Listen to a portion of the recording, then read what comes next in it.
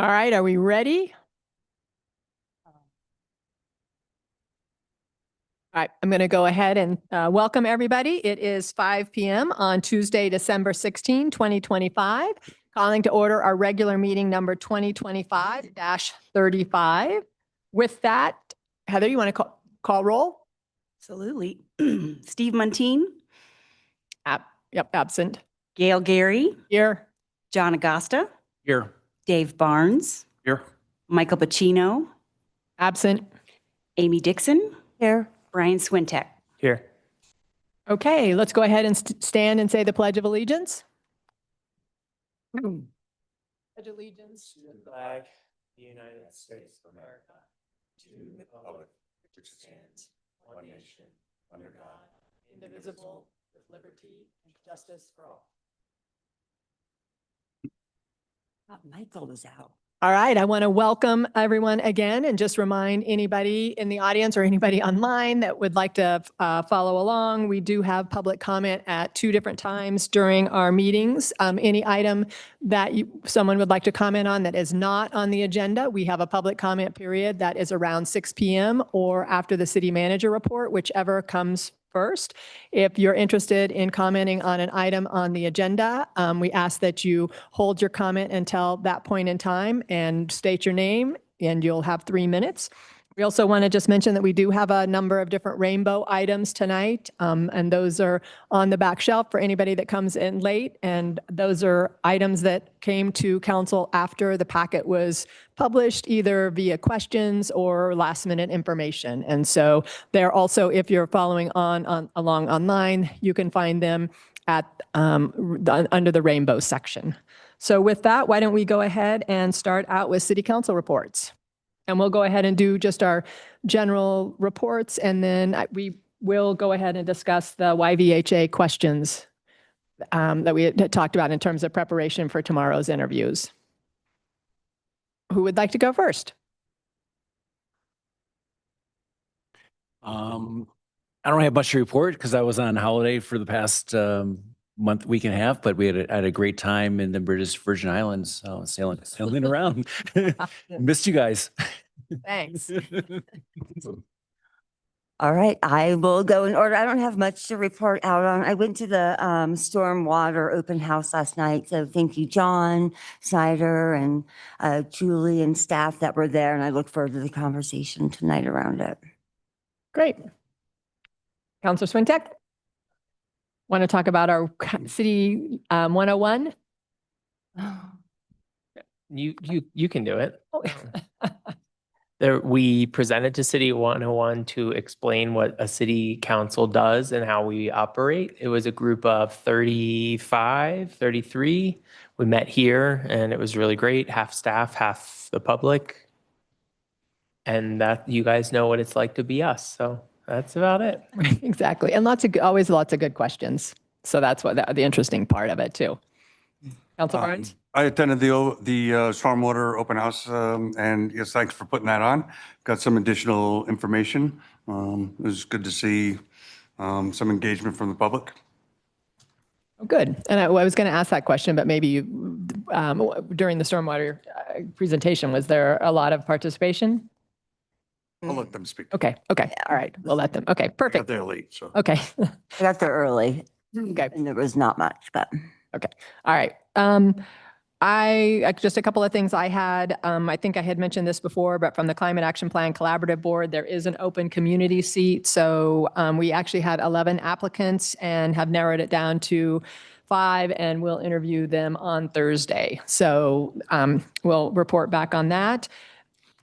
The CAST Housing Subcommittee met, and I forwarded just this afternoon information on the vacancy tax. That was a point of discussion last week during the Housing Subcommittee, and they had asked for an update on our experience here in Steamboat. So I just basically used the July presentation that had been given to council to that kind of walk through the history, as well as talked about kind of the issues and what the final discussion was and some of the issues that were and concerns that were raised. I think really interesting, though, is I would encourage you to look at the presentation from the city manager of Crested Butte, Dara McDonald. She pulled together the, kind of the information from Crested Butte, but also looked at what's happening in some of the other communities. So I think that's something worth looking at in terms of background information.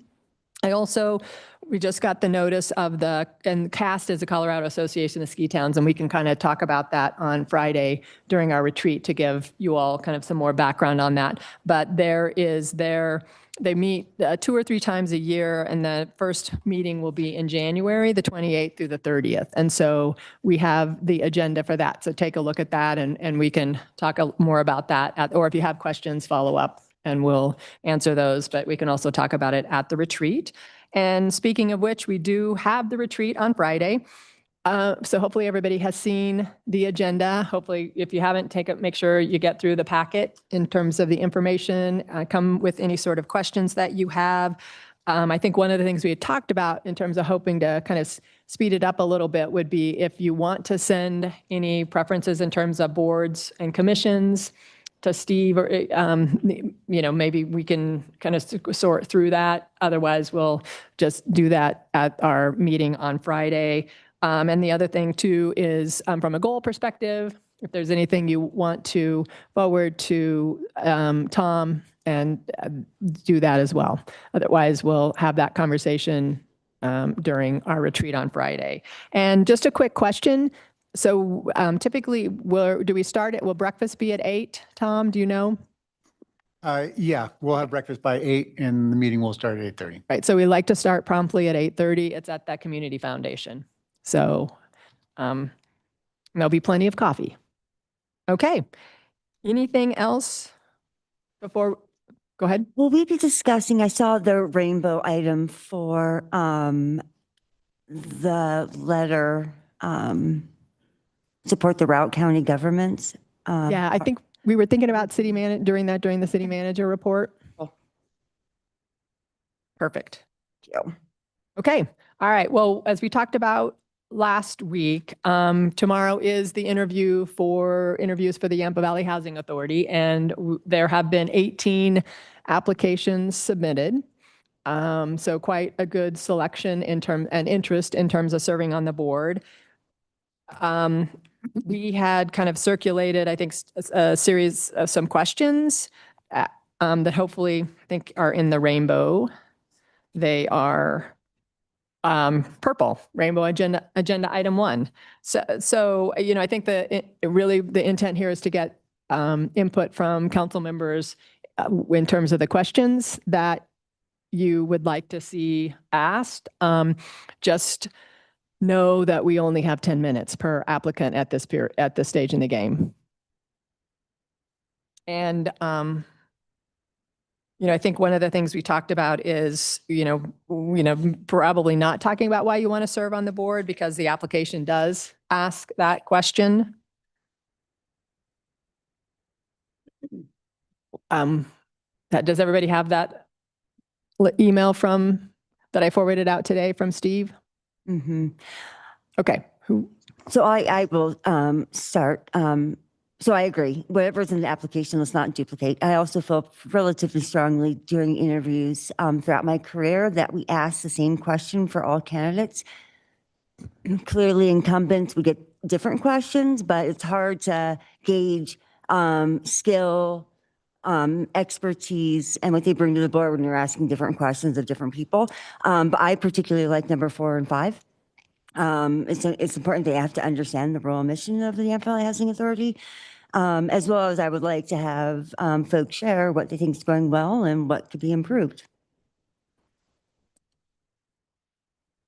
And did you say you want the same for the incumbents as well, or? No, I think the incumbents would probably have different questions than new folks, but I guess my point is that we should try to be consistent on new folks get the same questions, incumbents get the same questions. Okay. Generally as a starter. Other input?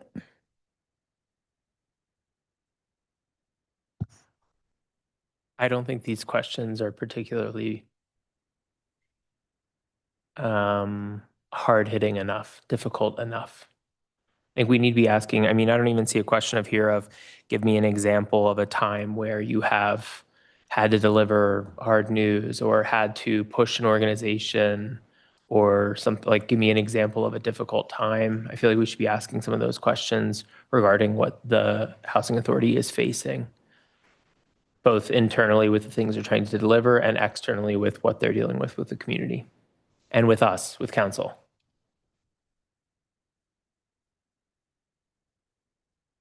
And along that lines, I agree with, what Councilor Swintek is saying.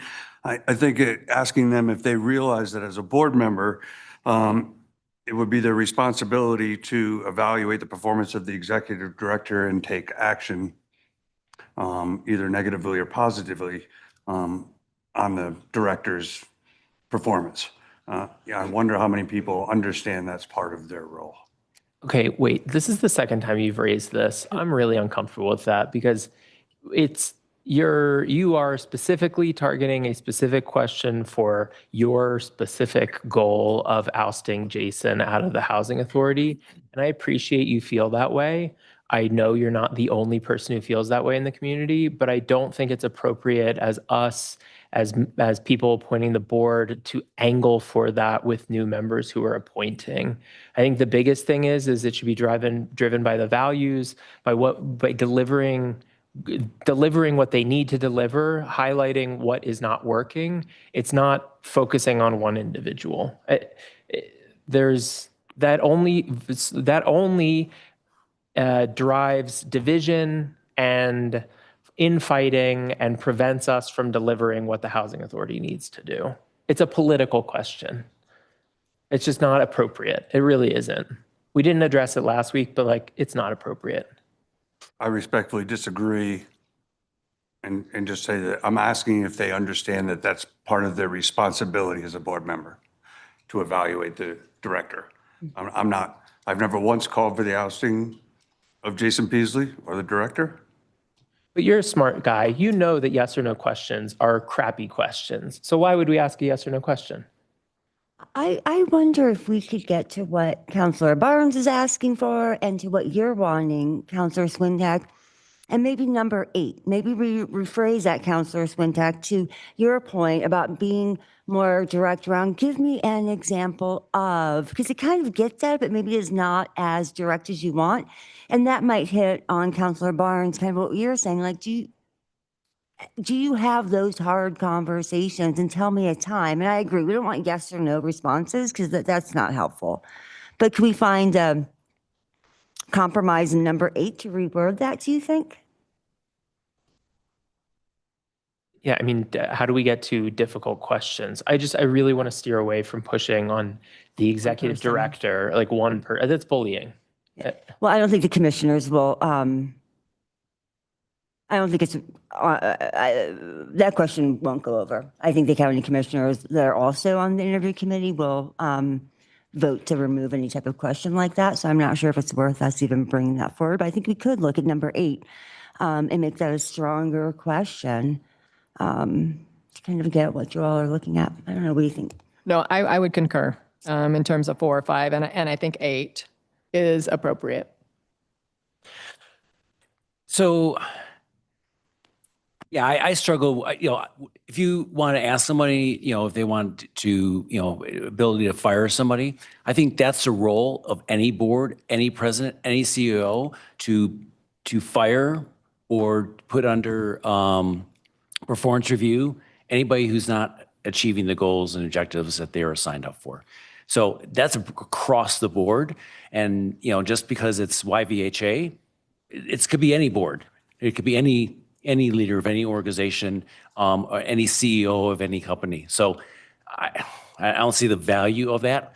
What I want to make sure that we focus on is the goals and objectives. And basically, I want to see, what does this person, see his vision for 2 years, for 5 years, for 10 years, to basically understand, do they understand what we're trying to achieve and maybe, what they, achieve? And then Number two is we're focused on what are their strengths that they're bringing to this board. This is a governance board, and how are they going to help us out? So to me, it's, understanding the goals, objectives, and what we want to do 2, 5, 10 years out, and then what strengths are they bringing? Also, to make a plug for chat, I actually used Chat GPT to like dig into questions. And so some of them that I came up with earlier today was, the authority there's an issue with trust in the community. Why should the community trust you? Or if the community feedback directly contradicts expert advice on or financial modeling, how would you weigh those inputs?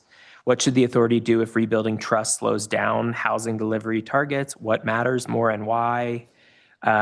There's also other questions that largely are around like, how would you within a certain amount of time, 12 months, how would you gauge whether optics are improving or delivery is improving? Or if performance hasn't improved, what responsibility do you see the board, not management, taking, which kind of touches, Dave, on what you were talking about with that number 8. Like there was a whole list. I didn't want to start a whole email chain. I can copy and paste the ones that I came up with, but I think some of these complex, touching on the actual issues that I think we and the county commissioners can agree on are the right questions to be asking rather than these simple answers. Counselor Swintek, why don't you, I like all of those. Why don't you pick like your top 2 of the trust and the one that you said would hit on what Counselor Barnes said and just email them to us? Like what you were just saying, I thought was great. Okay. I don't think I need to wordsmith it or Okay. I'm fine with that. That'd be great if you can do that, because before 8 a.m. tomorrow. Yeah, I can do it. For my own edification in the future, am I allowed to respond like this? It was a list of questions. That felt like a dialogue, so I was like, I shouldn't respond with what my questions would be. Is that right? Here or? No, email. Email. Yes, I think email you should not. Okay. If I wanted it for people to talk, would I email it to like Julie and ask Julie to add it to the meeting? Or no, I just verbally talk about it and then send it afterwards? In terms of meeting procedure, that's the kind of thing you can bring up in your report, but you can also ask Julie to add it as an agenda item. Okay. Confer with the president on that. So like bring printouts. Well, even though we knew we were going to talk about it, we had said we're going to talk about it at council reports. Oh, I see what you mean. Yeah, you Yeah. could just submit those documents to Julie and then they become part of the council record. Okay. People can see them in advance if people are trying to read the. Okay. Mhm. I'll do that next time. Okay. Okay. So you'll send us a couple. Perfect. And then one question, just sort of on the interview front, are we still going to have representation from lower middle income residents in the area, business owners, or are we just strictly looking for expertise in finance and development and the things that were brought up to us that they're looking for? I don't know the incumbents that are still left on the board, and we just wanted to make sure that we don't end up with all expertise and no membership voice from the community. No, I think absolutely. I mean, in the sense of, we've got the recommendations from the board in terms of what they think they need, but I know I certainly went through all of, in terms of the board and what their expertise is, and then in terms of each one of the applicants and what their expertise or the lens from which they would be looking at this, or, whether it's, and there's a good mix, right, of people from the perspective of expertise as well as lived experience. Cool. Yeah, I just Community wasn't sure. members of small business, there's, a couple of small business owners, as well as, I think represent a couple, some business folks. Good, thank you. May I share one thing? So this week I sat in on the Housing Authority Board, and as you know, I'm not a shy person, but that group is so large that I actually felt that way. Also I should caveat, everyone in that room is capable. Like I actually looked through the list. I don't really think there's many gaps. I do think that there is something to be said for how large and how many people are in that room, that I even got the feeling as a very loud, not shy person to go against the grain. Like somebody had raised one point early in the meeting, And I was like, if it was a smaller group, I would probably say, I'm going to vote with you, even though it didn't make a point, make a reason, like make a difference. But I actually felt uncomfortable doing that, so I didn't. So I really want to urge the interviewers that, like, unless we have an absolute home run, I really do think there is value in just reducing the size of the board purely for that reason, because there is something psychological in a room of 30 people that because it was board and staff, I think it was like 27, it is intimidating. So I just wanted to share that firsthand experience. Like, I really don't think it's a skills problem. I do think it's just what happens when there's so many people in a room. That was my experience. I Good actually, I input. attended one meeting last month and I felt the same way. Yeah. I walked in and was like, wow, it's a lot of opinions to sort through. Mhm. And there's good dialogue, like there's good back and forth. Like I was very impressed by the amount of discussion. It's just, yeah, it's hard to get everyone to really opine and weigh in where you make big decisions that are not necessarily what everyone thinks about if there's 30 people in the room.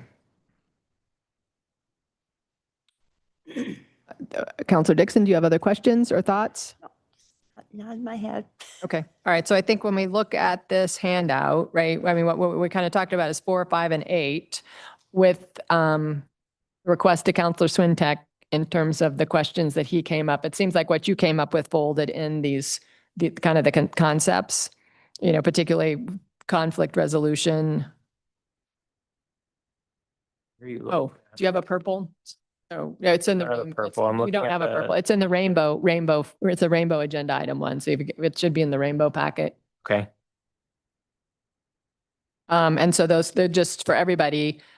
Question 4 is, what do you understand to be the role mission of the YVHA board? Question 5, what do you think YVHA is doing well and what areas do you think they need to improve? Question 8, how do you work through any conflict resolution within a voluntary board you have served on? How did you?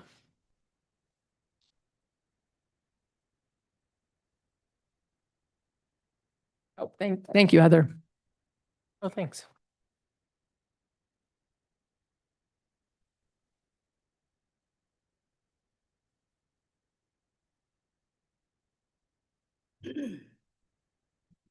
Is there- That- is that- there that's- answers to that- the that- question? Questions. I was just waiting. I was reading these Yeah. questions. I thought you were talking about general topics, but yes, I will share the questions. perfect. that Thank I you. Shared. I'll write those and share them. with Okay, perfect. Thank you. Anything else? How many do you think we need to bring tomorrow? I'm sure the commissioners will have some thoughts. So should we bring 4 That and that would then? be my thought Okay. for, and hopefully there'll be overlap. Yeah, okay. Okay, I'll share that tonight. Okay, great. Thank you. Okay, anything else we would like to talk about on council reports? Okay, let's move on to the next agenda item, which is a review of the upcoming agendas. So happy holidays and happy new year. This is the last meeting in December. The next meeting will be Tuesday, January 6th. And it's pretty straightforward. No changes at this point in terms of what you're looking at. Any questions or comments? January 13th will be the next work session, and Colorado Wildfire Resiliency Code will be a conversation, and also the purchase of deed restriction program. So that's great news, and thanks to staff for getting that on the agenda so quickly. The next meeting will be January 20th. So any questions or comments on that? Again, I think it's pretty straightforward at this point. And then we move on to February 3rd, and potentially one addition on that is the first reading of the ordinance to purchase the CDOT property. I think that's tentatively scheduled that will be added to the February 3rd agenda. CDOT or Campbell? CDOT. Yeah, no, Kelly's saying CDOT. CDOT. Tom, would you like to address that that- and just clarify? It's we need an ordinance as well to purchase the CDOT property that's immediately adjacent to Campbell Peace. Got it. So Okay, that's what that is. thanks. Okay. Any questions or or thoughts on upcoming agendas? All right, we will hand it over to Tom for your city manager report. Okay, thank you, Councilor Gary. And just a reminder for the community that the city manager report can be found on the city's website, steamboatsprings.net. And just scroll down, the city manager's report is a tab, and you can see tonight's report as well as all the previous reports. So tonight we have Public Works, Planning, and Parks and Rec. Starting off with Public Works in the airport. There's some good news. The airport staff did meet with representatives from Amazon to discuss a possible package delivery site proposed for the gravel parking lot, which is just east of the FBO, the Fixed Base Operator Building. And they are working through contract terms. This would be a temporary thing, as you heard in the newspaper that Amazon's moving out to the Hayden Station, but this would be an intermediate step for them to get into the community. And I think it would be a great opportunity for some revenue from the airport. And so they're looking at that with very little additional work for staff. In the streets, there's good side and bad side. So with a limited snow plowing activities, the Streets Division did provide some cross-departmental services, assisting with both facilities and transit by building a new bus shelter that was then placed at the Riverside stop on the west side of town. So nice to see that interdepartmental cooperation, and there's always a long list of things to do, even when there is not any snow plowing. There was I know this came up a while ago, and it might be old news for some of you, but Streets was able to install that 150-foot of guardrail along Amethyst Drive, right at the intersection of Fish Creek Falls. We did have a couple of cars that just slid off and almost hit the house. So we were able to get that guardrail up. That really improves the safety of that intersection, and I know the residents are very appreciative of that. So. In transit, the summer season ridership did finish up 3% over the summer of 2024. So the numbers continue to rise, as well as the year-to-date transit ridership is up by 1%. And on December 4th, SST welcomed its 1 millionth passenger for the year. So congratulations. This is the 16th time in the last 19 years that Steamboat Springs Transit has enjoyed ridership over 1 million passengers. In water resources, it was talked about today, the public survey is available on Engage Steamboat website for the stormwater utility feasibility study. So hopefully folks will get on there and answer those questions. We do want to get some feedback from the community on the sort of the program priorities, potential rate structures and rates, and other comments and suggestions are welcome. So we did have the open house yesterday. I think there was a good turnout, and the staff will speak to that later this evening. Moving on to Planning Department. Planning is in the holiday mood, so they are participating in the Steamboat Secret Santa program to help support a local family with holiday gifts and essential needs. So they raise funds, shopping, and wrap presents, and those will be delivered this week to the family. So thanks for participating in that. That's a good gesture for the community. In historic preservation, I just wanted to highlight this. Notices were sent to owners of property that were 50 years or older. That was 1976, the week of December 8th. So the goal of the notice is to inform property owners that their property may be considered an eligible resource. Maybe, that's the key, for potential listing on the local register, provide information on benefits and incentives and of historic designation, and to encourage property owners to contact staff ahead of beginning a planning application or building permit. There were roughly 2,300 notices sent. And I bring this up because I just think this is one of the most fundamental aspects of our historic preservation program, is that outreach and education, just getting people knowledgeable about what the benefits are really of designating properties, listing properties. So kudos for staff for doing that and being proactive with that outreach. Planning, in long-range planning, is coordinating with the fire department and building department on the adoption of the implementation of the Colorado Wildfire Resiliency Code as required by the state. And we will be starting public outreach in, early next year with code adoption anticipated in March. We did add this, as you saw, to your work session. This is a pretty impactful code, and we want to make sure that you guys are certainly aware of what's coming down the pike. And so that'll be an important work session. There are a lot of questions, just ahead of sort of letting you know, there are a lot of questions that we don't currently have answers to. We're still working through some processes and and what exactly the code means and interpretation. So bear with the staff if you ask questions and the answer is we don't know, but we're working on getting you the answer. So that's forthcoming in the January work session. Just a little bit of an update. As you know, we adopted the Steamboat Springs area plan in October. The past practice has been to jointly approve or adopt that plan with the county. The county has a new unified development code, which changes their process a little bit. So as you may know, on their November 18th regular meeting, the county board did consider two actions related to the community plan. One is ratifying the decision of the Routt County Planning Commission to acknowledge the community plan. And the second was to adopt the revisions to the urban growth boundary.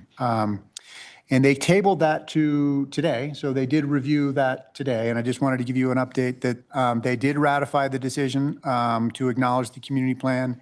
And they approved the urban growth boundary with 2 out of the 3 proposals. They did not approve the change to the treehouse where the urban growth boundary kind of included treehouse. They want that to be in the urban growth boundary. We had excluded it. So we are bringing this back to you on January 6th for your review, and you can consider whether you agree with that. I think at this point, staff is probably okay with that recommendation. So, but that'll be discussed as well on January 6th.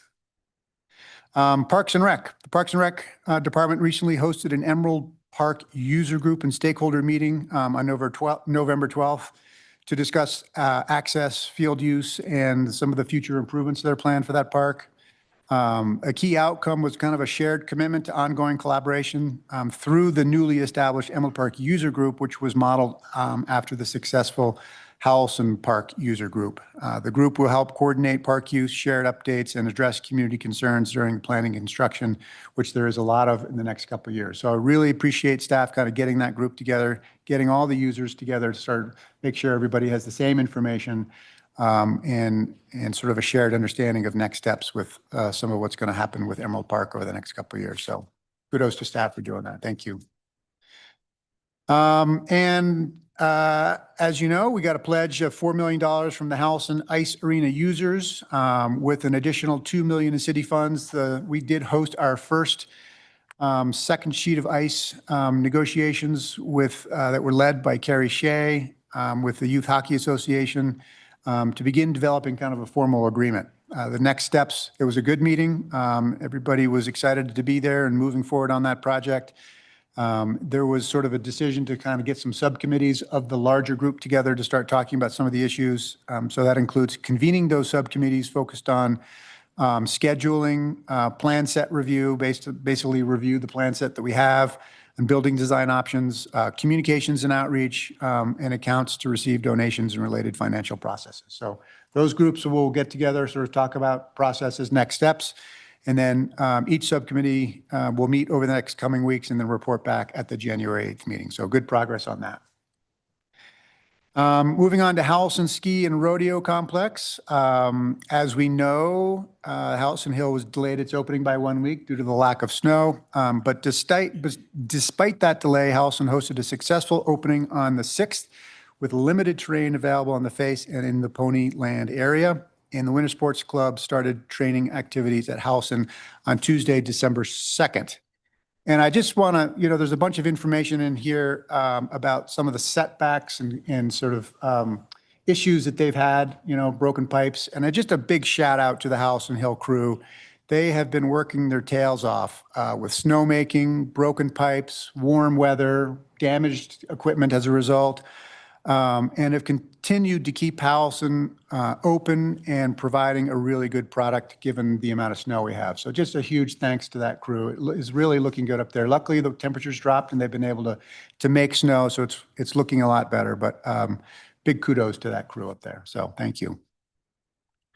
Haymaker Golf. The Nordic Center at Haymaker is awaiting additional snowfall before the true trail grooming can begin. The facility is fully prepared for operations and will open immediately once adequate snow conditions are met.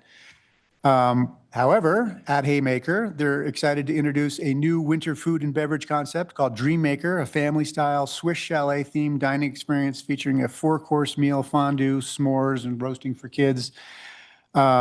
That, I believe, opened today with kind of an open house, and they will operate Tuesdays through Saturday throughout the winter season. And in addition to dinner service, Dreammaker will also be open for lunch, offering a daily soup bar from 12 to 4, Thursdays through Saturdays. So glad to see that opened, and hopefully folks will go out there. It is a great venue and a great location. It's beautiful out there. So enjoy that. Lots of information about the adult sports. The Ski Ascent Series has begun. The indoor drop-in volleyball has begun. Indoor 4x4 volleyball. So lots of activities in adult sports. Hop on the Parks and Rec website. All that information is on there. And then just Yampa River Botanic Park. I just want to shout out, the plans are being further defined for the propagation house. That project continues to be planned, and glad to see that as they move forward. Just one last item. There was a question. The city did release the request for proposals for the passenger rail station on December 9th with a deadline for proposals on January 16th. Councilor Dixon did ask some questions about that RFP, so I've asked Rebecca Bessie to come down and provide a little bit more detail on the scope and timing and budget and those types of things. So thanks, Rebecca. All right. Yeah. Good evening, Rebecca Bessie, Planning Director. So as Tom just said, the deadline for proposals is January 16th. The budget that we have allocated so far or appropriated so far is $200,000. That includes a $100,000 grant that we received, an Energy and Mineral Assistance Fund grant through DOLA. And the schedule of the project will be determined based on the proposals we get back and the selected vendor and sort of their scope of work. So I don't have a schedule for the project yet. But just real generally, the scope of the project, there's a handful of objectives that we're trying to achieve with this study. The first is to identify and evaluate potential locations for either 1 or 2 passenger rail stations. The intention is that we have 1 or 2 stations that will serve downtown Steamboat Springs as well as the resort. So we'll be assessing existing transportation infrastructure and connectivity to different sites, conducting a preliminary environmental assessment, evaluate land use compatibility and zoning requirements, develop some conceptual design concepts for 3 sites, and then maybe further the design a little bit more for a preferred site, which will come at the end of that study. And then also, of course, engage stakeholders and incorporate public input. So overall, the scope of work is intended to assess feasibility, location suitability, environmental impacts, and infrastructure requirements. And then I just think it's really important to note we'll be studying 3 different locations and trying to come to either a preferred 1 or 2 sites. So each of those locations will be evaluated sort of in terms of how they may function on their own as the lone site, as well as whether they have some interdependency or necessity to function as one of a pair of sites, if that makes sense. Happy to answer any other questions. Am I remembering correctly that, is my mic on? I felt like we talked about engaging Ski Corps because clearly they have opinions around where these locations should be at. And we had conversations around having Ski Corps help fund some of this study. We did speak with Ski Corps a while ago when we first were drafting this, and they don't have control over the parcel that they really would like, and they don't really have a lot of communication going on for the owner. So we know where they sort of want the 3rd site or their potential location for a train station. And that will help inform the study, but they didn't feel comfortable kind of committing to a full-blown feasibility of that particular site. So they are not participating. We will certainly communicate with them and they'll be part of it. We've opened up the lines of communication with them, but they are not funding this study or a portion of it. May I ask another question? Absolutely. So does that mean then we are not looking at that particular site? Because I know what site we're talking about, and it very much benefits Ski Corps. So then have we removed that from the RFP as a potential site if they're not willing to help contribute? Yeah, I think we'll use it as sort of a background information for the other two sites, but we're not going to do a feasibility because they don't own it. They don't have control over it. We haven't been in touch with the property owner, so we didn't feel comfortable sort of doing a full feasibility of a site that we don't own or control, or so. Okay, thank you. Yeah, thanks so much. Thank you, Rebecca. Yep. All right. Thank you, Rebecca. Does anybody have any additional questions for Rebecca? What are the 3 sites? So the depot site is one. The second site is the site, the vacant parcel that is on the highway side of the railroad tracks right by Emerald Park. And then the site that we're talking about that Ski Corps is interested is basically by Treehouse. We're only looking, I thought we were looking at 3, or you're saying we're Those are only the looking at 3 2. sites that will be that will inform the study. So we're only really doing a feasibility of 2, Got it. with the third site being sort of a background information that will help inform the other one. How is this different than that walkthrough we did in the summer? It's not any different. This is just formal. Yeah. Got it. Okay. Those are the sites we're looking at. Yeah. All right. Additional questions for Tom, either on that topic or anything on the city manager report? The only other item I had was the Routt County letter. So as you know, Routt County requested support from the city for their what they're referring to as their rehearing, reargument, and reconsideration to the PUC. So PUC made a ruling that only awarded a portion of the actual cost for the just transition of the Hayden Station. We did draft a letter of this support. We did include some some language in here that we felt compelled to add about the city's water rights and the need to sort of acknowledge those water rights because there was some language in their application about future water rights.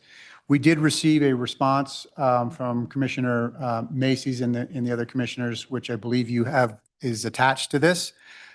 They made one additional request as part of that to include in this letter, which was support for PUC to order a workshop for further study to resolve the water right issue, to discuss and resolve the water right issues. They didn't have any objection with the language that we included, but just an additional sort of support for that workshop. And I believe we have a deadline of this week to get this letter to them. So hopefully we can get support for this and then get signatures on it and get it to the county. All right. And again, for anybody online, this did come in late. So online, it's in the rainbow packet, in the rainbow section of the agenda. And anybody in the room, it's the salmon color back there on the shelf behind the stairs and inside the doors. So does and again, I think it's, as Tom put it, basically they just want to qualify the language that speaks specifically to the water rights and indicate that I think as part of the proceeding, that was the intent to order an additional or include in the rulemaking something specific to water rights. That's correct. So I think that so that the language they've suggested is in here. Does anybody have any questions? I think it's that last paragraph from Commissioner Macy's. You just respectfully ask that you also support the Routt County government's request that the PUC order a workshop to further study and resolve the water rights issue.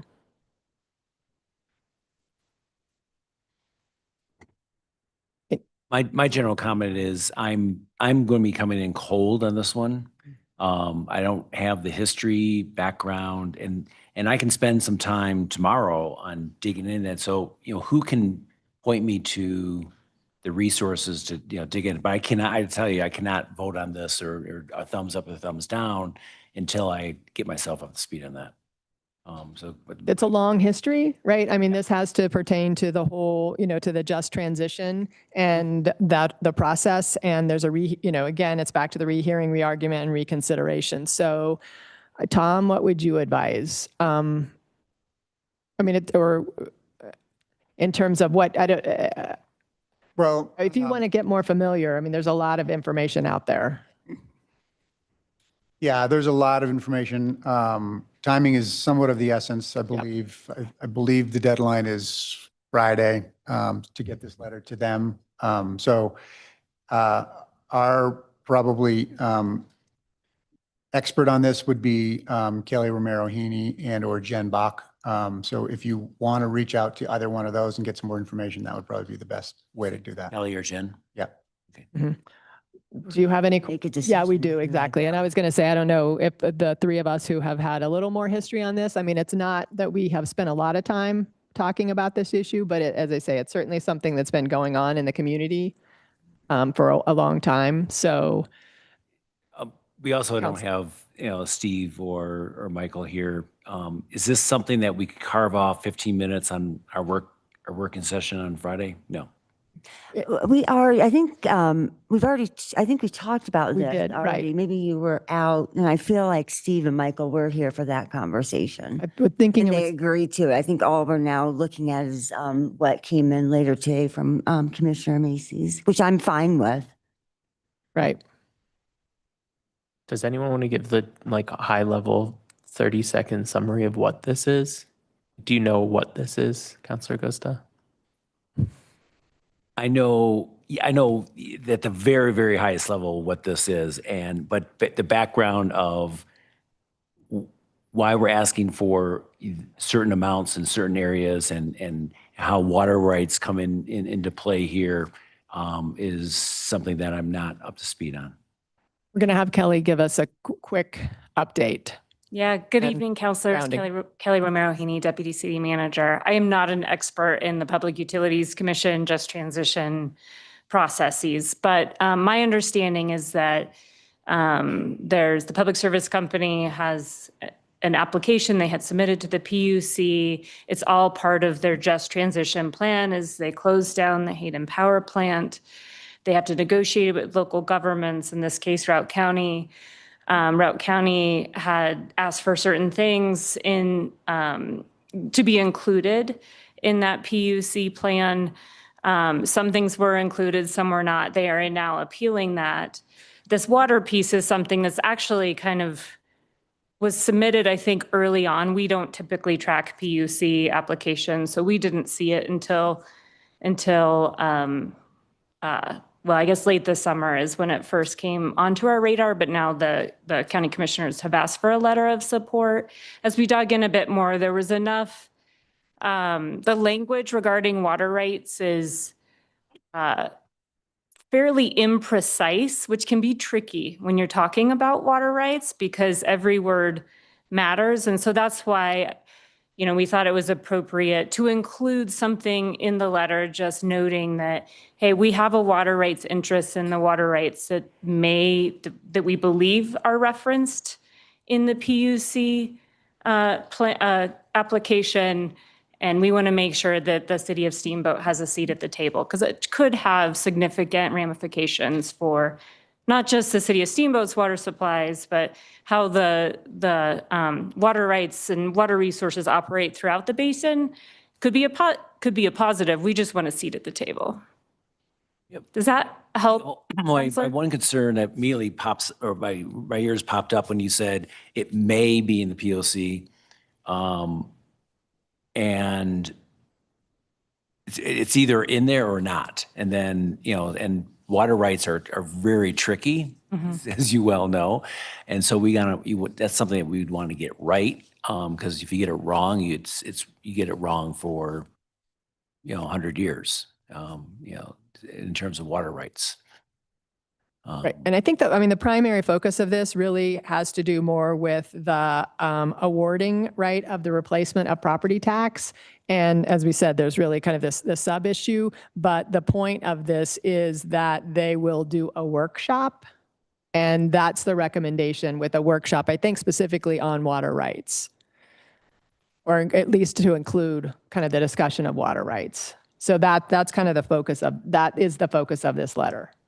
Right, from the commissioners, yeah. And so, yeah, what I took away from there is the commissioners are asking, basically to have a working group together to, work through what that would look like for water rights. Well, you want to answer that, Kelly? Sorry, Councilor Agosta, I didn't hear your question. Well, it's a broader issue. This is at the Public Service Commission at the state. Yeah. Right. And so this would be broader. It would be broader in making sure that the city, if it has a seat at that table. Yeah. And President Gary, just to clarify, the letter as drafted does not mention anything about a workshop, but we did receive that a late email from Commissioner Macy's requesting that add. So should City Council direct us to do so, we can always incorporate something into the letter. And staff is comfortable with us supporting with this letter. Yes. So I guess Councilor Agosta, it's more, our job isn't the how, it's the what. And so if staff is comfortable with this, what you raised, water is important, but it's not our job to know how it works. Staff is confident that they'll make sure that they're looking out for the best interests of the city. So I don't see any reason to be concerned. And again, specifically looking at the last paragraph from Councilor Macy's, Commissioner Macy, right? In terms of we respectfully request that you also support the Routt County government's request that the PUC order a workshop to further study and resolve the water right issue. So I think that's what they're specifically asking be added to the letter. So any other questions or comments? Can we get a thumbs up in terms of agreement to add that? Okay. Thank you. All right. Okay. Thank you very much. Any other questions or comments from the city manager report? Again, just a reminder to anybody in the audience and everybody online, this is a great opportunity to catch up on everything that's happening at the city in the various different departments, things that don't typically make the headlines and lots of times don't actually get discussed by council as well. But it's an opportunity to see what happens behind the scenes in order to make this city run. So again, Tom, thank you and staff for all that you do, and absolutely appreciate the opportunity to take a look and provide an opportunity for us to ask questions on what's happening at the city. So with that, why don't we go ahead and open it up to public comment. So again, this is the opportunity for anyone who wants to make a comment, a public comment that is on an item or an issue that is not on tonight's agenda. So again, we would invite anybody to come down, make a public comment, state your name. You have 3 minutes. And also, if there's anybody online, please raise your hand and we'll call on you at the appropriate time. All right, come on down, David. Good evening, David Box, 1232 Urban Way. I want to apologize to council. I wasn't able to make the celebration and the induction for the new council members a month or so ago. Congratulations, Councilor Gary, Muntean, Barnes, and Agosta. I do know how to say your last name. And John, I think I owe you a pair of shoes because I think you walked more in this city than anyone else ever in a campaign. Congratulations. And I would be remiss if I didn't thank Councilor McGinley and Councilor West for the impacts they made to the city and their service. I come to you today with a few items and requests. The first request is a personal request.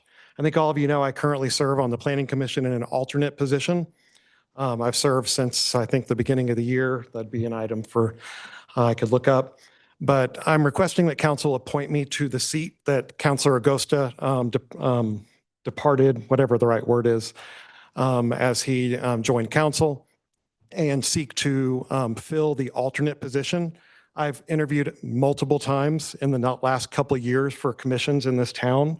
I know, I've spoken to all of you. I think you know my background. I think you have seen my performance and how I stand on things. I would ask that you consider appointing me rather than having to go through yet another interview process and then potentially fill the alternate position again. It seems like the right thing to do. I ask you to do that. Secondly is an idea on overall commissions. Commission attendance is extremely important and is an item that we all commit to as in serving on different commissions, boards, et cetera, at the pleasure of council. Something the city does not do is track attendance. Attendance is, as I said, is vitally important. In a town I moved from, attendance was actually a requirement in the city code. And if you did not meet certain attendance requirements, first you came to the board and had to explain to your individual board or commission why you didn't meet attendance requirements. And then if you hit another threshold, you had to come in front of council and explain to council why you did not meet those thresholds, and then council can make a decision if you retained your seat. I encourage council to consider this and look to staff to research that if that's something that you would be interested in. Attendance, as I said, is extremely important. We have had attendance problems at our boards and commissions in this town. And as this town grows, people want to serve. Secondly, I do ask that you consider term limits for our boards and commissions. I don't have any issues with our current members of boards or commissions, but I do have members of community that are unable to serve because people are appointed over and over because of their experience and knowledge. I think there's an opportunity to bring new experience and knowledge into some of your boards and commissions by adding term limits, potentially matching the term limits that you have to serve under. So I ask that you consider those items. Lastly, if you're not praying or doing the snow dance, please do it. All right. Thank you. Thanks for your comments. We will check the box.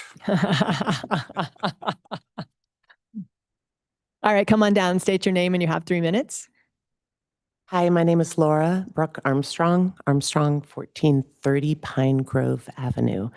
I live in the Alpenglow Village Apartments, and so I'm here to seek your help. I want to do a couple of things first. I want to introduce myself. I want to look at your vision, mission, and values and ask you to apply that to my lived experience, and I want to thank you all for being here. I appreciate each of you. I moved here 20 years ago to be an educator. I've been at CMC. I love it. They are very proactive in the community. They helped me earn my doctorate. I've been living in Alpenglow for the last 5 years as I've gone through this process. We have nowhere to park. Have you heard this? If you haven't, you're not paying attention. I have asked Elliott Lawrence for years to help us with parking. My son parked over at Safeway because that's where we have to park.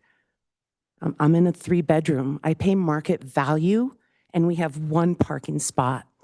So he parks over at Safeway and he called today and he's like, Mom, I think I got towed. I was like, yeah, you probably did, you know? And I was navigating grades and I was also navigating being a private limo shuttle driver. And I was like, darn. We're still here. So parking has to get fixed. I invite you all over for dinner so that you can figure out how to live the life that we're currently living, okay? Figure out where you're going to park. I would tell you to park at Safeway because the back stairway to my house, to my apartment, which is really nice, I'm grateful, is the back stairway, so it's cleaner than the front. The front stairway never gets cleaned, hasn't for years.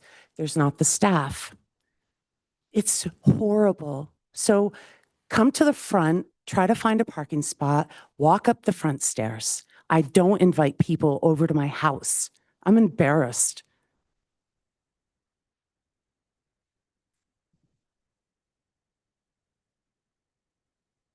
Help us figure out how this vision, mission, and values can keep me here. I'm applying for a new job on Friday. My son, he's in the EMT program. He works at E3. He's going to leave too. I don't want to be dispensable. None of us are. Thank you. I like All right, thank you, Laura. Thank you. Okay. Is there anyone else in the audience that would like to make a public comment? If so, please come on down, state your name, and you have 3 minutes. If there is anyone online that would like to make a public comment, please raise your hand. So Walter, I see that you have raised your hand. Would you like to unmute, state your name, and you have 3 minutes? Oh, can you hear me? We can. Okay, Walter McGill, 1769 Brome Drive. I wasn't really going to make a public comment tonight, but that comment about the Alpenglow triggered me again. We've seen the same thing with the parking over there on Sunlight Drive, which I brought up last time. I've done some requests for information on how that was allowed by ordinance to allow the folks to park on there.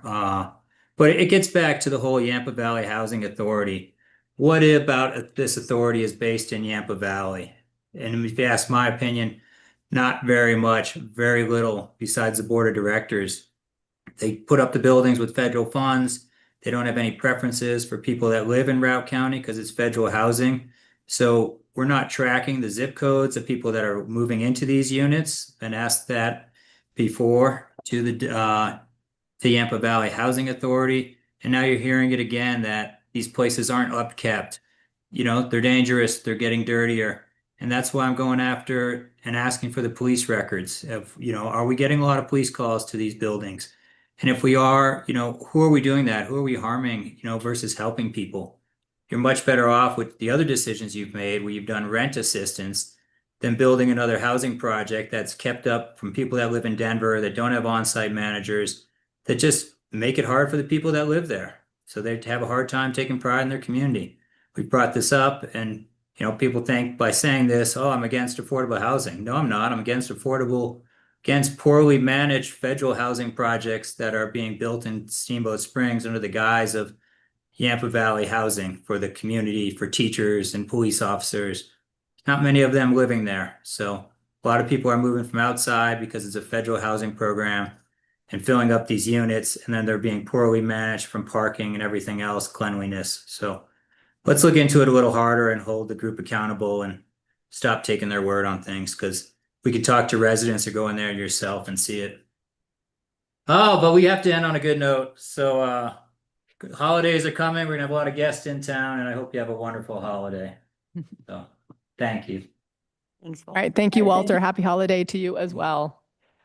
Okay. We received public comment regarding the Planning Commission, and I'm guessing that that will be coming to us in terms of the vacancy and filling the alternate spot. We do, just to follow up on that, when we as a council do interviews, we do get reports out on the attendance. So that is tracked. There's nothing in the ordinance about required attendance, but it's absolutely something that when council does the interviews is fed into that process.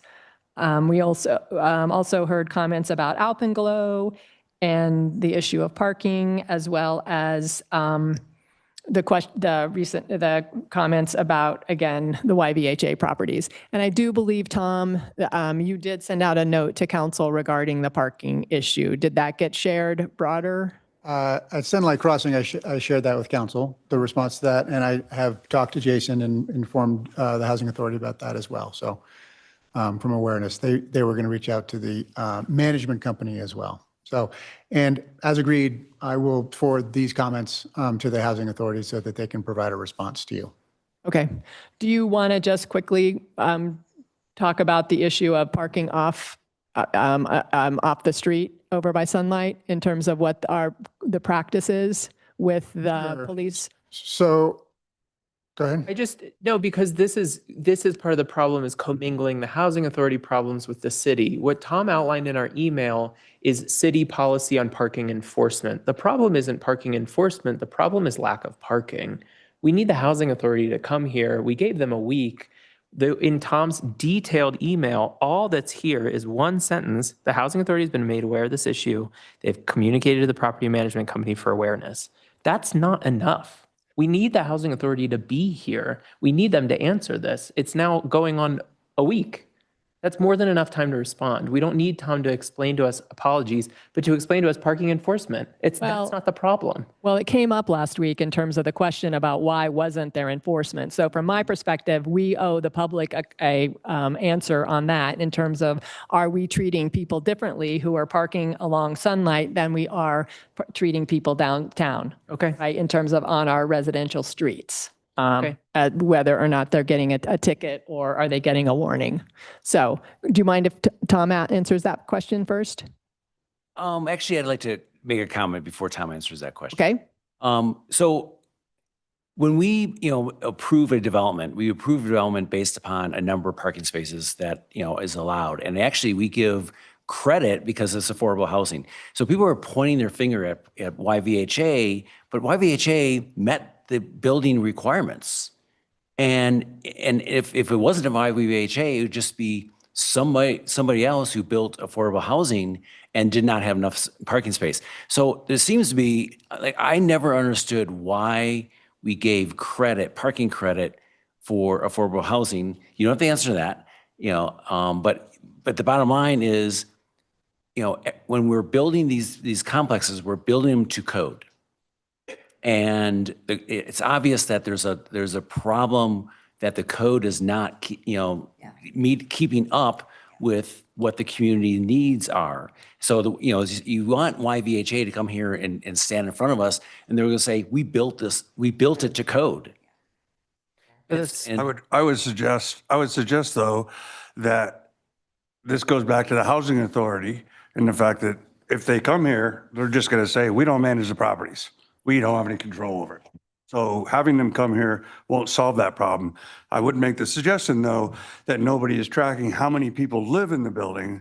And therefore maybe that's one of the reasons why there's too many cars. Well, and I'm going to stop this, right? I mean, from the perspective of, I think this is probably a broader discussion. To your point, Counselor, we do allow for reduced parking for affordable housing from the perspective of trying to keep the costs down. So it's probably worth a further conversation. I mean, Tom, maybe even just starting out with the basics for all of council to understand. But to the extent that there's a broader issue, it probably is something that maybe the housing authority and the city need to get together and discuss. No, this is not the same as a normal developer. The problem is if somebody came here and has a shitty landlord and they complain to us, I would say, handle it with your landlord. That's not the dynamic here. They are funded with public funds. They are an authority.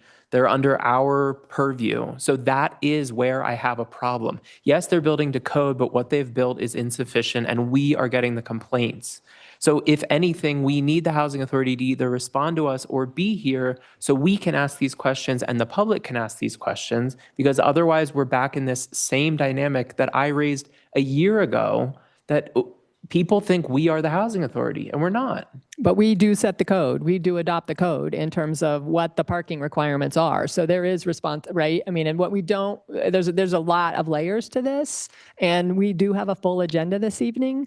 So I think that it's probably worthy of an additional conversation. Or Tom, what do you suggest in terms of starting out with a memo about what the parking is? I mean, to your point, does the housing authority tell people that they only have 1 or 2 spots? I'm sorry, but I can't sit up here. I forget who, Mrs. Armstrong. I cannot sit here and tell Laura we're going to have another conversation. We simply can't do that.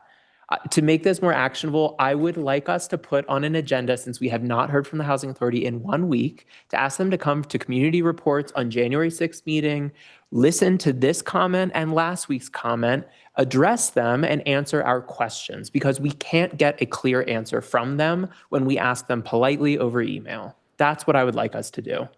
That's action that then the public can come and ask questions as well. Okay, but we also need to point out that this is city code. Our right? code I mean, in is terms the of, smallest part of this problem. I don't agree with that. Those are 2 separate issues. There is the maintenance, ongoing maintenance that Laura was bringing up, and then there was the parking, which is a code thing. Our code is not the problem. Otherwise, then we would have many other people who have affordable units complaining about parking in here, and we don't. We do. I just want to caution us by just saying this is a Yampa Valley Housing Authority issue. I think there is more information out there that we are not privy to or has not come forward. I've actually heard that base camps, they don't have enough parking either. And we just approved, because we did affordable units, workforce units there that limits their parking. I've heard that those folks are parking over across the street. Is that true? I don't know. But that's my point. Like, we're hearing this info. I have friends who live in Shadow Run who see people pull into their parking lot Friday afternoon, unload their car, load it into their friend's car, and drive up to their short-term rental for the weekend. Come back Sunday, grab their other car because there's not enough parking. So I just want us to be careful about saying this is just a Yampa Valley Housing Authority problem. It's coming up. We should address it, but I just want us to be careful about placing all the blame on the Housing Authority. But could they come to us with recommendations then? I mean, that's the thing. Fair. This dynamic is not normal. If they say you guys approved this with not enough parking, here is what we would recommend in the future, that's helpful for us. But also they do need to address these questions.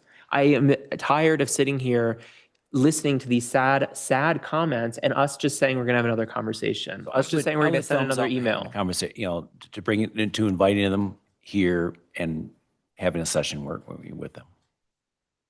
That's what you're asking for. Yeah. I'm not asking, I'm telling them to be here. It's not an invite and it's not a conversation. They have not responded. So I want to summon them here on January 6th and have them address these two comments and answer our questions. If they can't answer in a week, then I want them to answer in person. I'm tired of this. Well, and dynamic. what has been forwarded to the Housing Authority? What has been forwarded to them? What has been forwarded to them in terms of the questions? The only conversation I've had was about the parking on Sunlight. I mean, they have YouTube. They could watch this. They can also give them time to reach out to the management companies to see how many parking passes and permits are allocated for each one of the buildings. Even if they can come here and say they don't manage the buildings, they could at least get outreach and find out how many cars are allocated. I'm going to assume that it's only the amount that they have parking spaces for. So it just belies the problem that we don't know everybody that's living in the building or visiting or saying who's there, and that's the excess parking. So at least they could reach out to the management company and see how many passes have been allocated. And in Sunlight Crossing, it may not be a parking capacity. It may be, but it may not be. But I also have heard that they're charging for parking and people don't want to pay that. So they're just choosing to park on the street because they know that's free. So it could be different issues. I'm happy to reach out to the Housing Authority. I need. Yeah, I was going to say, in terms of council direction, I mean, do we want to invite them to a work session to have this conversation, but we need to have structured questions? Or do we want to talk about this at our council retreat on Friday in terms of the broader issue? I want them to answer public comment. That's all I want. They have been able to be silent and not sit in these meetings, not hear these comments. Well, and again, our agreement was that it would be sent to them. And they've had 7 days to respond and they haven't. We've done our job. That is my problem. We have done our job. They haven't done theirs. Okay. So do we, again, want, hang on, Counselor. Are they not meeting their requirements of responding within? Well, the only public comment that we've received recently is with respect to the Sunlight parking. And I called and talked to Jason and had a conversation with him. He said he would reach out to the management company, but he was unaware of what sort of the basis of the issue was. Was it they were parking, whether they didn't have enough capacity, or what the issue was. So it's not like we have a long list of things they have not responded to. It's really just this one issue. We have 2 comments tonight. The management and the upkeep of the properties has been raised before. And I think they've addressed that before. Maybe not adequately, but they've addressed it before. So I think that if we invite them to a meeting and have them on agenda, we ought to have a structured conversation with them rather than just sort of a bunch of questions. But if you want to have them on the agenda, we can certainly reach out to them. then the agenda item is please solve these issues that are being raised. The cleanliness of the units, the parking, the safety, the number of people there, all these issues that we've heard, that is the agenda item. Tell us what your path to a solution for these are. It's not our job to brainstorm the solution with them. I just worry we're going to hear the same response that they don't manage the property. So maybe then the question is, what leverage do they have to address these issues on the properties they don't manage anymore? What are you doing about it? Yeah, well, I think there has to be some leverage because at some point I'm sensing massive frustration from certain council members. I don't mean to say massive frustration, but you know what I'm saying, that I worry that this will potentially impact funding opportunities for the housing authority from council moving forward. I worry that will be the outcome. Okay, so what I hear are two questions. What are they doing to improve their ability to manage the properties? And I think that they're at least are under discussion. So, and then the second question I am hearing about is the parking issue, and what their perspective is on the parking problem. And so, would it be appropriate to ask the housing authority to provide an answer to that? In those two questions, if is that what council would like to? We did that last week. If they come here to talk to us, yeah. We asked them last week. Well, it doesn't why say, I'm but pissed. here's the point. Tom spoke with Jason. But Jason didn't give us an answer. We got a one line that we told him, and he said, we've talked to the manager.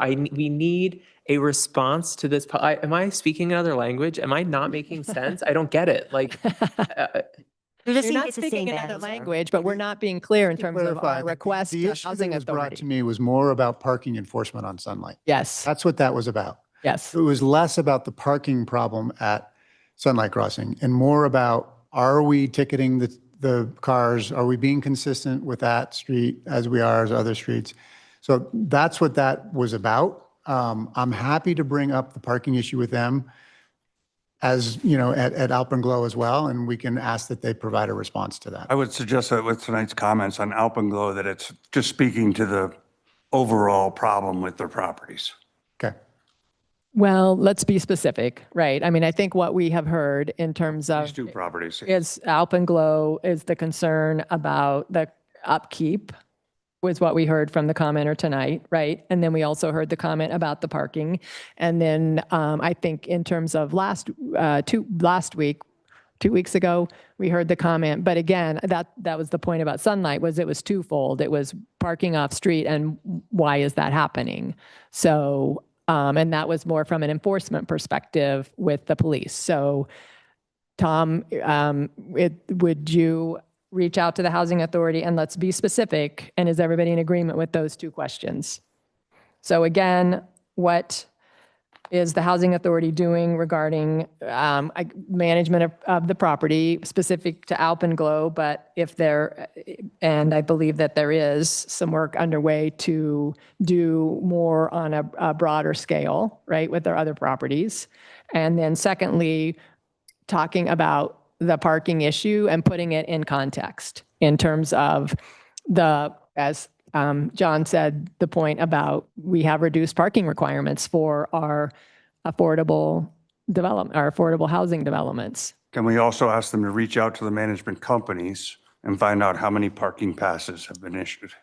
They all have parking permits. So we could We just tell do them to that, but address this. Why are we telling them what to do? Yeah, no, I think- So lost. No, I Because think they we're don't just manage asking the the two, we're asking that. Can they not come here and just address these two public comments? Just tell them, please watch these two meetings, highlight the issues, and explain to us what the problems are and what you are doing to fix them. And just saying our building code allowed us to do this or we don't manage it is not a sufficient answer. That's the ask. But did you listen to what Laura said? She said she gets one parking spot and that her son, who also lives there, parks across the street because she does not get another. And that is a great example. to them, they were allowed to build one parking spot. The reality is one parking spot isn't enough. So the housing authority, what is your plan to address this? How are you addressing this issue? You might have been allowed to build this, but because of the fact that you take public funds, because of the fact you aren't a private developer, we are hearing these issues and therefore we feel responsible to respond. So how are you responding to this? That is the question. You've built something, it isn't working. What are you doing to make it better? The end. It's pretty clear to me. Or do we say to the public, you need to park at the transit center and take the bus to your apartment? Yes. And what are the alternatives? And I think that's the conversation.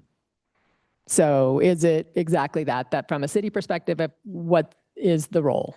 So do we allow parking other places? So It's not our role to manage this. It is not our, if the housing authority says we need additional parking, city, can we please park here? Then come and ask us. But it's not our job to come up with the solutions for their issues. No one else agrees with this. No. I agree with you. That's not our responsibility to solve that problem. But what I am looking at though is going forward to how do we prevent this from continue to happen? Because we continue to reduce number of parking spaces requirements when we know that those parking spaces are required. So that's a code issue. I have direction to request that they answer these two questions. Yes. I do not have direction whether you want them to come here as part of an agenda or if we can have a response from them in writing. We don't currently have. Quickly, an answer. We need a fast answer. They have had 7 days to work on this. Let's give them another 7 days. Get us an answer. I'd like to see The it. understanding of last week was not just code enforcement. It was parking problems, period. So I expected, and I asked an answer from them. Yeah, and that's why we need to be clear on our questions. I would recommend, and I would see if the rest of council would agree, let's get an answer in writing to start with, to those two questions. Is there thumbs up to that, or? The community deserves more and they need more. Okay. We will make that request. Okay. All right, thank you. Okay. Anything else? We will move on to our next agenda item, which is the water capacity study. So John Snyder and Michelle Carr will be walking us through that. And again, I'll just kind of remind everybody that we do have a full agenda. So we'll just be cognizant of that as we continue to move through the items on our agenda.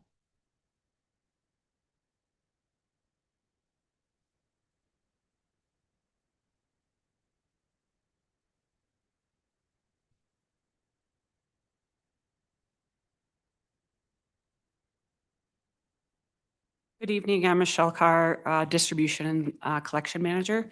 I'm here with John Snyder, Director of Public Works, to talk to you about water capacity. All right, thank you. So good evening, Council. Thank you for the opportunity to discuss this issue with you tonight. We know it's an important issue. It's important enough that this is the capacity of our water system and its ability to serve growth is important enough that we are always monitoring it, that we're always working on it, that we're always tracking it. To that end, our latest effort in this involved a very long, very extensive hydraulic modeling exercise that we'll go into in some detail through this presentation. We started this exercise in 2024 as part of our Willett Heights Pump Station Replacement Project. As we were doing that, we were seeing anomalies in our distribution system's behavior that we really hadn't seen before.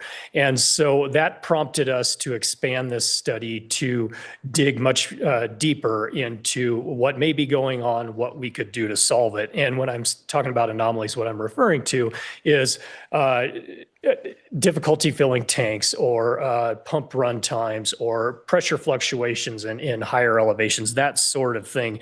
Nothing that a customer would necessarily notice, but us as the operators of the water system certainly noticed.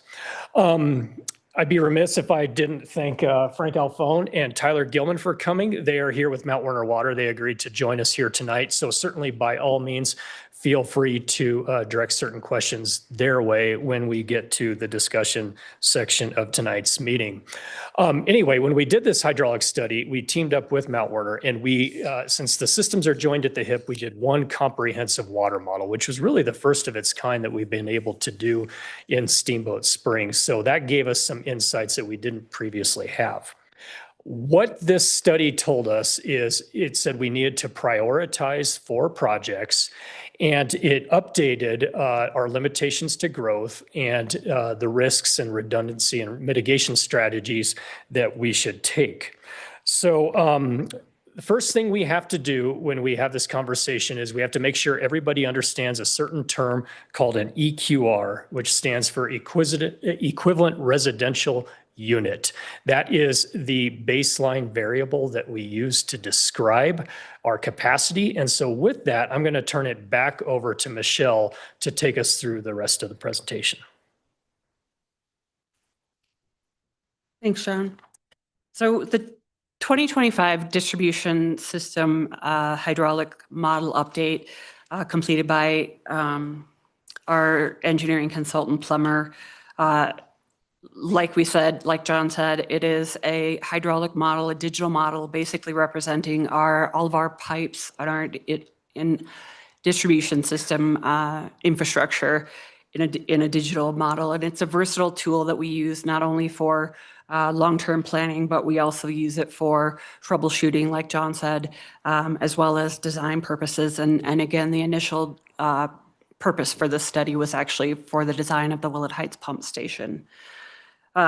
What's different between this modeling effort and previous modeling efforts is that, as John said, this is the first joint model of the city and Mount Werner Water Systems. We each manage separate distribution systems. However, they are joined at 5 places in the distribution system. So it generally acts as a single system, making that model, a joint model, more reliable as far as its results. Additionally, we updated our projections for near-term development. The difference in modeling software is pretty significant. The modeling software that we use for this is pretty advanced. And we used it to identify system improvements needed to support growth once we were asked to reevaluate the west side growth limitations. Those findings are documented in 3 technical memos that are included in your packet. So when we talk about water capacity, there are 5 factors that can limit a water system's capacity, and it's important to take a look at each of them separately. And those factors are water rights, raw water supply, treatment plant capacity under normal operating conditions, distribution system capacity, which is what this model and study looked at, and then redundancy with regard to any one of the aforementioned factors.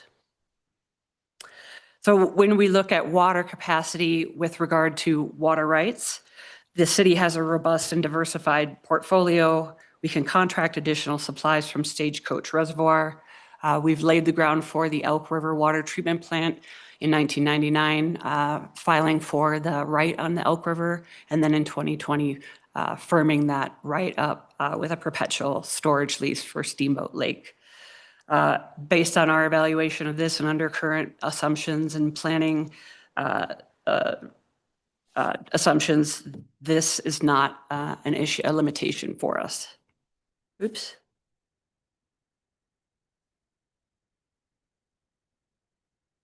The next thing that we want to look at factor is water capacity with regard to raw water availability.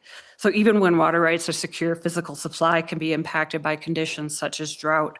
Under existing projected growth conditions, supply appears to be sufficient to support both treatment plants. However, the 2019 Water Supply Master Plan did identify some long-term vulnerabilities, which are the potential for our Colorado River Compact administration, extended drought, and wildfire risk in the Fish Creek Basin. So water capacity with regard to water treatment capacity under normal operating conditions. The city is supplied drinking water from 2 different water treatment plants. The primary plant being the Fish Creek Filtration Plant with a design capacity of 7.5 million gallons per day. It can be expanded up to 12 million gallons per day. The estimated firm capacity for the Fish Creek plant is 6.5 million gallons per day. And then we have our secondary water treatment plant, which is the Yampa Wells treatment plant. This has a design capacity of 3.5 million gallons per day. And in 2018, it was expanded to its current and maximum capacity for the footprint it sits in. So it can't be expanded anymore. And the estimated firm capacity for that plant is 2.8 million gallons per day. Now, the difference between design capacity and firm capacity is that design capacity is the rated or nominal output of a water treatment plant of how the water treatment plant is engineered to produce under normal conditions. It assumes that all major processes and units are available for operating and operating as intended. Firm capacity is a reliably available output the plant can deliver even if a key component is out of service. So when we're planning for capacity and growth, we want to make sure and use the most conservative figure, and that would be what we can reliably put out. Now, the Yampa Wells treatment plant has not, since it's been expanded, it hasn't been tested to a capacity greater than approximately 2.45 million gallons per day. So we haven't actually had an opportunity to push it to see its limits. So we've worked with Mount Werner Water, and we're going to be working with them to hopefully verify the maximum capacity of the Yampa Wells treatment plant in the summer of 2026. So when we talk about water capacity with regard to distribution system capacity, which is what this study looked at, what this study reaffirmed for us is these 3 ongoing efforts that we've already planned for. They have been included in the 2024 utility rate study and are included in our current budget. And those are the Willett Heights pump station replacement, again, the impetus for this study for the design, and then pressure reducing valve replacements and water main replacements. One additional update improvement that was identified as being critical to support growth in the West was the installation of a sunlight booster pumping station. There are phases of sunlight that are at higher elevations that experience lower pressures, and according to our model, as we grow out to the west, that those low pressures tend to be exacerbated. So installing this booster station would essentially isolate sunlight and allow for growth to proceed in the west without impacting their pressures. So once all 4 of these system improvements are complete, the distribution system growth capacity limitation is approximately 1,000 EQRs. So previous modeling efforts identified that the first limiting factor was the distribution system, and previous modeling efforts had that limitation at 800 EQRs.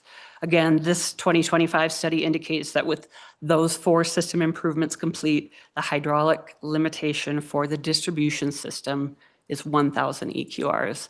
And so that is separate from any limitations that there would be for the other factors. So now that we've determined that water rights, raw water supply, and treatment plant capacity under normal operating conditions are not a limitation to growth out west, and we've determined that distribution system capacity is limited at 1,000 EQRs. The next thing we look to is redundancy in treatment plant capacity, and this is where our constraint shifts from the distribution limitation to a redundant water treatment capacity.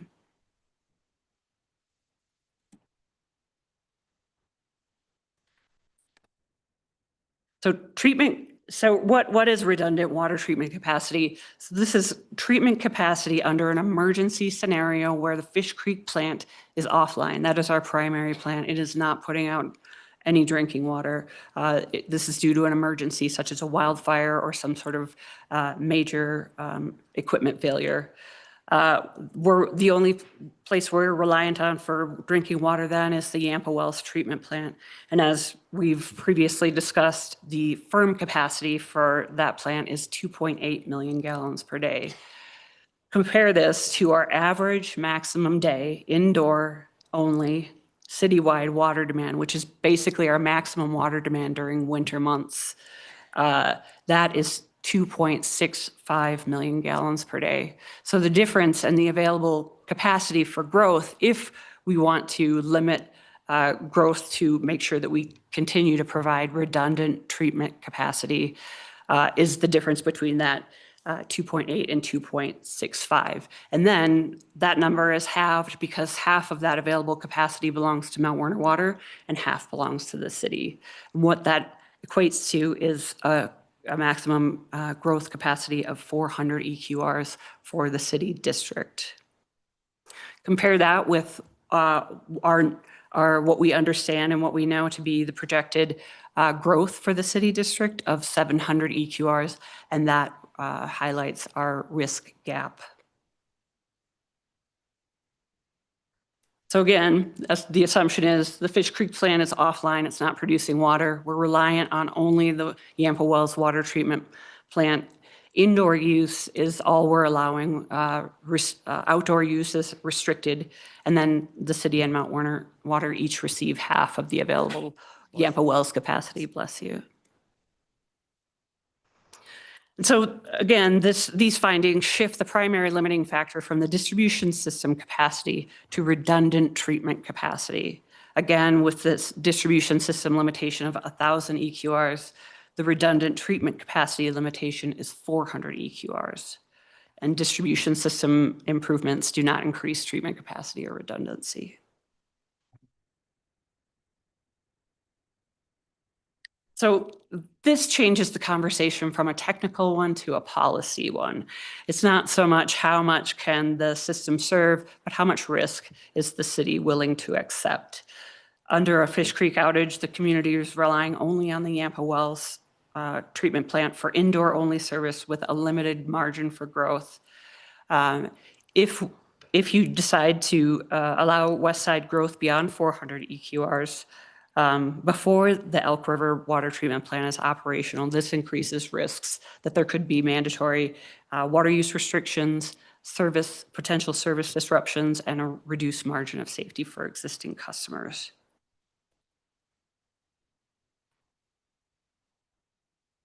So the 400 EQR planning threshold reflects a conservative risk posture under the worst case scenario operating conditions. So this is a choice as far as what the community would like to set their risk factor at. Does the city want to restrict growth to 400 EQRs in order to provide redundant water treatment capacity, or do we want to say that's a little too conservative and allow growth beyond that? This threshold that should be treated as adaptive, and it will be refined with updated growth projections and confirmation of the Yampa Wells sustainable firm capacity that we're hoping to do with Mount Werner Water in the summer of 2026. So the city and Mount Werner Water have invested heavily into both plants to hopefully reduce the likelihood of an outage. The Fish Creek plant, there have been several improvements at the Fish Creek plant. Some of those are aimed at allowing the plant to treat a wider range of water quality that we might see during a wildfire, which is increased turbidity and increased metals. And then the Yampa well treatment plant was increased or was updated, and its capacity increased in 2018. And then this year, we've just wrapped up a project where we've expanded the raw water capacity that supplies the Yampa well treatment plant. But despite this mitigation, the community remains vulnerable to a wildfire in the Fish Creek Basin, and a prolonged shutdown would limit the system to indoor-only water supply with minimal growth margin. So to address long-term treatment capacity, redundancy, a new water treatment plant is needed, and that is the Elk River Water Treatment Plant, with a design capacity of 5 million gallons per day and a cost of between $115 and $187 million, which is, I know, is a widespread, but it's based on high-level planning cost assumptions. The timeframe to complete the plant would be between 7 and 9 years. This would create a resilient 3-plant system that would allow the city to continue receiving all of its water demands from 2 of the plants if one of them was shut down. So again, based on best available data and current assumptions, it's our estimate that 400 additional EQRs could be served after those 4 distribution improvements are completed, but before the Elk River Water Treatment Plant is operational.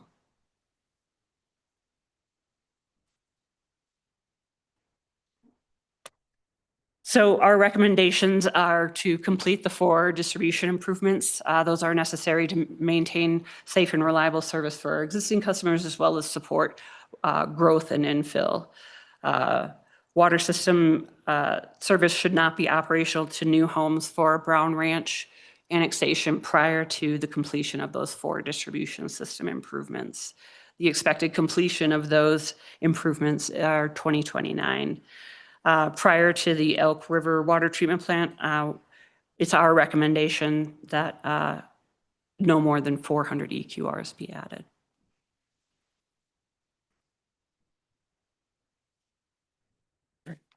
Last slide, I promise. So we'll bring it to a close here.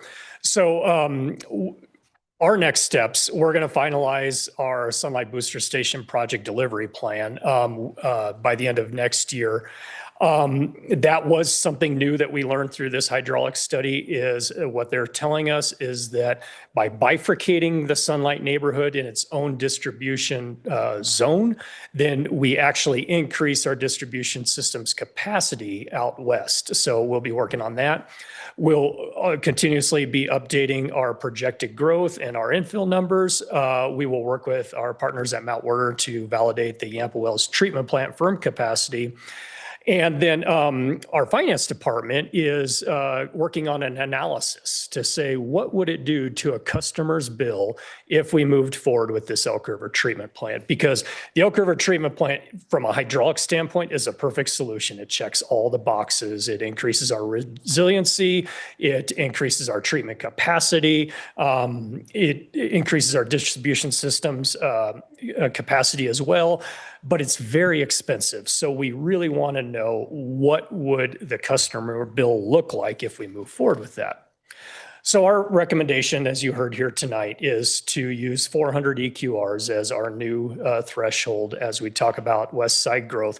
But I would encourage everybody to hold that number loosely. I would expect that number to change as we learn more, as conditions change. That number is going to change. And I'm really hoping that we can increase that number above 400. What this does is it highlights that infrastructure discussions, when you're talking about thresholds, and the same with service level discussions, they're not exact. They're not clean cut. And I wish I could sit here and I could give you a firm number tonight. And I apologize, I'm going to overrun the time by a minute or two. But these are not clear-cut answers because there's subjectivity involved. There's how much do you want to invest? How much risk are you willing to take?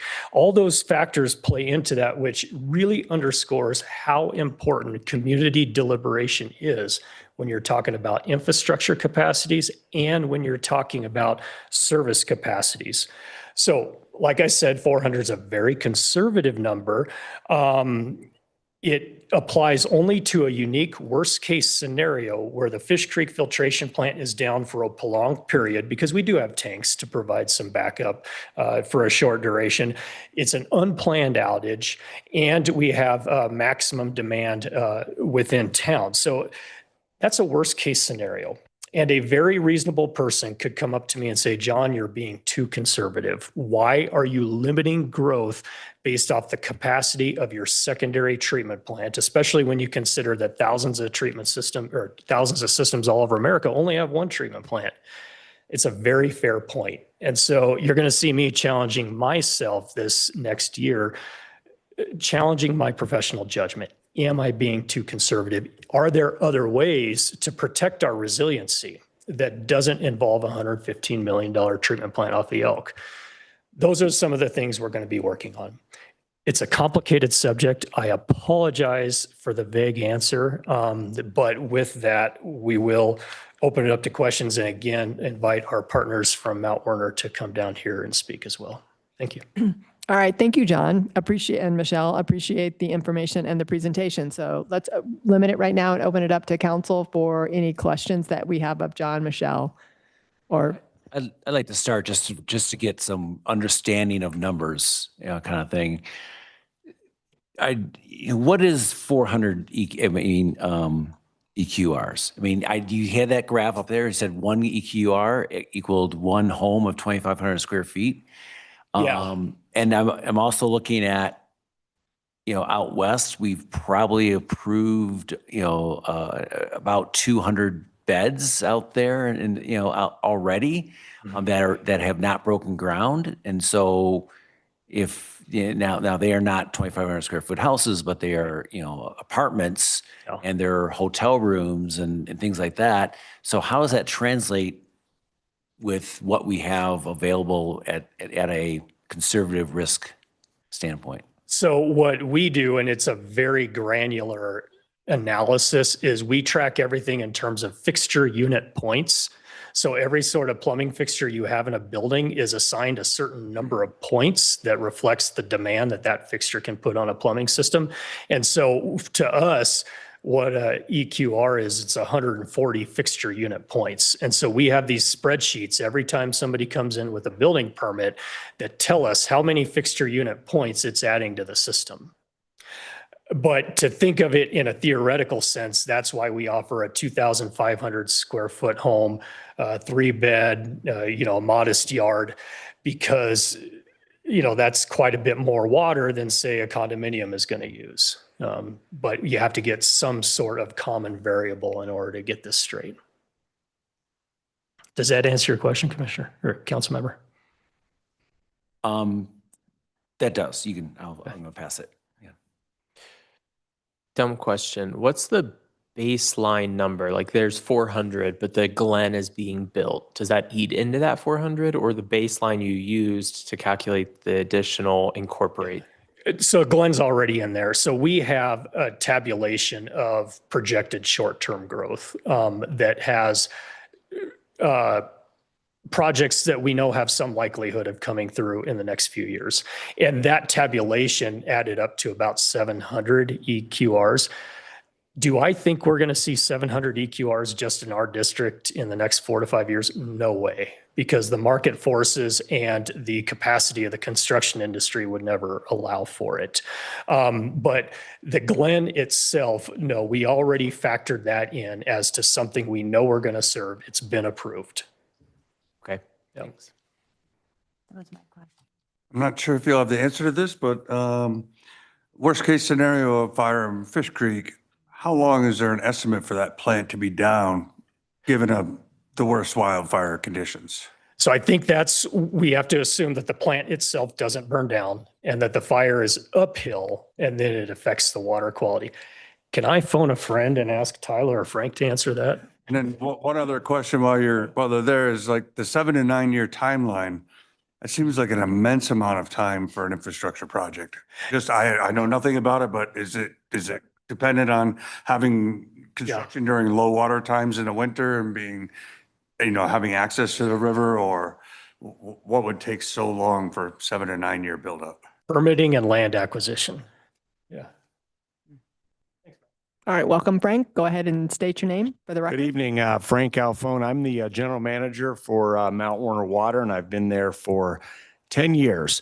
Before I answer or try to answer that question, Councilor Barnes, I want to just acknowledge the study that we did with the city staff. Like Michelle quoted, it's the first time we've ever done this. And it's been very informational, very useful. And on behalf of our board and our staff, we're partners in this project. We've been partners with the city for a long time. We'll continue to be partners, and we want to work together because I think the first thing John said is anomalies in the system are apparent. And whatever happens on the city side generally will affect our system. Whatever happens on our system will generally affect their system. So it's critical and important that we work together. Your question, Councilor Barnes, is a hard one to answer because it really depends on the severity of the fire and what is the actual flow, if you will, in Fish Creek after the fire. You may have a fire, depending on the size of it, that happens in the watershed that would have no impact on the plant because it didn't get into the water or the creek coming into the plant. You could have a small fire that's directly near the creek. We have a huge rainstorm event, gets in the water, and that would dictate how long that plant would be down. So it's not, again, a clear answer. It really depends on the severity, the length, and the duration of the fire, plus any sort of runoff conditions that happen after the fire. All right. Counselor Dixon? Okay, I do. So first, Michelle and John, thank you so much for putting this together. You were able to articulate this very complex report for me as a layperson in this area. So thank you for doing that. So I think, thank you, Councilor Swintek. That was actually one of my questions. So right now, we're talking about growth west of Steamboat outside of the current city limits is the concern around redundancy, correct? It's actually growth within the city when it comes to redundancy. That treatment plant serves the city from Mount Warner's borders to our western border. So when it comes to redundant treatment capacity, that's a citywide limitation. When it comes to distribution system limitations, the limitation is for growth out west, but it's also within city limits and the potential annexation area. Got it. So when we talk about distribution and annexation, it's not just out west. I mean, this could impact us if we have annexation for any land, whether it's south or west, or it's really, or not west, but any other areas that we potentially would be looking at for annexation. We would have the same. So it's not just west. Okay, this is probably a silly question. So Councilor Swintek, the sunlight issue. How, I'm trying to get in my mind if that is not a sunlight development issue, or is that a City of Steamboat Springs problem? Does that make sense, Sean? It does. And unfortunately, I lived through this when it was going through. It is a City of Steamboat Springs issue to solve at this point. When it was going through the development process, this issue was raised. Okay. But the decision was made at that time to let it proceed. And the thought was that if each home had their own pump, that everything would be okay. It's turned out that's not such a good thing because the elevation of that subdivision does limit what the distribution system can do west of town. Okay, that makes sense. Thanks. John, before you sit down, I just want to drill down on this because I want to make sure that I understand, particularly when we're talking about west. I mean, is it really west or is it just growth within the city when we're talking about either the 700 EQRs or the 400? I know we've got 400. We think there's a likelihood of 700, but in reality, probably 400. But we're really talking about the city. Correct. So remember, we're two different types of thresholds. When we're talking about the redundant treatment capacity, No, I understand that. We're talking 400 in the city. Okay, no matter where they are. Okay, hang on a second. I thought it was capacity with the 400. So maybe I'm confused about, I thought redundancy is everything, right? So the redundancy can take the form of water treatment, raw water supply, raw water distribution, water rights, whatever. In this context, the redundancy we're talking about is in treatment capacity. redundant treatment capacity. That is the 400 units we're talking about anywhere within the city's water district, 800 citywide. When we talk about out west, what we're referring to is the distribution system. That's where we're saying we can grow 1,000 units out west. And when I say west, I use Elk River Road as kind of the good line of demarcation because that's really where the distribution system itself will change. And I guess I don't understand that. Sorry, from the perspective of when we look at growth within the city. I mean, I don't understand why it's specific to growth west. Why is it not take into consideration growth with just growth in general? The network is strong throughout town. As you grow farther west, the network shrinks down, becomes less as you get to the end point. And the treatment plants are sitting at basically Steamboat Boulevard and Clearwater Trail, and then Highway 40 and Majestic Circle. So the water's coming from the south side of town and it's working its way west. So at the farther it goes, the less capacity you have. So a development in the middle of town, a development at the base area isn't really going to touch your distribution system capacity out west. So it's distribution capacity, not water capacity, not the amount of water. It's the capacity of the system to handle the water. That's where I'm getting confused. Okay, I think I understand. If the Fish Creek plant is online and functioning, your capacity is 1,000 EQRs out west. If the Fish Creek plant is not online for a prolonged period, your capacity is 400 EQRs anywhere in our service area.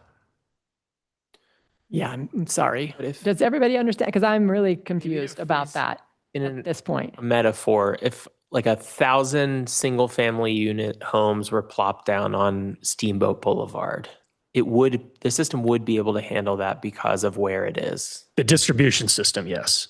So we wouldn't be having this conversation if that happened. Right. It's when it's further out from where all the water is happening. Where it's all where getting there's injected issues. into the system. Yeah.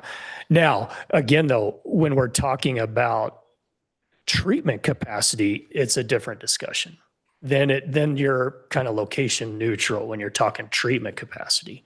Distribution system capacity, location makes all the difference in the world. Treatment capacity, it does not. Okay. Does that help? And if I understand, you're saying that you don't recommend any houses in the Brown Ranch development or on that west side of town receive water before the 4 upgrades or 2029. That's correct. That's correct. Yeah, we're going to try to get all 4 of those done by 2029. That would mean that we wouldn't want the first house occupied in Brown Ranch until 2029. You can certainly do all the other construction involved. You can do your overlock grading, your infrastructure construction. You can even start building the house, but we're confident that we can be done with our stuff before the first house is completed out there. When those 4 improvements are done, is that raising the EQR for out west? Yes. With distribution? From 800 to 1,000. It increases it by 25%. Councilor Gary, do you get it? No, no, I'm still confused, right? I mean, in terms of the capacity distribution, do you want to ask a question? Yeah, Jeff? let me try to ask the question a different way.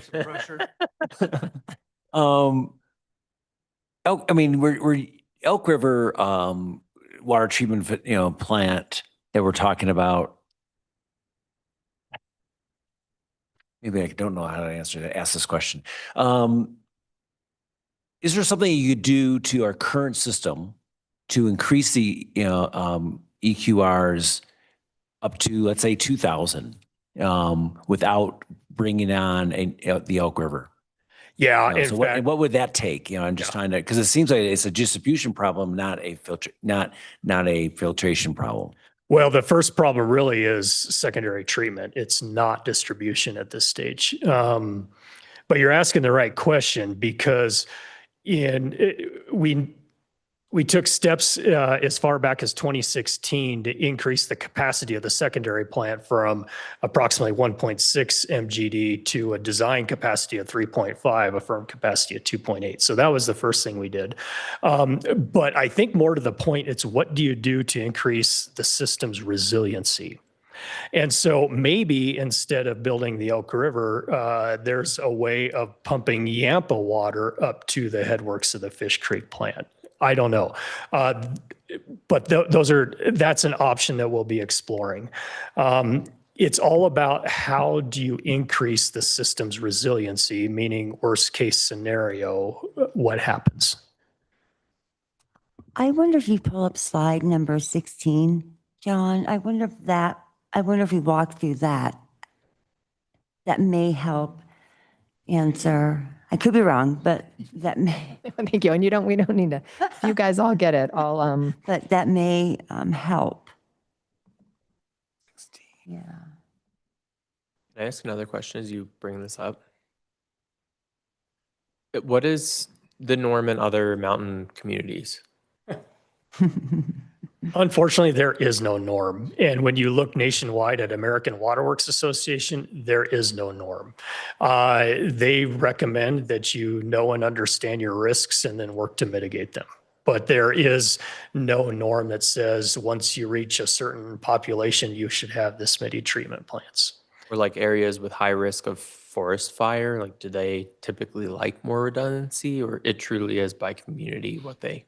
So take Glenwood Springs, for instance. They had the Grizzly Creek fire, which was in their watershed. And that took the raw water quality to a point that their treatment plant couldn't handle it. So they actually ended up pumping from a different location to the same treatment plant, but they ended up pumping. Apologies, John, 15. Okay. John, will we be considered lucky to have redundancy at all in our town? For a town of our size, I would say yes. Yeah. As towns grow, you see more of a propensity to have multiple treatment plants. So town of 13,000, it's pretty fortunate we already have two.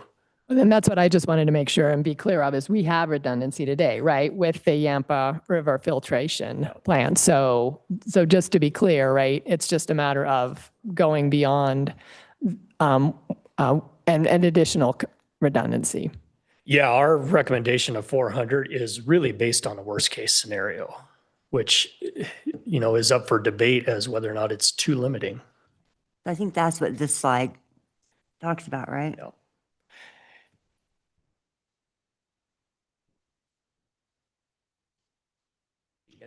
Yeah, I mean, I think, again, it's back to its capacity, right? I mean, in terms of the system distribution capacity.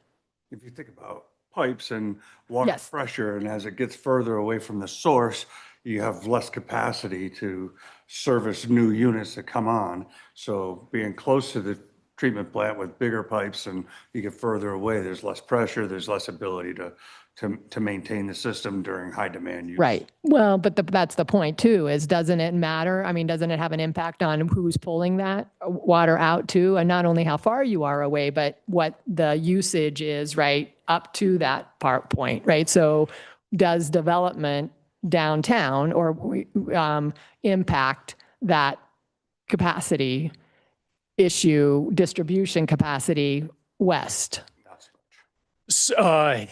In a very small way. But you stack a whole bunch of very smalls on top of one another, and then you've got, a demand side that may be decreasing your supply. So the answer is yes, but any one development in and of itself, it's one that the distribution system's not going to notice. But the lump sum total of all those developments, then absolutely, you're correct. Like a Campbell property. Has Campbell been factored? I mean, the potential development at Campbell, probably not even in the calculations, right? Yeah. Mm-hmm. No, so with that project starting to come to light, that's one of those things where we'll plug that into our growth projections and that's a tabulation that will always be live, so to speak. Mm-hmm. Right. Okay. All right. Other questions? All right, we'll give you a break and we'll go to public comment. So if there's anybody in the audience that would like to make a public comment, please come on down, state your name, and you have 3 minutes. We do have Bill online with his hand raised. So Bill, would you like to unmute, state your name, and you have 3 minutes? Yes, can you hear me? We can. Yes, good evening. Bill Jamison, Burgess Creek Road. Well, if you didn't have a reality check before the latest annexation vote, you ought to got one tonight. The hurricane flags are flying. As far as I'm concerned, any annexation, west, east, north, or south, would be irresponsible until you resolve your water issue. And the cost of resolving this water issue, this rate study that is being proposed will probably be a poison pill. Because I assume the 115 to 187 cost, which doesn't include land, is in $20-25. So let's just pick a number like 150 million. The question is not what you have the capacity for and tolerance as a 7-member board. The question is, what are the residents and the ratepayers, and more importantly, the voters' capacity to stomach this kind of cost so you can have growth outside the current city limits. So this is just one poison pill that we knew was there for the last 5 years. Stack that on top of transportation and all the other issues. You can't simply afford the cost of annexation, and the residents can't. So send a copy of this to the Housing Authority and your committee that's doing their study on feasibility, and have them chew on this for a while, because they're probably spinning their wheels and ought to have a big pause. Now let's talk about some of the numbers that went in here. The study that I read, the attachments, they came up with a number of what, 1,500 or 2,000 homes in this study projection? Where'd that come from? After your vote, where everybody, the results were pretty clear that the proposed Brown Ranch annexation, as originally proposed at the last election, was too big. So this basically says that any annexation should be off the table for the foreseeable future. Good luck, guys. Thanks. All right, thank you, Bill. Is there anyone in the audience that would like to make a public comment? If so, please come on down, state your name, and you have 3 minutes. And again, we'll open it up to anyone in the online that would like to make a public comment. If so, please raise your hand. Okay, not seeing anyone else who would like to make public comment, we'll go ahead and close our public comment portion of this discussion and bring it back to council. Any additional questions or final comments? Councilor Swintek. I have a question. Let's pretend in a world where Brown Ranch doesn't exist and the city continues to grow. Are we at one of those step points where it's going to continue to grow and therefore we are facing this investment whether or not? Like, how much of this is driven by Brown Ranch? How much of this is just a natural progression of a city and we are continuing to grow and we've hit a threshold? I think it's the latter. I think it's the natural progression of a city where we're growing and we are close to hitting a threshold, in the sense that we are 400 EQRs away under our worst case scenario. So yeah, we talked about the steps and the thresholds. We're nearing one of those. And so a normal conversation for a city to have would be, all right, what's your risk tolerance at this threshold point? Do you want to continue to have 100% coverage and invest the money, or are we okay taking on additional risk as we continue to grow? And simultaneously, what do we do to mitigate the risk along the way? Okay. Yeah. I think that's a perfect setup, right, for the kind of discussion or the assumptions, right? Or kind of back to what you wanted to get from, if you want any sort of input from council tonight. I mean, I think this was mostly informative, but before we go there, again, any additional questions from council? So I think, again, right, the thought was this is mostly informative at this point. And so to the extent that if we look at, I think the final page, right, in terms of next steps, that is the way you'll progress unless you hear differently Correct. in terms of the recommendations. Yeah, the next steps are the 4 projects, moving forward with those, just to be clear. Oh, great information, good to understand, and especially good with the redundancy and knowing what that limitation is. Thank you. This is a very nuanced subject. So if anybody has questions, whether from council or to the public at large, give us a call. We'll sit down with you and we'll do our best to walk you through our findings. I think the utility bill analysis will tell a lot as well. I agree. Okay. All right. Thank you, John. Thank you, Michelle. Again, appreciate the information. So why don't we go ahead and take a 10-minute break? We'll be back at 7:21. Thank you.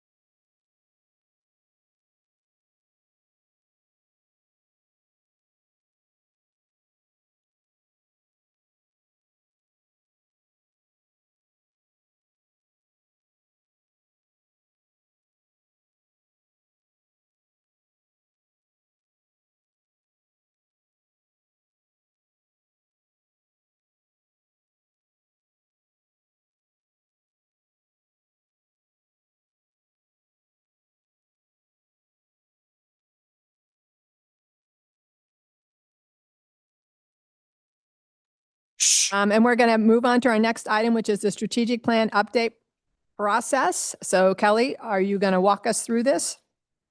Yes. Hello again, counselors. Kelly Romero Heaney, your deputy city manager. Let me just pull up my slides real quickly.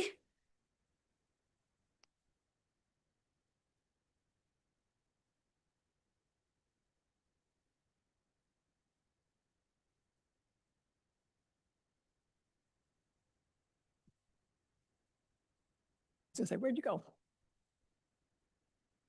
All right.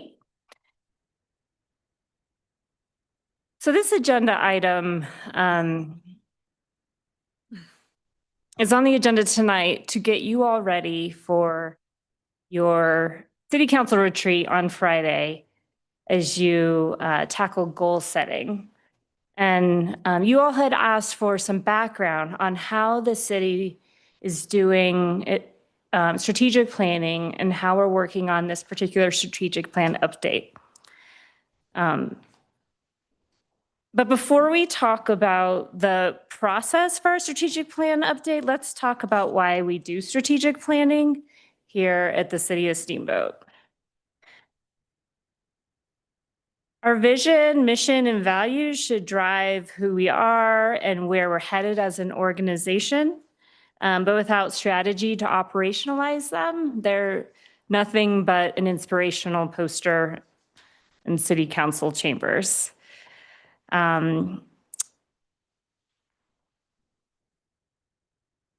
We need to develop a strategy to operationalize our commitments to proudly serve our community with excellence and distinction. And these words, without action, again, will be meaningless. We also aim to be an innovative and inclusive organization, strategically providing outstanding municipal services. Realizing this vision requires that we hold ourselves to strong values. Service, integrity, respect, teamwork, well-being, and compassion are the glue that makes our city, that holds our city operations together. And a shared strategy is how we move our work forward. This is where it gets complex. The City of Steamboat is responsible for many services. Municipalities across Colorado are responsible for a lot of services, but I would say that Steamboat is unique in the scope of services that we provide. An example would be, I don't know who else owns and operates their own ski area. We truly are a special snowflake. Sometimes that means that we can get spread very thin, particularly when we have limited resources and capacity, and that's where we need to be strategic. In addition to a collective strategy for city operations, the city has made a host of commitments in the recently adopted Steamboat Springs Community Plan, our various master plans. And with all of these commitments, if we don't have a strategy for how we will implement all of those commitments, they're just floating in the air. And that's why we do strategic planning. So what is a strategic plan? Think of it as the organization's strategy to achieve our long-term vision and align priorities as we deliver our mission. Strategic plans provide the clarity needed to operationalize our vision. And an effective strategic plan should inform the creation of systems needed to deliver excellent municipal services. So all of that ties together, our vision, our mission, and our values.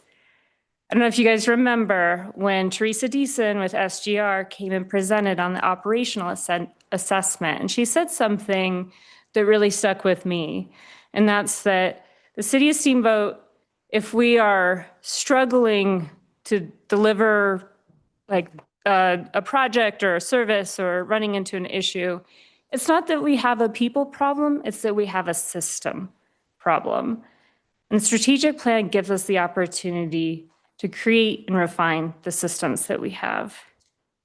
Fortunately, your city manager, who once upon a time was just a deputy city manager like myself, had the vision to lead the city through its first strategic plan in 2023.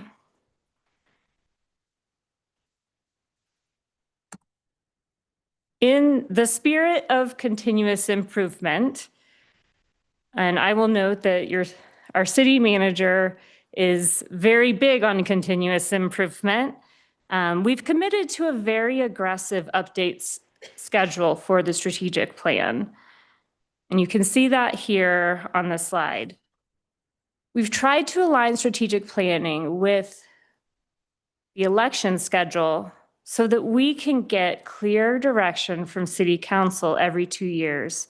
So if we need to course correct on our outcomes, objectives, and our objectives, we can do so. Friday at your retreat will be a really important opportunity for you all to give us that direction. No pressure. Think of the city's strategic plan as a 2 to 3 year operational plan guiding our city operations that's on a 3 to 5 year policy horizon.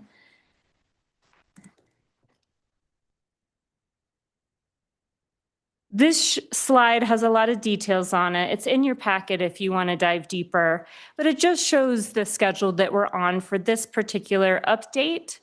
We are in the process of finalizing our input gathering stage, and I'll go into a little bit of detail on the inputs that we've gathered to inform this update. We're moving into the analysis phase where we'll be analyzing the inputs we received, identifying what are the main issues that need to be addressed in our organization, and then working with staff on identifying objectives, tasks and initiatives to address those issues. I also want to note that after we go through this process, the strategic plan will come back to council in late May, early June for your review and hopefully for your adoption. So we can operationalize it in time for the 2027 budget process. I noted the inputs that we've collected to inform the strategic plan. I want to start by saying that our first strategic plan was pretty good, and we don't want to just throw it out. We don't want to start over, so we will be starting with a lot of the great objectives and outcomes identified there. We'll also be incorporating data from the community survey, input that we received across the departments when we solicited feedback through what we were calling an issue form. We asked staff, tell us what are the barriers you are facing to for achieving, that are preventing you from achieving our specific outcome areas, which I'll get into here in a moment. We've also reached out to several of our partners. And when I say key partners, we didn't reach out to all of our stakeholders that we work with, but really those that we deliver a mutual service with. So like Mount Warner Water would be a prime example, Main Street of Steamboat, Housing Authority, the Fire District, Steamboat Chamber, et cetera. And we'll be going back to city staff and the departments to get more feedback on objectives, initiatives, and tactics. So we want this to have plenty of input from staff and from you all. So what will we be changing with respect to the structure of the strategic plan relative to the 2023 plan? I noted that we don't want to start from scratch, but I will say that like any prototype, the 23 plan had some great things in it. It helped us practice aligning our objectives and our outcomes with decisions around budget and how we prioritize the use of staff time. It also just brought that layer of discipline to our decision making. But continuous improvement is our jam here at the City of Steamboat Springs.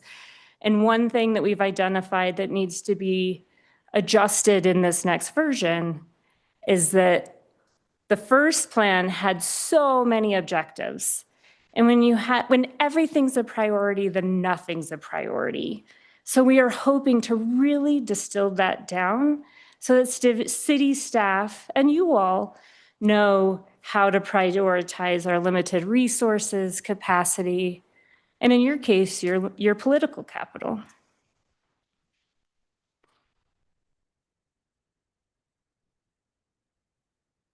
So with respect to structure, the first plan really just had outcomes and objectives and some metrics here and there. Thanks to the SGR operational assessment, we got some great recommendations on how we can modify our strategic plan going forward to make it more holistic and easier to use. So this figure depicts how we plan to frame this version of the strategic plan. And you'll see at the top of the pyramid, you've got the what part of the strategic plan, the outcomes and the objectives. And I'm going to go through and explain what each of these mean, but you also have these definitions in your packet in the next 2 slides. The initiatives and tactics, those are really at the how level. So that's really city staff figuring out how do we get to the what? And you all play a large role in defining the what. So outcome area is an area where positive results must be generated for the organization to achieve our vision. And I just want to note that these should be relatively durable. They should change a little bit in each iteration, but we want to avoid major shifts because it does take a long time to build up towards achieving these outcomes. An objective in this context is a directional aim identifying the continuous improvement needed to positively impact an outcome. And then if we move down into the how, the initiative, a key undertaking to support the strategy and move the organization forward toward an objective. And then a tactic, an individual method used to progress implementation of initiative. And then moving on to action plans. I mean, this is really where you have a plan that turns initiatives and tactics into actionable steps. This is going to happen at the department level or at interdepartmental teams. And then finally at metrics. And those metrics are going to be really key for holding ourselves accountable and also so that our stakeholders and so the community can hold us accountable.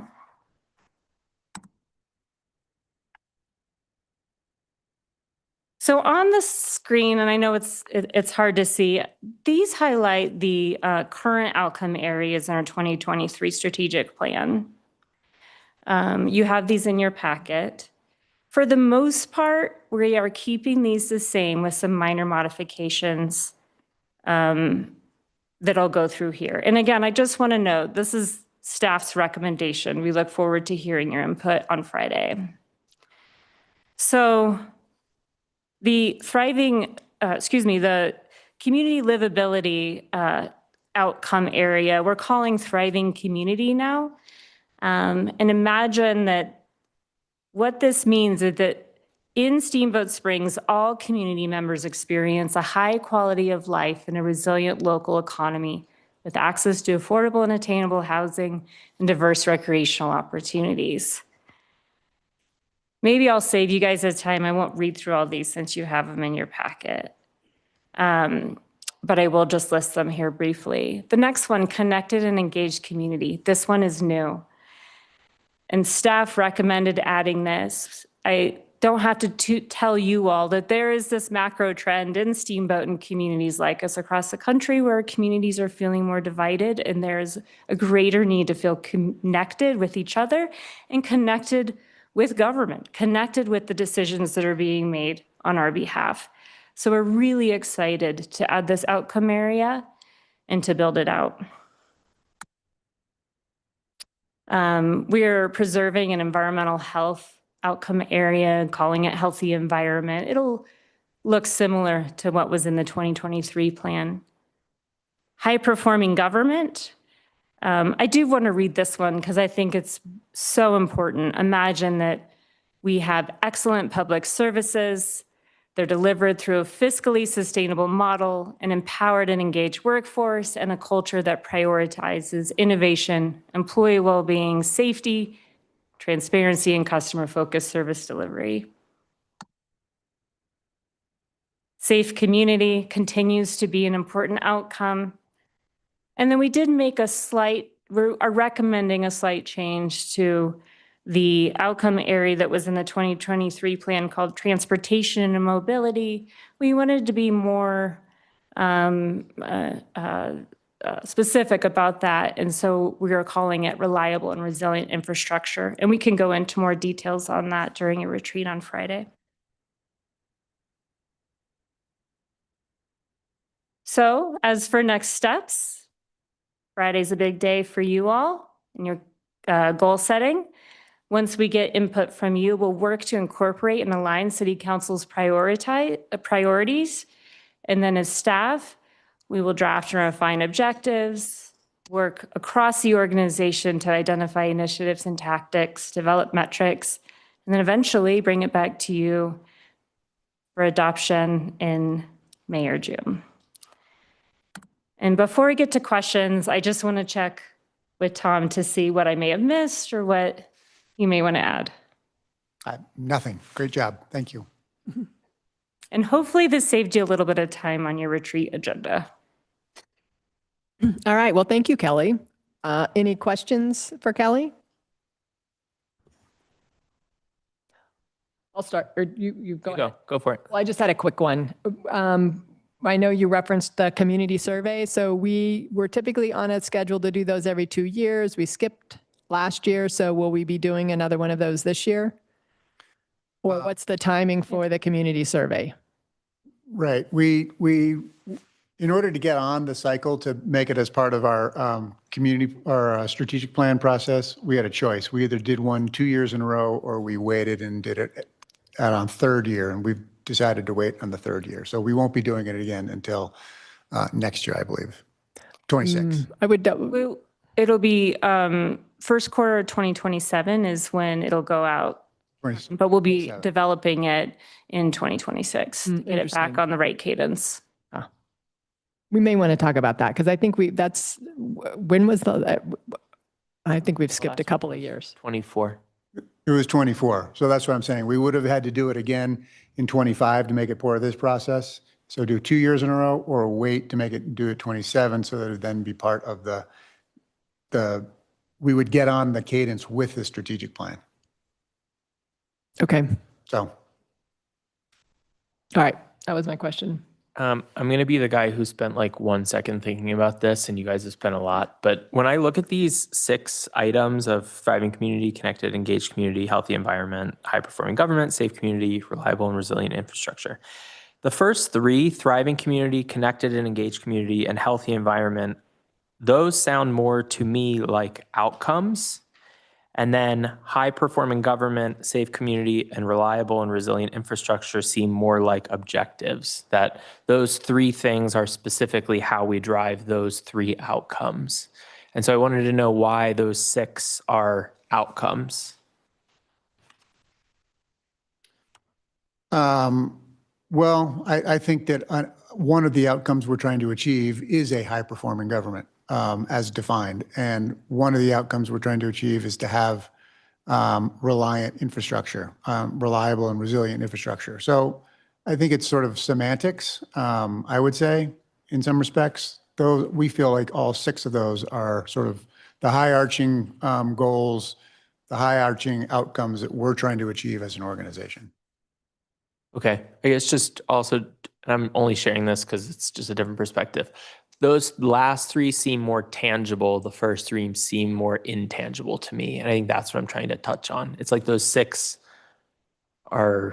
they're like 3 of them are not the same as the other 3 in a way. I'm not saying to change it. I just am sharing a different perspective. That's all.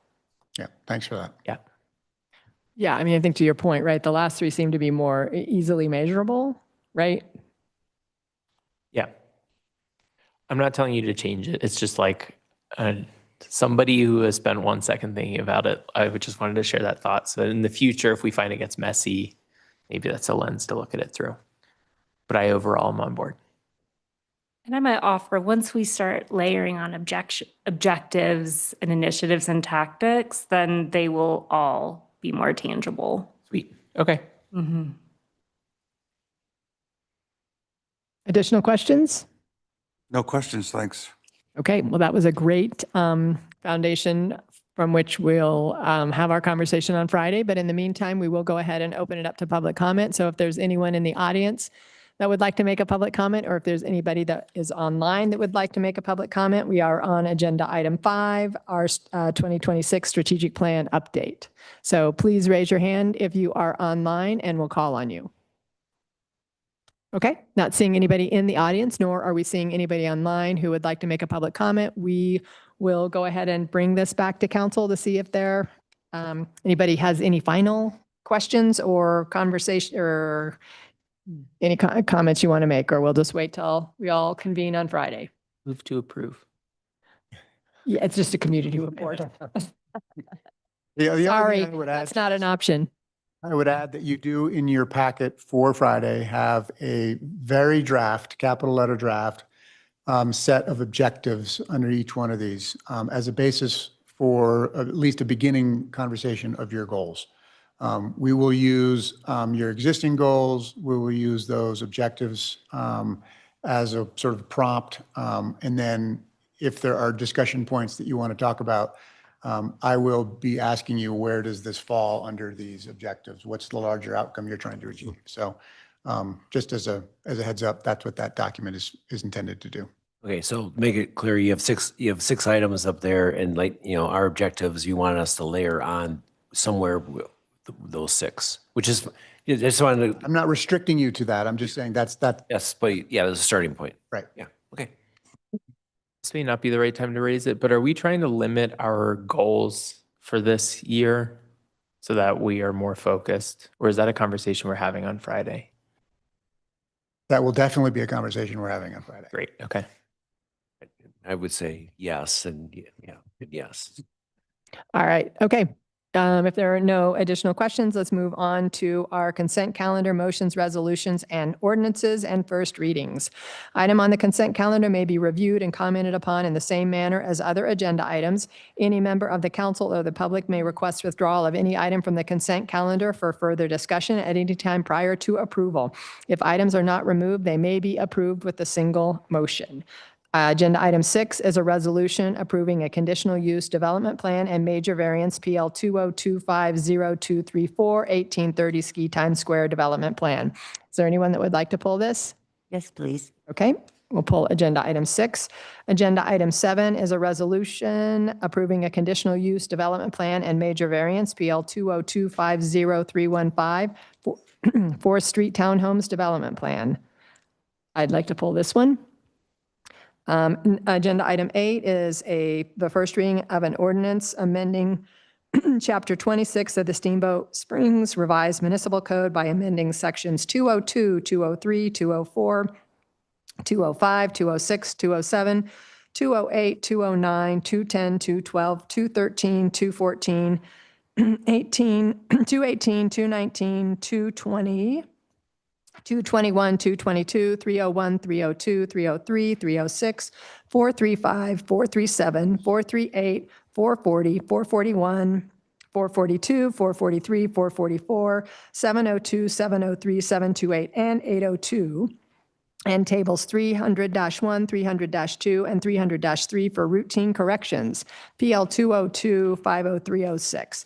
And we do need to pull this one, excuse me, to have it postponed until our January 6, 2026 agenda.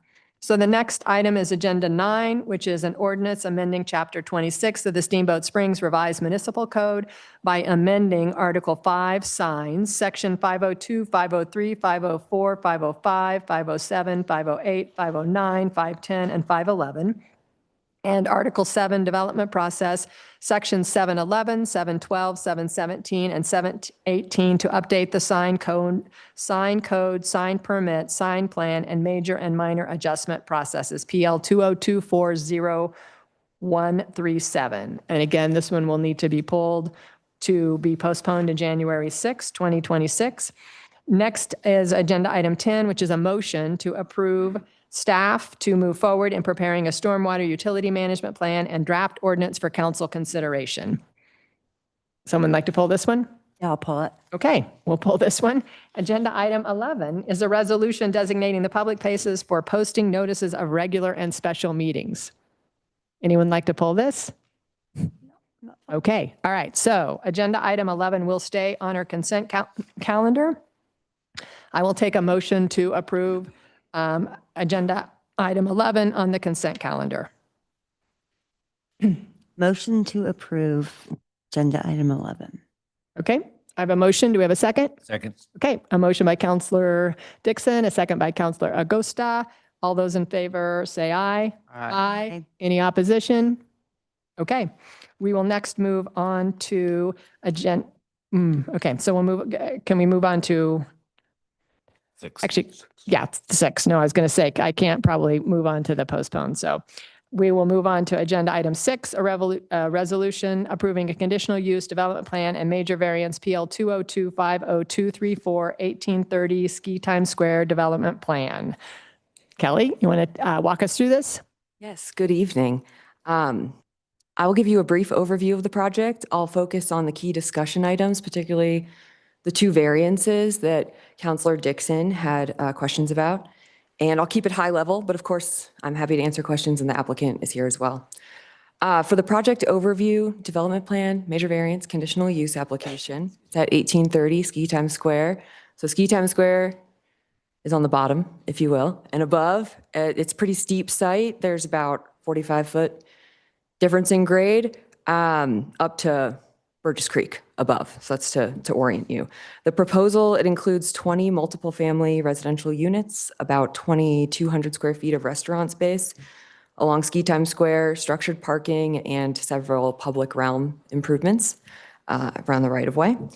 The improvements include a new sidewalk along Burgess Creek, enhanced Ski Times Square frontage, outdoor seating, streetscape improvements, and importantly, a stair connection that links those 2 streets and navigates that grade I mentioned. For overall use, it includes commercial restaurant use and multiple family residential, both are use by right in the G2 zone district. But because the residential components, there are some components of the residential use rather, to be clear, that are within the pedestrian active building frontage, that's what brings it to you as a conditional use. Staff supports the conditional use because the project aligns with direction in our adopted plans, the Mountain Area Master Plan, the Community Plan, both old and new aligns with both. And it supports this mixed-use development, year-round activity, improved pedestrian connectivity.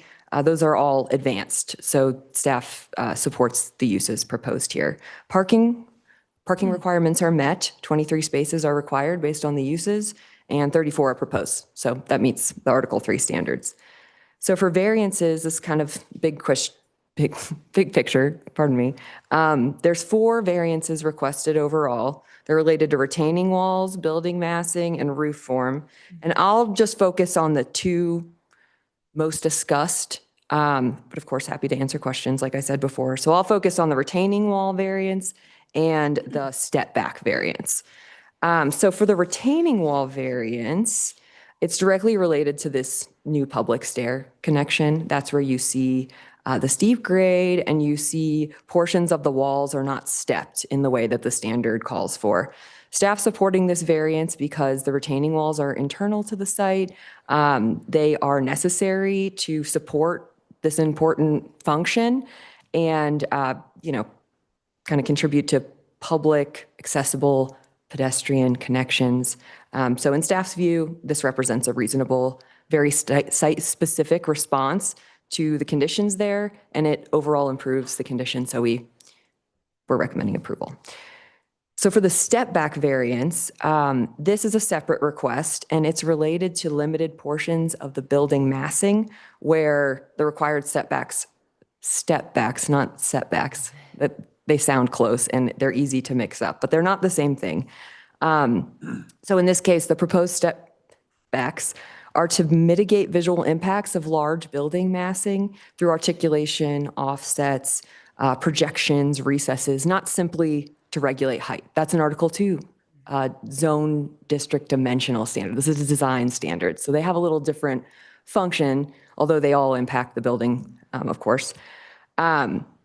So in this project, the areas where step backs are not provided are primarily stair cores and the walls immediately adjacent to them.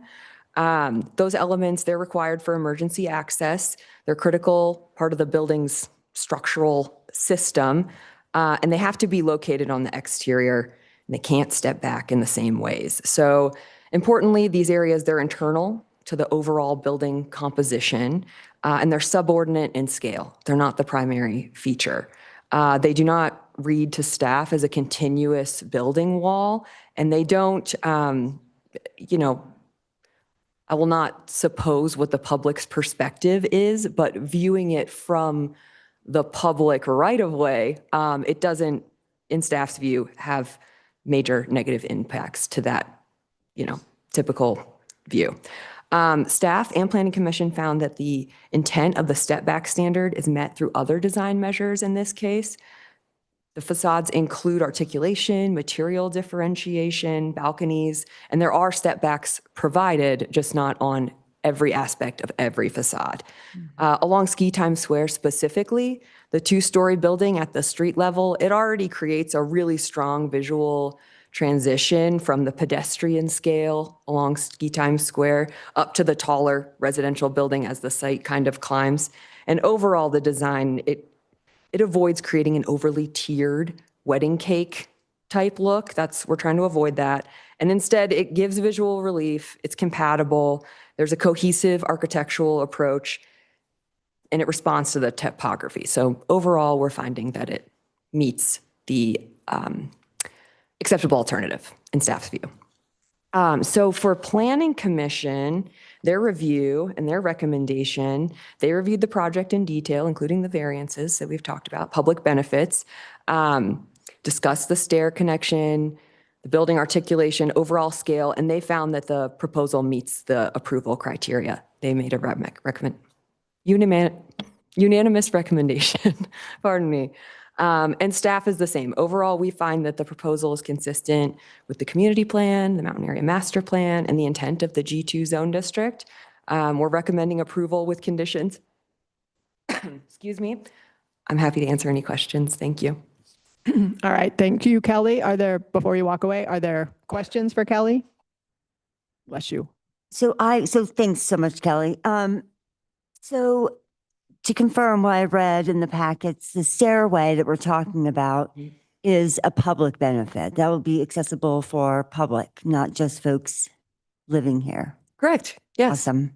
And I thought I read some of the step back variance was also due to that stairway as well. Is that right? Or was it just the retaining walls? I'm so sorry. Pardon me. I believe the applicant can correct me if I'm saying it wrong. The retaining wall is what is next to the stairs, and it can't step in that location. Yep. And then the step backs are different, and those are related to the building structure. So there are some similarities, certainly, I can see why, but they are separate standards, and the reason the standard needs to be varied and where they're occurring are a little bit different.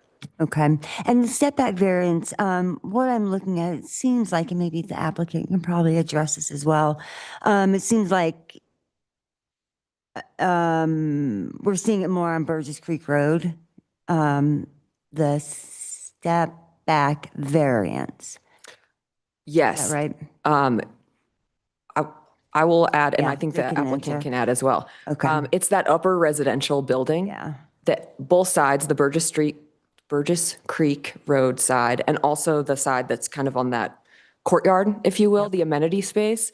Okay. There's areas on both facades of that building that don't meet this standard. Again, there are areas that do meet the standard, but that's where you find it. The Ski Time Square building kind of acts as a big step back, if you will. If anything to add there? Would it be helpful to provide visuals? Yeah. Can you? Is that okay? Yeah. I was going to say, actually, we'll allow you to come up and have your 15 minutes as well. So if there are, I guess you can answer the question, and then if there are any other questions, for Kelly, we'll go back to that. And again, I'm really interested. I read the packet. I read the planning commission. I'm just really interested in understanding the setback variances and where they are. Because I said before, this is a really important part of the mountain. And so it's the entryway for folks coming to Ski Time Square. So I'm just really cognizant of the design features that we have. So. Absolutely. Go ahead. And just state your name for the record. DJ Gratzer with 4240 Architecture, the architect on the project. Try to go ahead and share my screen here, but it says it's disabled. Oh, we need to have you enabled as a host. So can you maybe state your name so that Josh and DJ Gratzer with 4240 Architecture. And I think it says 4240 next to my name also. Okay. All right. Emily, do you guys see DJ Grasher? Sorry. Here we go. I think it's Thank you. Perfect. Sorry, I misstated your name.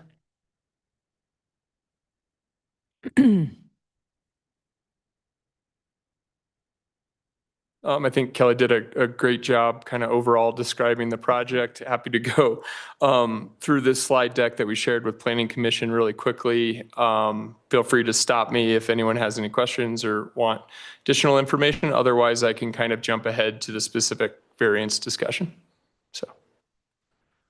So our site, kind of the topography of the site, really looking at the character of the surrounding neighborhood areas.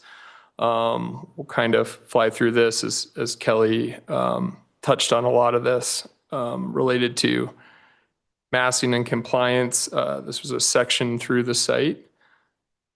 Here's kind of a high-level overview, zooming around the building. Our condition off of Burgess Creek here. And then lower on Ski Time Square, here's a rendering. I'll just keep kind of going through here and the conditional uses that Kelly brought up. The snow storage area. So the snow storage, there's already this kind of easement of a buffer which our building is set back from Burgess Creek. So there's already a dimensional area of swale and vegetation.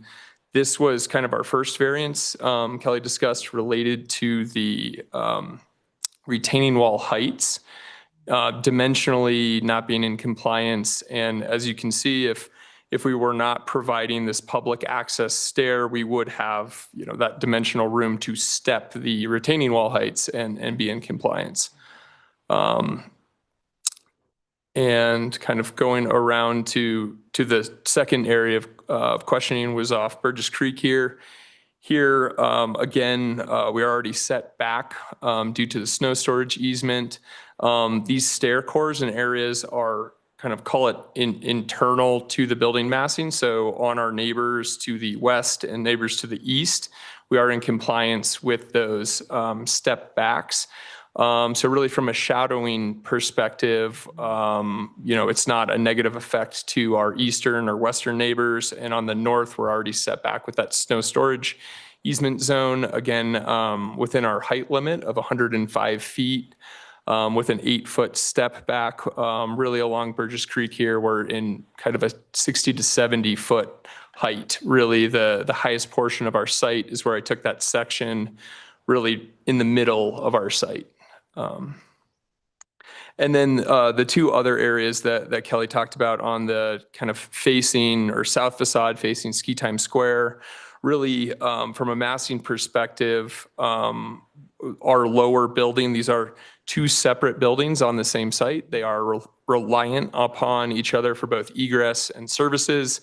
And from public perception, it all wants to feel like one project. So we're already set back quite a long ways, maybe 55 feet or something from Ski Time Square Drive, where these two areas are not in compliance and therefore needed the variance request.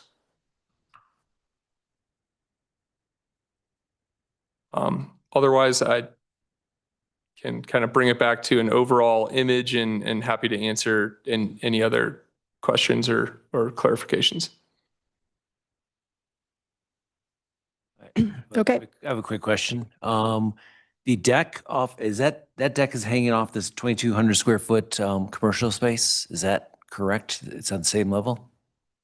The outdoor seating deck? Yep, where like the hot tub area is and everything.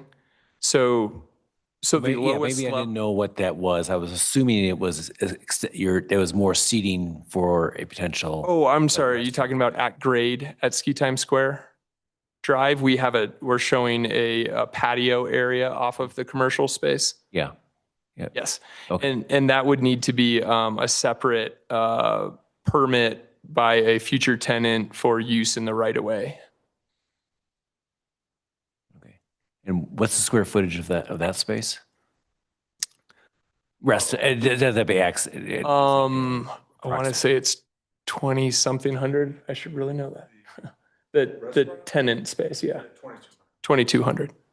2,200 for the indoor tenant space. The exterior, they would have to do, you said they would have to get a right of way to put a. Yeah, so there's probably a few hundred square feet that are within the property, and then they would need to get a revocable permit to use space within the right of way. Okay. Or that So it's patio. going into the right of way at that point. Okay. Yes. All right. Thank you. All right, additional questions for the applicant? Okay, not seeing any additional questions. Thank you. Is there anything else that you wanted to point out? No, that's all. Thank you. Okay, all right, thank you. Okay, well, why don't we go ahead and open it up to public comment? Is there if there's anyone in the audience that would like to make a public comment, please come on down, state your name, and we'll go ahead and go online to take public comment. Bill, if you'd like to unmute, state your name, you have 3 minutes.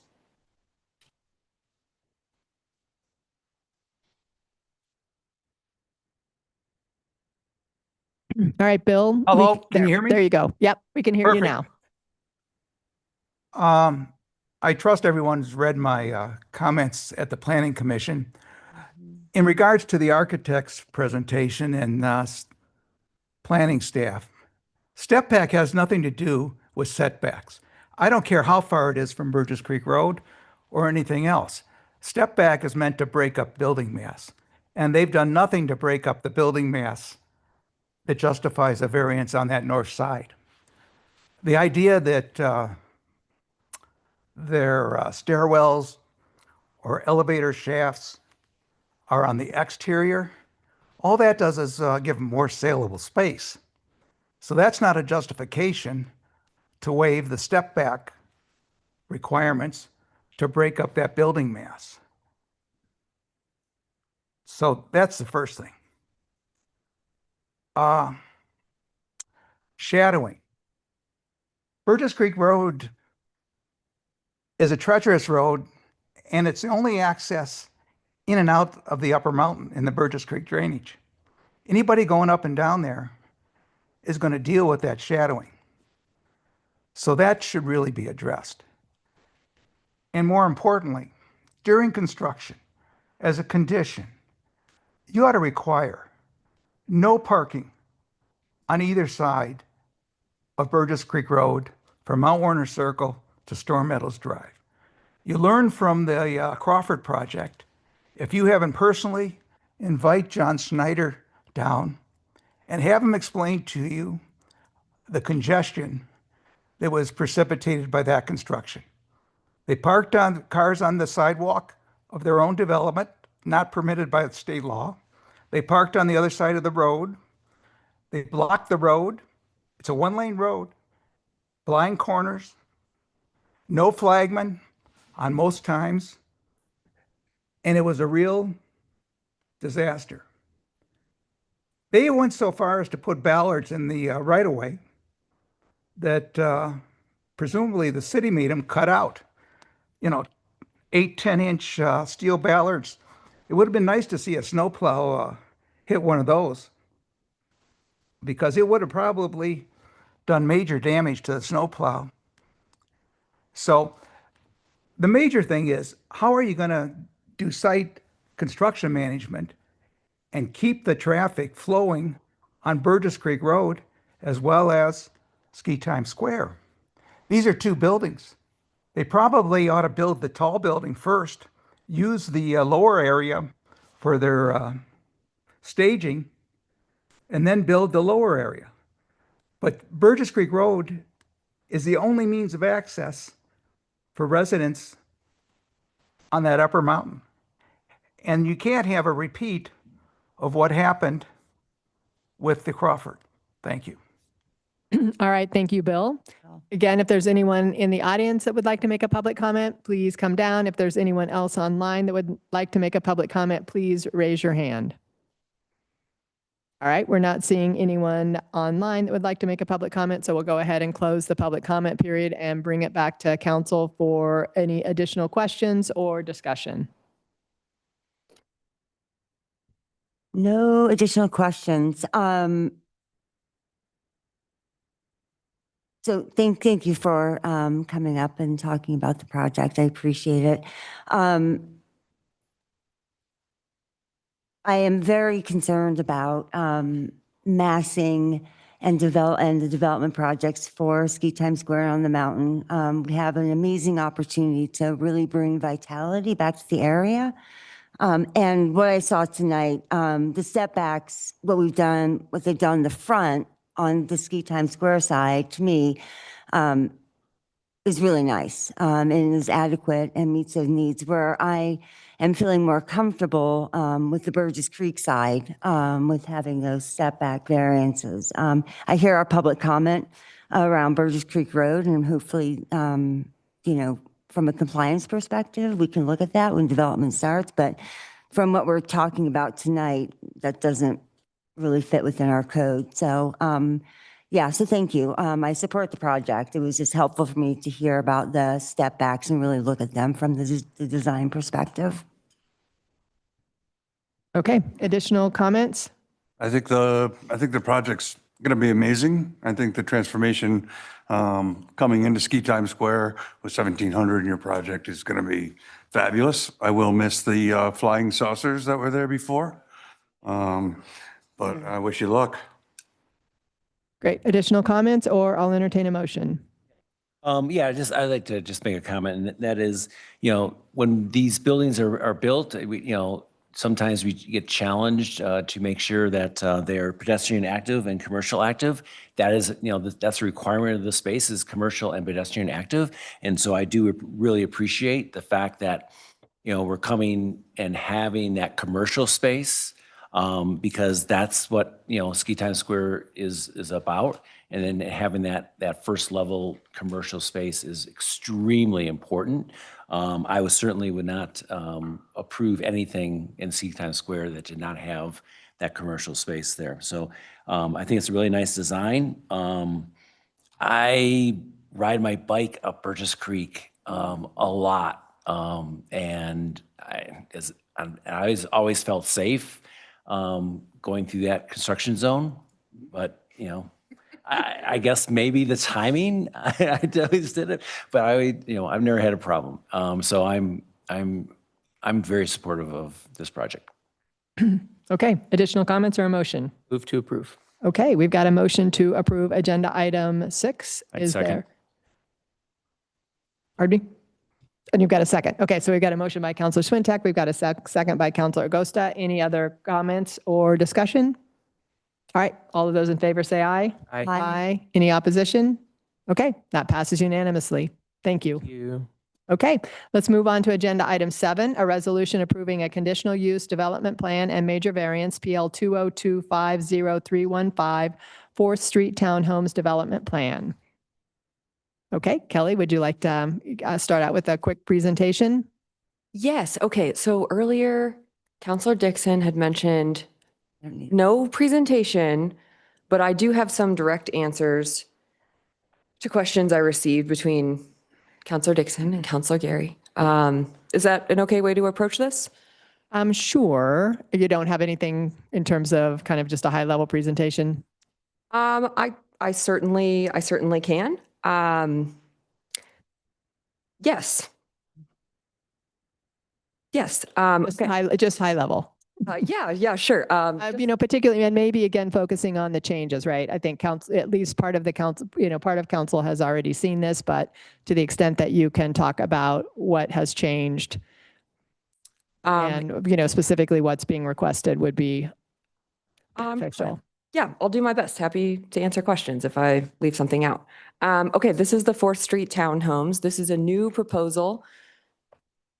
There was a previously approved proposal. The difference between the two, the main difference is there's one less unit. Previously it was 7, now it's 6. And it's broken up into 2 buildings that have 3 oriented toward 4th Street. 3 of the units have a front on 4th Street, whereas the previous proposal you saw did not front on 4th Street. People would enter through the side. That design choice really precipitated, a different recommendation from staff.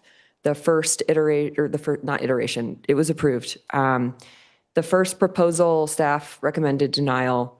City Council ultimately approved that project. Now staff is coming with a recommendation for approval. I can kind of lead with the gist of it. And that change in recommendation is largely attributed to changes in design choice. Staff has always felt that conditional use for residential at this location is appropriate.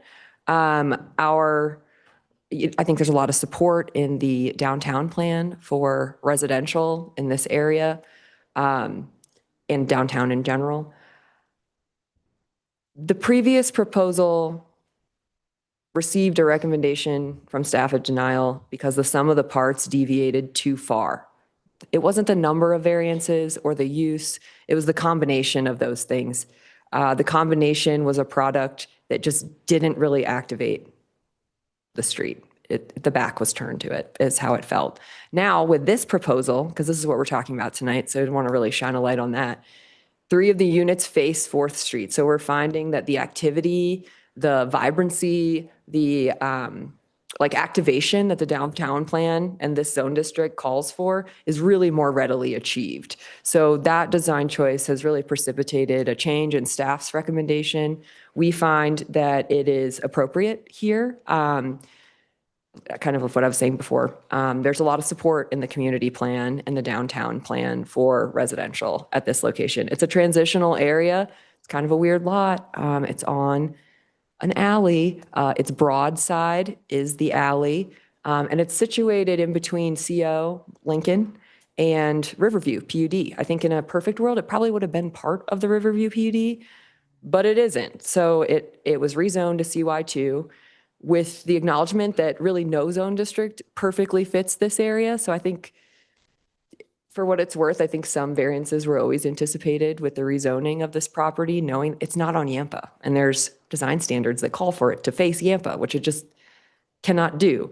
So I think we knew that there would be some rub with some of the standards, but the overall, with this proposal, this reconfiguration, staff finds that it achieves the goals of the plan and achieves acceptable alternatives for the variances requested. And so we're recommending approval. I do want to give you some direct answers to your questions from before today. Really appreciate receiving your questions beforehand. I always like to be prepared, so thank you. I appreciate that. So I'll kind of go into a few aspects of the proposal. The previous proposal and this one both have a really nice landscaped area on the front on 4th Street. It was a little bigger with the previous proposal, but kind of still felt a little bit private was staff's view. With this proposal, we think it kind of does the best of both. It activates, it provides access to 3 of the units. It's still very nicely landscaped. Benches are maintained. So we think it's really doing both things, providing access to the people that live there and also providing a nice urban street, a nice pedestrian edge. The existing residential context was something we had talked about previously. There are, in the 2 Riverview multiple family buildings that are now people are moving in. It's very exciting. There's a total of 104 units between those 2 buildings. So it's a pretty residential area. This is a different product. It's a townhome rather than a multiple family units. So we think it's a nice mix of products and adds to that residential downtown. There was a question about rooftop access and whether that was a component of the previous proposal. It was, and it still is here. Couldn't waste a good view, of course. So that is maintained with this proposal. And then really just the conditional use. I think that was the main question about this proposal.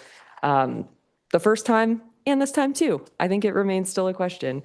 So why staff supports it at this location? It's because it functions as a transition between the commercial core, Lincoln, and the surrounding residential context. It doesn't front on Yampa. I think whether it is commercially viable or not is not staff's role to make that finding, but we do find that character-wise, this lends itself a little more transitional toward residential as you move toward Yampa. So that's our finding. Still meets the downtown goals. Like I said, primary entrances face 4th Street, the public right-of-way. There's widened sidewalks, there's landscaping, there's seating. These are all furthering that nice pedestrian environment that the downtown plan is after. So we view the project as a whole and to be a site-specific determination. It's not a shift away from commercial along 4th Street. It's a understanding of the context that this particular site is. So for these reasons, we find that the conditional use is appropriate. We're recommending approval, and I'm happy to answer any questions if there's details that you would like more information about, and of course the applicants here as well. Okay, let's start out with questions for Kelly. Any additional questions for Kelly? Kelly, talk about the lack of commercial space within this development proposal. I think about this more rather than a lack of commercial space. It's a presence of residential units within the pedestrian active building frontage. I think, I know that maybe sounds a little semantic, but I think it's maybe more aligned with that perspective because there are other uses that are not necessarily commercial that could be in that space and maybe would have a similar discussion, maybe a different decision. I don't know, but other uses could happen there. Maybe there'd be an institutional type of use. So my point in saying that is to not just box us into thinking it's commercial or it's nothing. There are other types of uses. So that's why I favor thinking about what is it like to have residential in the pedestrian active building frontage rather than why don't we have commercial? In this case, I think it's really about context, is staff's finding. And we find it's the context and it's also the outcome. The downtown plan is telling us, regardless of use, that it wants really active, vibrant public right-of-way, public spaces. And that can be achieved a number of ways. And in this case, we think that the applicant's design choices have helped to foster that, to further that. These units facing the street gives a very different feel than not. And that's households coming in and out, visitors coming. It really, in our view, it's a small lot. It's a small number of units. And these 3 units make that difference. So that's where we're coming from in combination with the context of the lot that I mentioned before. It's kind of in between. It doesn't quite fit perfectly. It's not on Lincoln. And it's sort of, it's not part of Riverview, but it is in that context. When you're walking around, you don't see the zoning map, for better or worse. So it feels to me like a more appropriate transition between those uses. So that's where our finding comes from. But certainly, I can understand both sides. May I ask one other follow-up question? Sorry, Mike, this iPad keeps crashing when I try to open up the plan. My worry, I don't know if you'll be able to answer this, my worry is that I'm not opposed to the residential. My worry is this is our downtown area, and I'm certain the businesses around this property would love to have commercial. The more folks walking around, My worry is that we're having I'm going to call it like a residential creep. And that when I look at the properties surrounding outside of like Riverview, the older properties that will eventually be torn down and we'll have planning, probably plans in front of us. I worry that we're just setting up this precedent where we're going to have this like residential creep continue. I don't know if you can answer that, Kelly, but that's my worry. I can understand that concern, certainly. I mean, residential is allowed downtown. And this lot is kind of, how do I say this? It's sort of the last man standing, I guess, in this block, if you will. Riverview has its development pattern that's set. It's more of a like horizontal mix of uses. That natural grocer parking lot, that's very commercial. So I think that's kind of how that was set up. And then this one was sort of left out, which we know. And above that is CO. So in my view, residential can increase in these areas. The code allows for that. CO allows for kind of generally speaking, like upper story residential. My view is that this project sort of completes that block in a way that feels like it makes sense. And I think from a vitality standpoint, these are 6 more units to support those adjacent businesses, which I view as a positive and in line with what the downtown plan is going for, kind of like the rising tide lifting all the boats.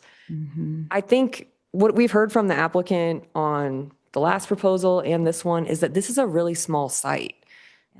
What type of commercial, and this is where I might be swerving a little bit because I'm not in a place to say what is economically viable, commercially viable, but I can see the square footage and it's very small. Like the size of a commercial or institution, some other use to a company, it would be extremely small. So I'm not sure if that would contribute more to the vitality of this particular lot than a unit, let's say. In our view, the unit can do that job. Could another type of use do it better? I don't know if I can answer that. And I think that's I think that's kind of what you're saying as well.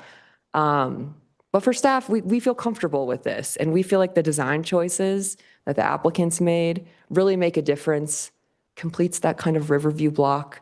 So we find it acceptable, but I think your question is founded and, right to ask for sure. Yeah, okay, thank you. I hope that's helpful. Yeah, it is, thank you. Yeah. Are they part of the Metro District in Riverview or separate? This lot, no, I don't believe so. So they won't be the same design standards as Riverview? So the design standards are the CY2 design standards. Riverview, there's a few different zone districts, underlying zone districts that apply to the properties that are part of Riverview.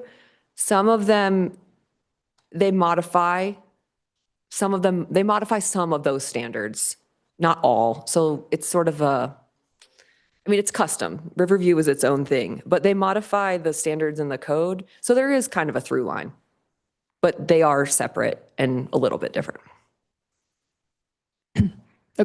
Following up on the question regarding the lack of commercial space, I had asked the question about whether it's Riverview or just what we're seeing in terms of that area from a development perspective, how many residential units we have. And so I think as you mentioned, in Riverview, it's 100 plus, right? I think I had also asked about the home. So again, we're seeing a lot of residential growth right there, right? So again, correct me if I'm wrong, but I think you said it was about 100 plus units. Yeah, the multiple family units, there's 104. And then there are 9. The single family. There you have it. Okay, good. Thank you. That was the question I had. Other questions? Okay, thank you, Kelly. Would the applicant like to come up and make a statement? Sure. Welcome. Good Introduce yourself. evening.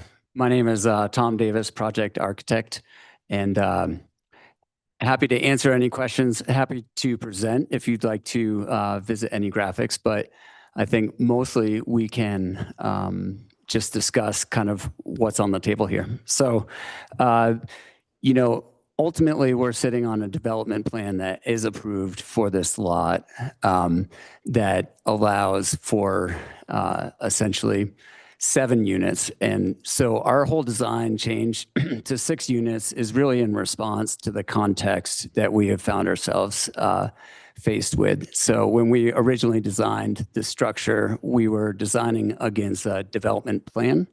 And subsequently, that development plan has been actuated into a building. So very much our response and our change to the design here has been in response to the context. We're very, you know, sensitive to the residential nature of the area. And what we've tried to do with our design is really activate that frontage along 4th Street. Formerly with our former design, we were getting a lot of pushback based on the fact that our primary entrances were faced inward. And now, so what we've done is we've broken the building in 2 and we've swiveled them around to engage 4th Street. And the other benefit to this new design is along the alleyway, the access. Formerly, we had all the garages entering off of that alleyway, a very busy alleyway, didn't seem very safe to get in and out. So now there's essentially a central auto court in which the residents can enter. And so there's one primary entrance into the back of these structures. You know, we're continuing to connect the Yampa multimodal core to Lincoln Avenue via our enhanced sidewalk and pedestrian access. There's some benches and landscaping where we formerly had the pocket park. And we're really happy with this new design. It orients towards the views of Hallison back down into Yampa, as well as the ski area, you know, for the orientation of the buildings. So I'm here to really answer any questions you guys have. I'm sure there's quite a few, or I hope there are, and I can certainly answer anything you have. All right, thank you. Are there questions for the applicant?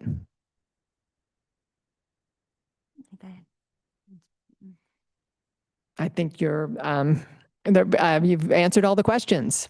So what we'll do now is open it up for public comment. If there's anyone in the audience that would like to make a public comment, please come on down. If there's anybody online that would like to make a public comment, will you please raise your hand?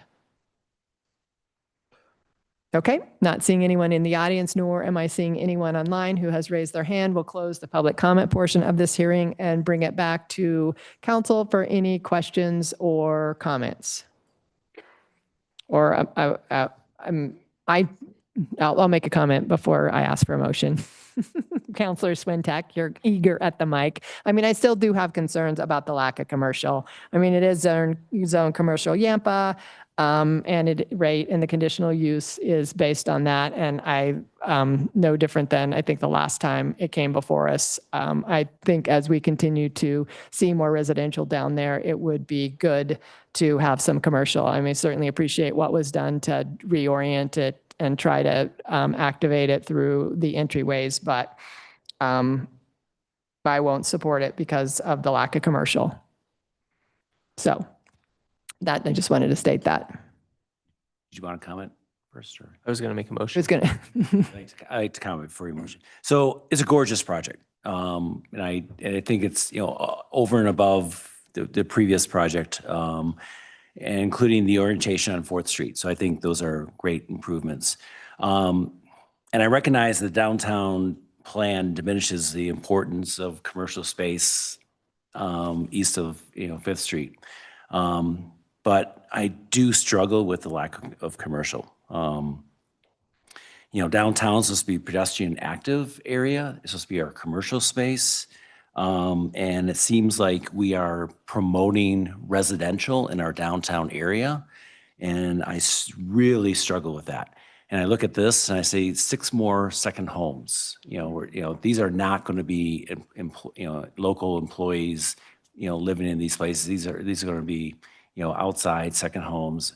And so, so this is not a question about, increasing the stock of units. This is about, furthering the taking away of our commercial space in downtown area. And again, the downtown plan, this is on the other side of the railroad tracks. So, so to say, but if you look 10, 20 years down the road, downtown area is going to, expand, into that area. In fact, if I was on, doing the planning commission, the Riverview, I would have required some first floor commercial there too. But, that's Longwater and Bridge, but this project is not. And I recognize they can always go back to the 7-unit plan, but so I cannot support this project because diminishing of our commercial space in downtown. I'd like to make the comment that, Riverview doesn't have any commercial in it, and it's now 104 affordable housing units. I think this fits in well with that development. It is a funky space to have commercial, and I think it lends itself better to the project that he has brought forth, and I commend him for bringing back and reorient the buildings to face the 4th Street and make that more contiguous going up to Lincoln. And with the amount of commercial that's right around there, I don't think it's as big a concern as maybe we're making it out to be. That's my opinion. I second that. Second the opinion. Okay. So when this came to us first go around, I was a no, based on the lack of commercial in this area. And I think what they've come back with is a very nice plan. I like the 4th Street aspect to it. But I agree about the commercial. I'm just having a really hard time moving away from having commercial in our downtown area and sacrificing commercial for just residential. So I think I'm still a no tonight. You realize this isn't like a storefront on Lincoln. This is in an alleyway. That's teeny tiny. I totally get it. Then we should be looking at a different zone. Then why did we approve a zone of a C1, 2 zone back in May, and then to come with conditional use and not have commercial, like. So they can petition to change the zone. We approved the zone change in May to C1, 2. I just see this as senseless and an increasing cost in an already costly space. And also, if they don't want to do that, they have approval for something that is actually substantially less good than this. I don't know. It seems like it seems like there's an emphasis on principle. No. Despite the effect. No. I mean, again, I think if we think from a future perspective, and when we think about the downtown plan, and to the extent that there's going to be, potentially increasing residential, there needs to be more commercial space down there on that end. Right, but I would comment that I think we're taking away something from him that was already granted. He's coming back with a better project, and we're having second thoughts on what should have been voiced the first time around. Well, no, we I voiced. voted no first time around Okay. based So did I. on no commercial. So for me to come back and say yes, to me, So he's penalized by 2 absences on the council tonight. that's not my concern. I'm just coming where I am feeling like I'm need to vote. Okay. I'm standing by where I voted the first time around. Yep. And that would be this. I voted no the first time around again for the same reason. And again, I think if you look at the planning commission notes, right, it was a 2-2 with the same thing, right? In terms of there are concerns with the lack of the commercial aspect. And I was on the planning commission for the first project and voted no. And for the same reason. Would it be fair to the applicant to table it for another session? Or would we vote against that as well? I think we're, well, I think, I mean, we're a majority. I mean, somebody can ask to table it and there could be a vote. Table, So- but you need a majority of council to move to. I wouldn't vote to table it. Dave, you're gonna have to be the one to move to table it. I would like to make a motion to table it. I think it's punitive with a short-staffed council. And he's coming back to do the right thing and make the project better. I would agree. Feels a little aggressive. If, yeah, as an applicant, I think I'd be a little upset. Like, you have two people, speaking very bluntly, you know how the other two would vote, and it's like that because there's a majority, it's taking a hold of it. Does that make any sense? Like, to call it what it is. It's not I'm aggra- pretty I mean, not confident I know aggressive, how but the other two would vote, and then they would have a majority. Object to saying it's a little aggressive, given that we voted consistently. No, wait, hold on. I'm trying to explain that, like, there's now a 5, and so a majority of 3 is going to hold court and say how it should go. When if I'm speaking bluntly, I'm pretty confident I know how the other 2 would vote, and I think it would swing the vote the other way. And that's what I'm really trying to say is, as an applicant, I think that would put a bad taste in my mouth. And if we tabled it till January 6th, you can still have your no vote.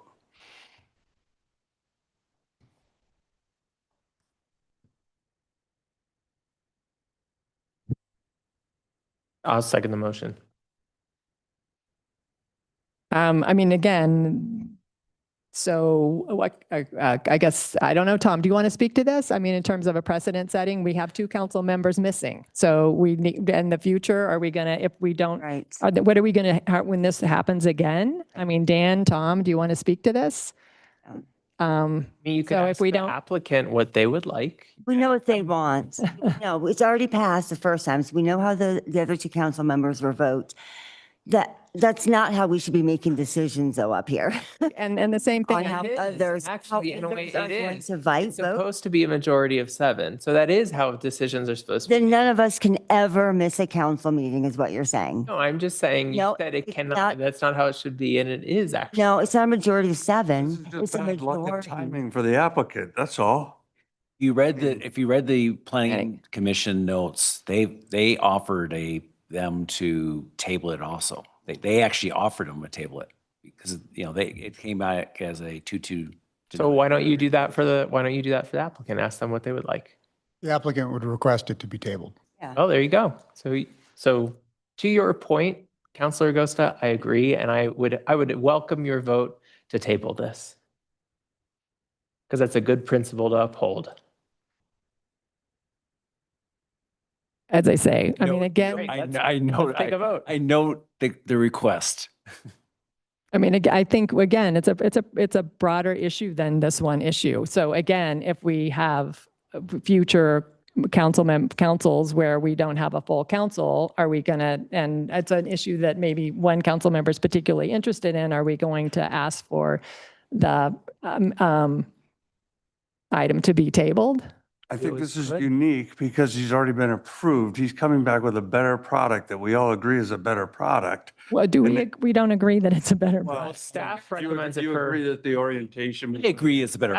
staff recommends it for approval. The planning commission was 2-2.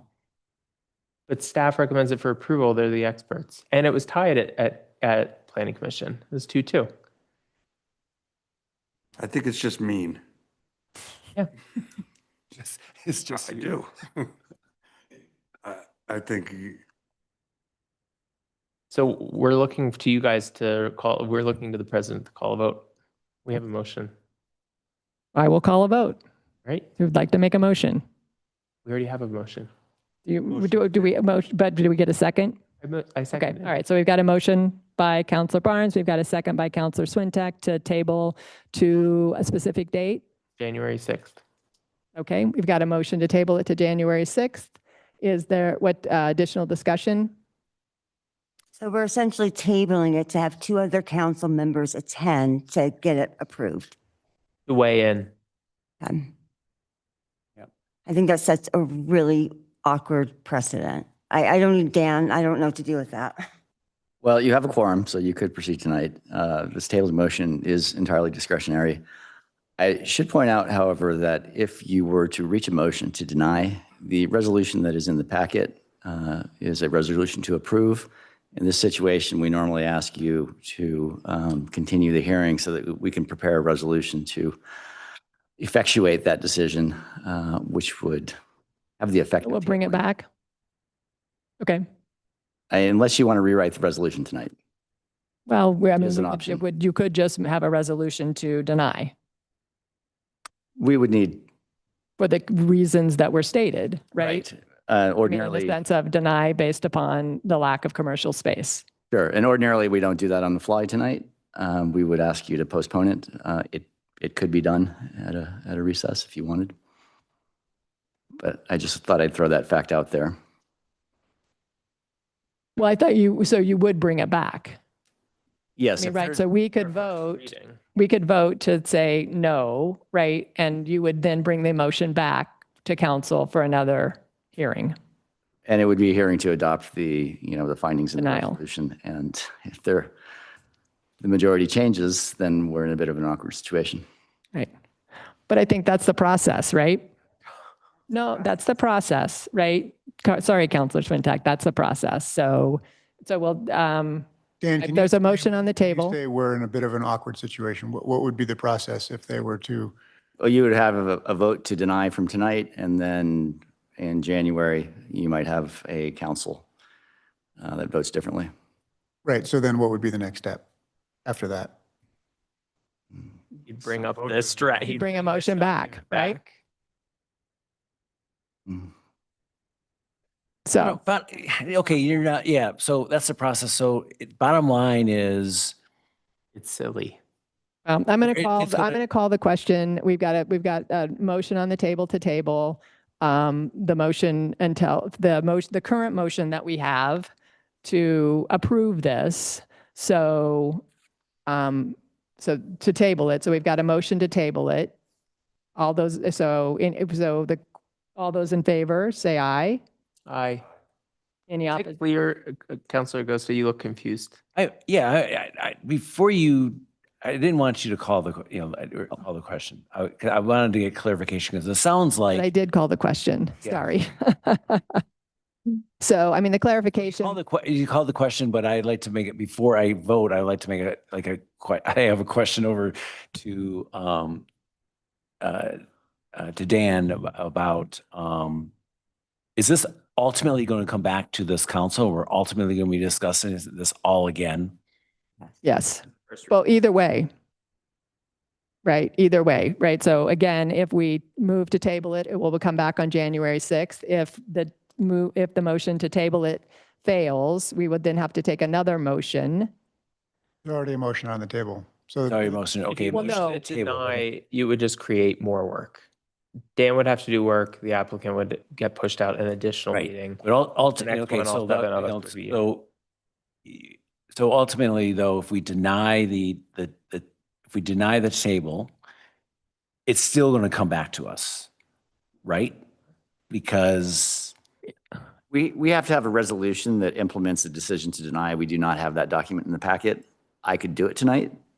Ordinarily, what we do is we postpone to give staff the opportunity to rewrite the. and then the numbers will I'll bring it back on January 6th. So there would be another discussion, right, in terms of on the motion to deny. Either way, it's going to come back here. So, okay, I got it. Yes, right. So, Okay, so we've does- strayed away, Extra work. sorry, we've strayed away from the process here. So again, we had, are you clear? In terms of, we've got the motion on the table I got, to table okay. the resolution approving the conditional use. So any other comments or clarification needed So before I call the vote? you can call. Yeah, I think you already called and they already voted. Right, but It's back yeah, but to yeah. me. And so, so I'm going to say no to the table. You called it, right? So Yes, no. yes, exactly. We had 2 yeses to table, and so now we'll call the vote to table. Yes. What? No. Did I say? He voted, I just voted You voted no to table it. They voted yes to table it. All right, so hang on, right? No, wait a minute. Exactly. So the motion is to table it. And so again, we got a little bit off in terms of having the conversation and discussion. So we'll start over. We have a motion by Counselor Barnes and a second by Counselor Swintek to table the current resolution to approve to the January 6th. Everybody clear on that?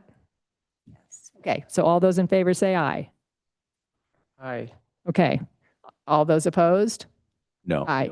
Or no? No. Let's say no. All right, so the tabling fails to, I'd like to make a three. motion to approve. okay? Second. What's the angle? Well, when they're gonna deny it. Okay, so we've got it. Anyway. All right, so we have a motion. Do we have a second? Not though, Counselor Swintek. Yeah, we have a motion. Do we have a second to approve? No, I'm not seconding that. Okay, so the motion to approve the resolution fails for a lack of second. Okay, so now I will entertain another motion. Do we have a motion? I motion to deny PL 2025-0314, well, sorry, 0315 On what grounds? on condition, I don't support the conditional use modifications. But you guys have to say why. Because it's meant, It's because because CY2 zone requires commercial on the first level. and that would be the same reason. Again, staying consistent with the first time we saw it, the lack of commercial space, which doesn't justify the commercial zone, the CY zone. Okay. All right. Is there a second? So I'll second that. So we have a motion by Counselor Gustav, a second by myself. Further discussion? So those in favor say aye. Aye. Aye. Opposed? Nay. Nay. Okay, so that passes 3-2. And so Dan, you will come back on the 6th with a revised resolution. We'll revise the resolution to reflect that vote. Okay. All right. All right. So are we all clear? Thank you all. Sorry for the procedural delay or confusion. Okay. All right. Let's move forward with agenda item 8, which is a ordinance amending chapter 26 of the Steamboat Springs Revised Municipal Code by amending sections, I'm just going to say 202, 203, 204, 205, 206, 207, 208, 209, 210, 212, 213, 214, 218, 219, 220, 221, 222, 301, 302, 303, 306, 435, 437, 438, 440, 441, 442, 443, 444, 702, 703, 728, and 802, and tables 300-1, 300-2, and 300-3 for routine corrections. PL 202500306. And so I will be looking for a motion to postpone this to January 6th agenda. Motion to postpone. Second. All right, we have a motion by Counselor Dixon. We have a second by Counselor Swintek. Any discussion? All those in favor say aye. Aye. Okay, move on to agenda item 9, which is an ordinance amending chapter 26 of the Steamboat Springs Revised Municipal Code by amending Article 5 signs, section 502, 503, 504, 505, 507, 508, 509, 510, and 511, and Article 7 Development Process, Sections 711, 712, 717, and 718 to update the sign code, sign permit, sign plan, and major and minor adjustment processes, PL 2024037. Again, we need, looking for a motion to postpone this to the January 6, 2026 agenda. So moved. Second. Okay, we've got a motion by Counselor Swintek, a second by Counselor Dixon. All those in favor say aye. Aye. Aye. Any opposition? That passes unanimously. Next, we have agenda item 10, which is a motion to approve staff to move forward in preparing a stormwater utility management plan and draft ordinance for council consideration. So Julie, would you like to come down?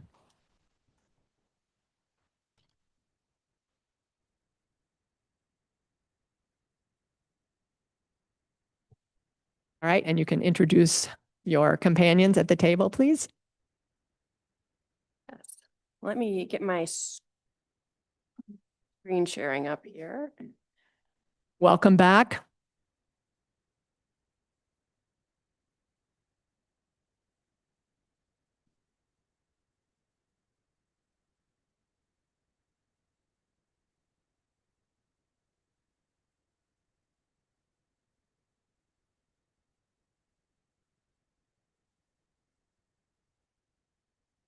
Here we go. Hi, okay, Julie Baxter, Water Resources Manager, and I'm here with our consulting team from FCS. This is Tagi Ucker and John Gillarducci, and you all met that about a month ago.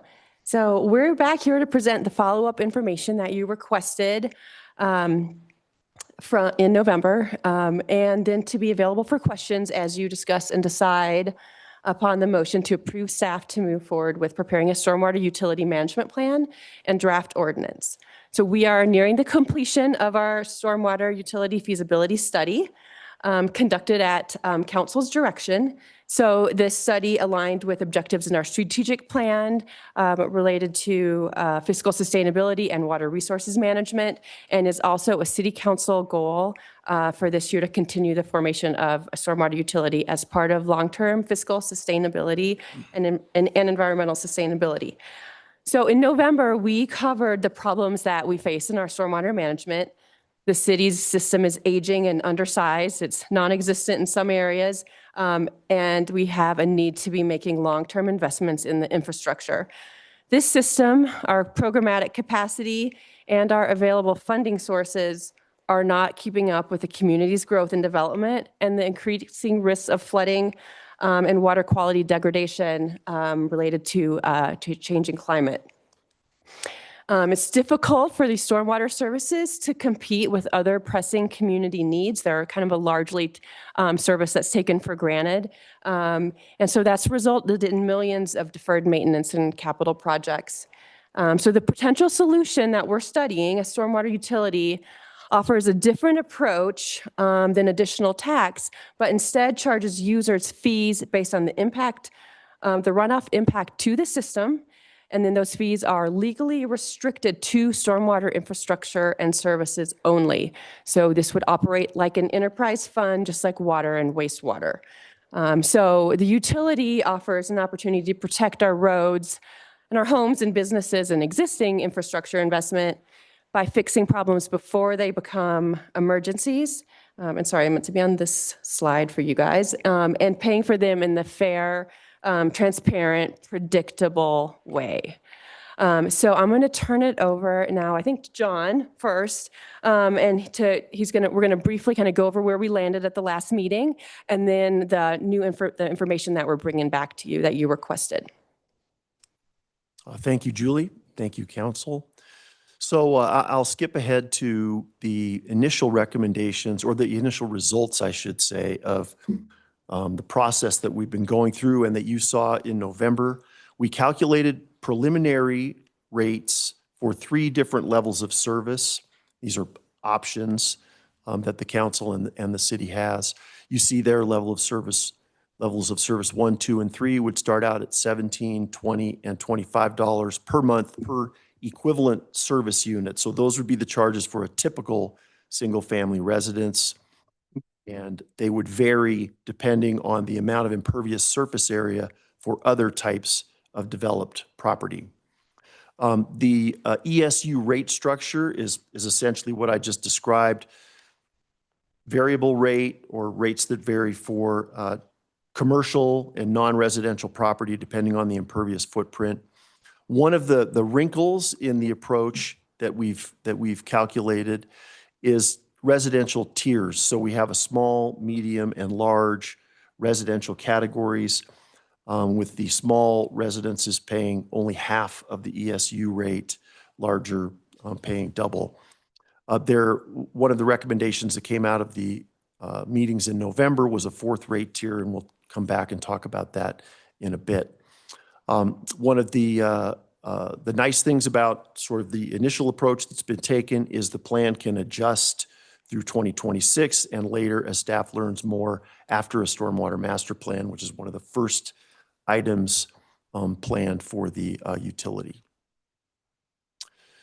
So these initial rates were the product of a rather long process within a Citizens Advisory Committee. We met first in April and then again in November. These were their recommendations, was the fee-for-service approach, the impervious-based rate structure that I described with that equivalent service unit or ESU approach. They really liked the tiered rates for single-family residences and liked the idea, which the council also liked, of a fourth tier, which would basically, for very, very large single-family residences, would treat them like commercial, and they'd be charged based on their measured impervious surface area. Their preference was for level of service 2 for the program size, essentially, going forward. In the timeline, we were here on November 18th. We had an open house last night, and then we're here tonight on December 16th.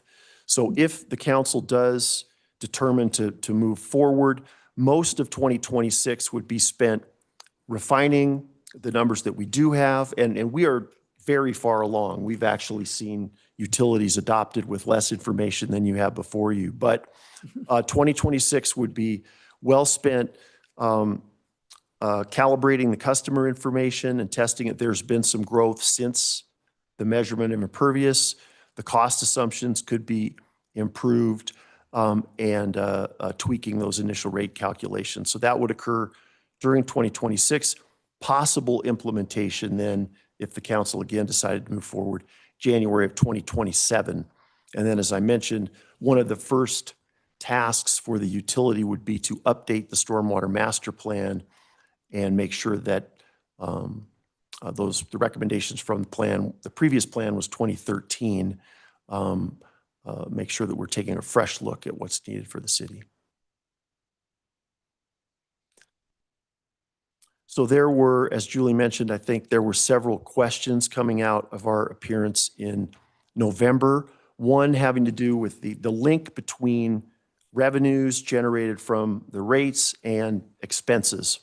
So what you see before you here, a little hard to read, the colors translated differently, but this chart shows for level of service 2, what we call the revenue requirement.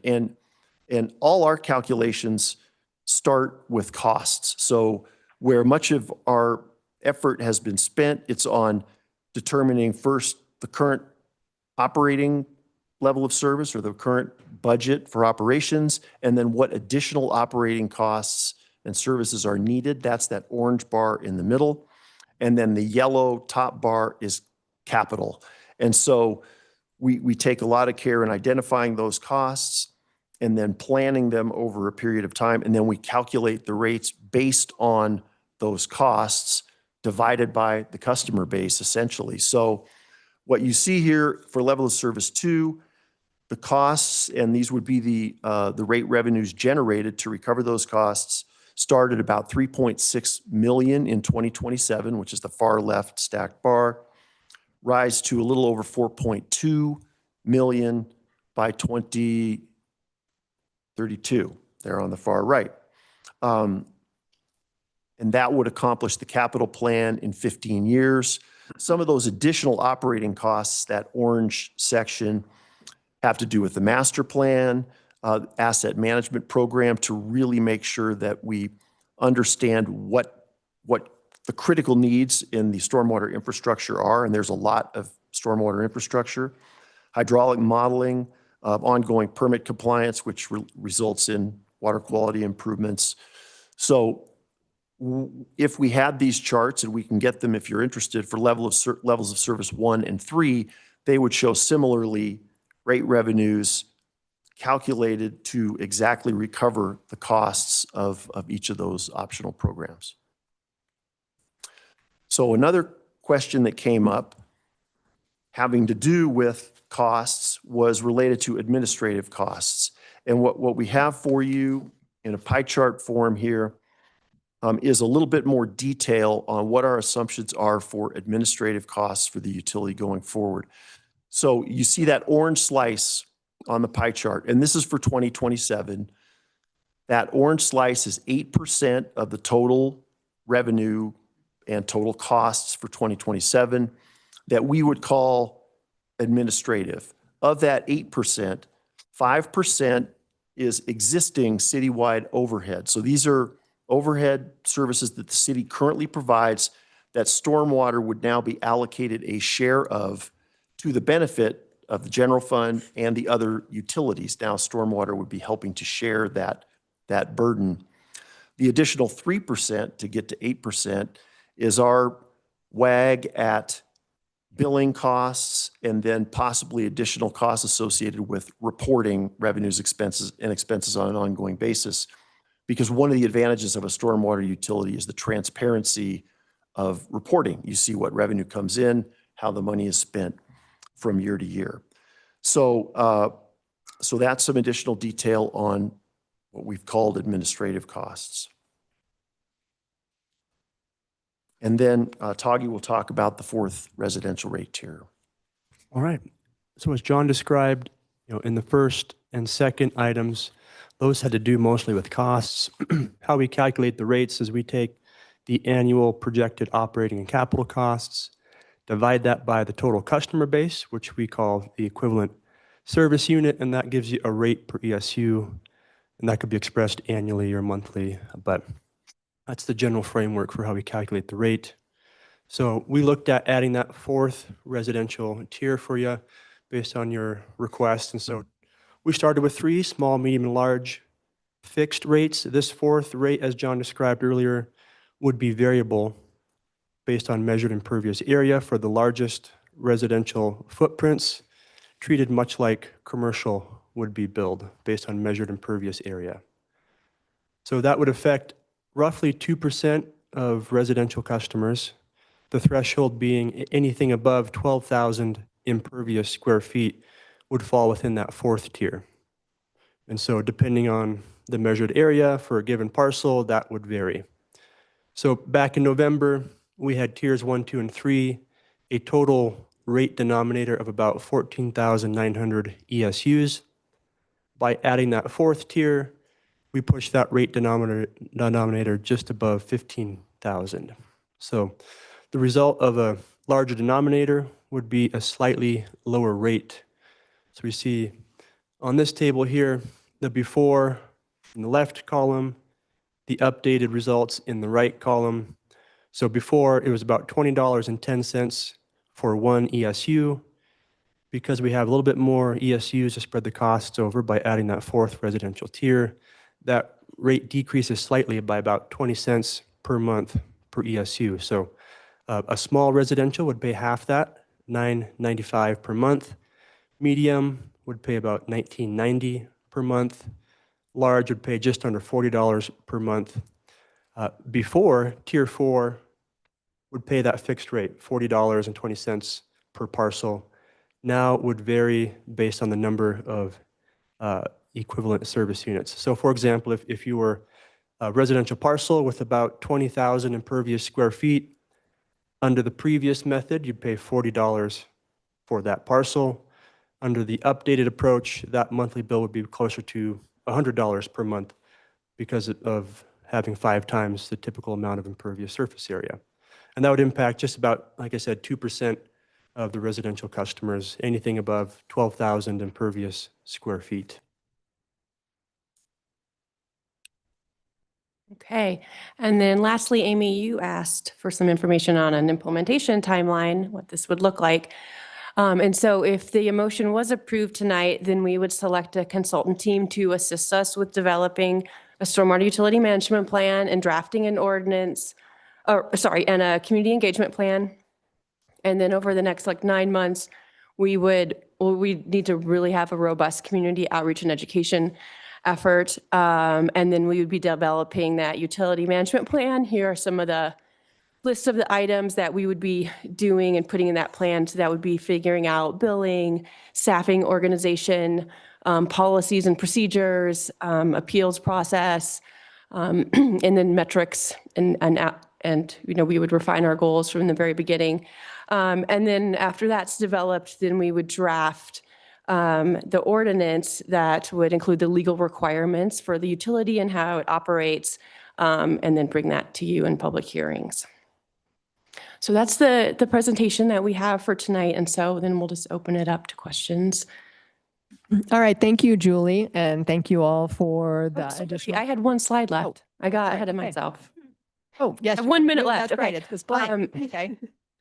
Okay, so we did host an open house last night, and that had 3 stations where people could learn more about our existing program, how we'd want to improve funding stormwater service, and then the utility and potential rates. We had about 12 to 15 people attend, and generally very positive kind of feedback on that. We've had an online survey on the website that's helping us get kind of a baseline pulse on questions related to stormwater awareness and funding options and rate structures. We're going to keep that open through the end of the year. We're learning that what we're hearing back about priorities are that investing in the aging infrastructure system, protecting the Yampa River are sort of the big 2 things that people would want stormwater funding spent on. And so these activities are going to really help us as if we move forward next year in developing that community engagement plan and what we need to be educating and talking about and answering questions and addressing as we move forward. So now this is the end of the presentation and we are ready for questions. All right. Thank you, Julie. Okay. Questions for Julie and team? Just follow up from our meeting in November. Can you remind us, please, on the other communities that have a stormwater utility and what that looks like? Yes, well, so there's 41 in Colorado, 39 of those are municipalities. Most of them are on the Front Range. We don't have many communities on the Western Slope that are MS4s that have those permit requirements for managing stormwater quality. You have to be community over 10,000 for that. On the Western Slope, town of Eagle, Silverthorne, Grand Junction, Aspen has sort of a stormwater, but they have a program, they kind of call it a utility, but it's more funded actually out of property tax.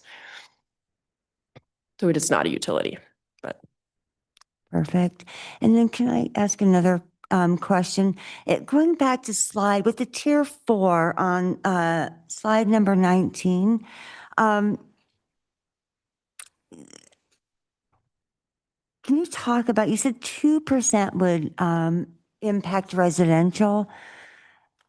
I think about our condos that would probably be impacted.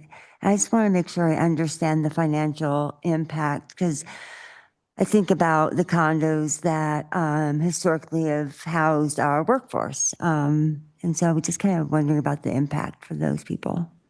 Yeah, good question. So the 2% figure is 2% of single family and duplex parcels. Okay. Condominiums, apartments, those would be treated like the commercial variable rate structure. So impervious area on those lots would be measured, divided by the ESU value, which is 3,900 impervious square feet. And then that total stormwater bill would then be spread likely on a per unit basis, the number of units on a given property. It's a little bit different than single family and duplex. Those would be more like commercial with the measured, and now would be like the 4th residential tier. Okay, perfect. Thank you.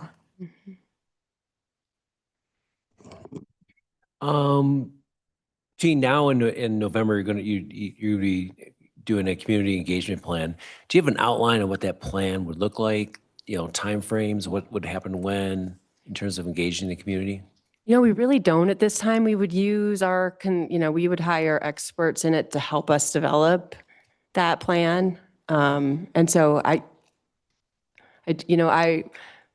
don't know that it would be open houses. I imagine it's going to be a lot of educational material and then really doing direct, like reaching out to large property owners. I mean, I think it'll be a very targeted strategy. What's the underlying goal of the public outreach?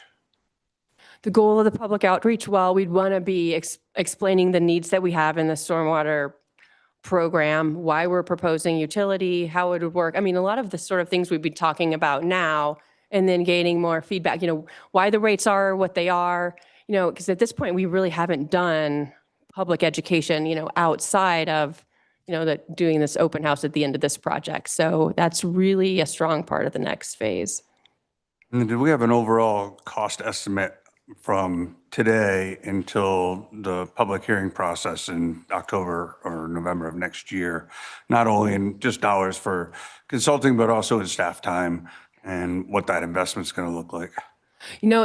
So we have budgeted $150,000 for a consultant potentially. And then I would estimate in staff time that it would probably be, I'm going to say 20 to 25% of the project manager. So if that would be me, of my time, and then smaller percentages of John Snyder, Scott Slammel, and Matt Phillips of their time. So I don't have what that would look like in dollars.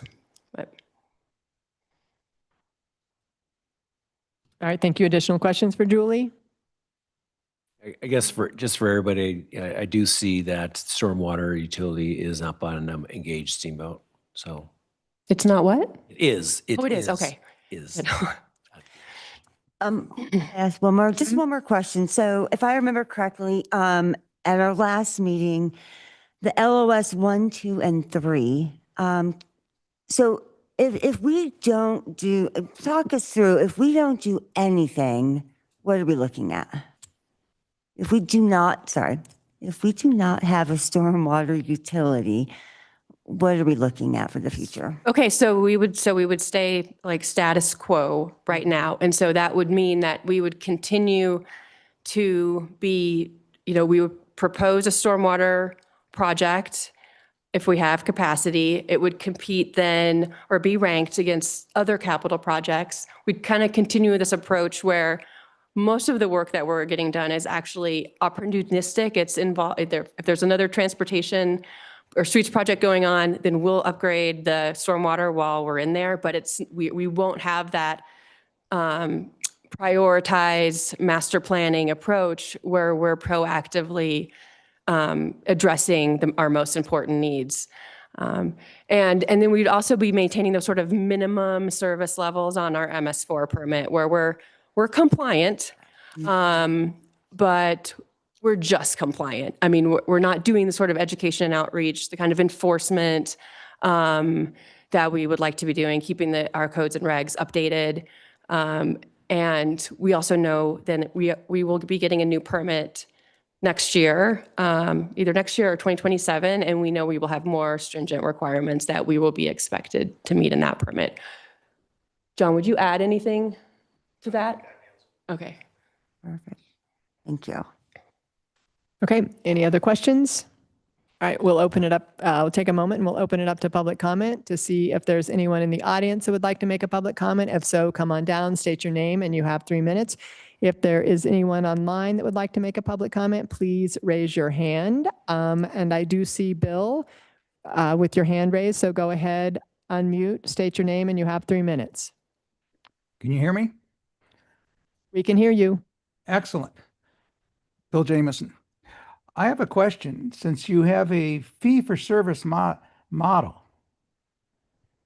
what are you going to do about properties that don't utilize by discharging any water into the system?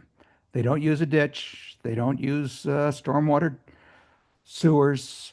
They're not making any discharge into the system. For example, any properties that directly abut Fish Creek or any of the other creeks, those single-family or multifamily projects that directly abut, they're not discharging into a ditch or a stormwater. Since it's a fee for service, have you excluded those properties in your modeling? Because in a mountain community with multiple streams and rivers, and/or rivers, there's going to be properties that make no use of your system. So I guess I'd like some clarification and have your consultants address that issue when utilizing a fee-for-service model versus a tax. Thank you. All right, thank you, Bill. Anyone else online that would like to make a public comment, please raise your hand. In the audience, come on down, Kelly, state your name and you have 3 minutes. Kelly Phillips, 62 East Logan. I kind of like to put this in another light. So I own a house in Steamboat, and I also have a commercial business that has over 12,000 feet of impervious surfaces, how you're going to see it. So I've been going through year-end stuff, and I just wanted to give you an idea of what local businesses are dealing with. And these are all local services that just about every business in town deal with. So my electric since 2020 to 2024 has been up 45%. Trash and recycling is 117%. In 2020, I was paying $89 to have my cardboard dumpster dumped, and now it's $286, right? A 66% increase in internet and phone, 71% increase in health insurance. All that equals up to about $25,000 in operating costs from 2020 to 2024. I just want to give you guys, if you're not business owners in town, I want to give you an idea of what we're dealing with here in town, right? Not to mention the affordable housing and trying to find people, right? You know, what's that going to look like for me having a house in Steamboat and a commercial business? You know, is it going to be $100 a month? Is it going to be $150 a month? We all know that at some point we need to pass a property tax. And I just think that if we keep down this road of nickel and diming the blue collar workers in town, that we're going to run that dry. And then you're going to have a really hard time following councils. You're going to have a really hard time passing an important tax. You know, I know a lot of this is about revenue diversification. Why not do a $6 million Parks and Rec bond that everybody in town could get through? And there's projects at Howell Center in our rec department that have been sitting dormant for 13 years. So there's all these things that we got to do. And I don't know what that would do to the general fund, but that's something that everybody could get behind. You can see by how many people are here talking about this, that the outreach program, which started a week and a half ago, really hasn't hit anybody. Everybody I talked to, nobody knows anything about it. Business owners, contractors, homeowners, stormwater utility. You know, I've lived on Butcher Knife Creek for 15 years now, you know, and that's one of the problem areas that we're calling it, right?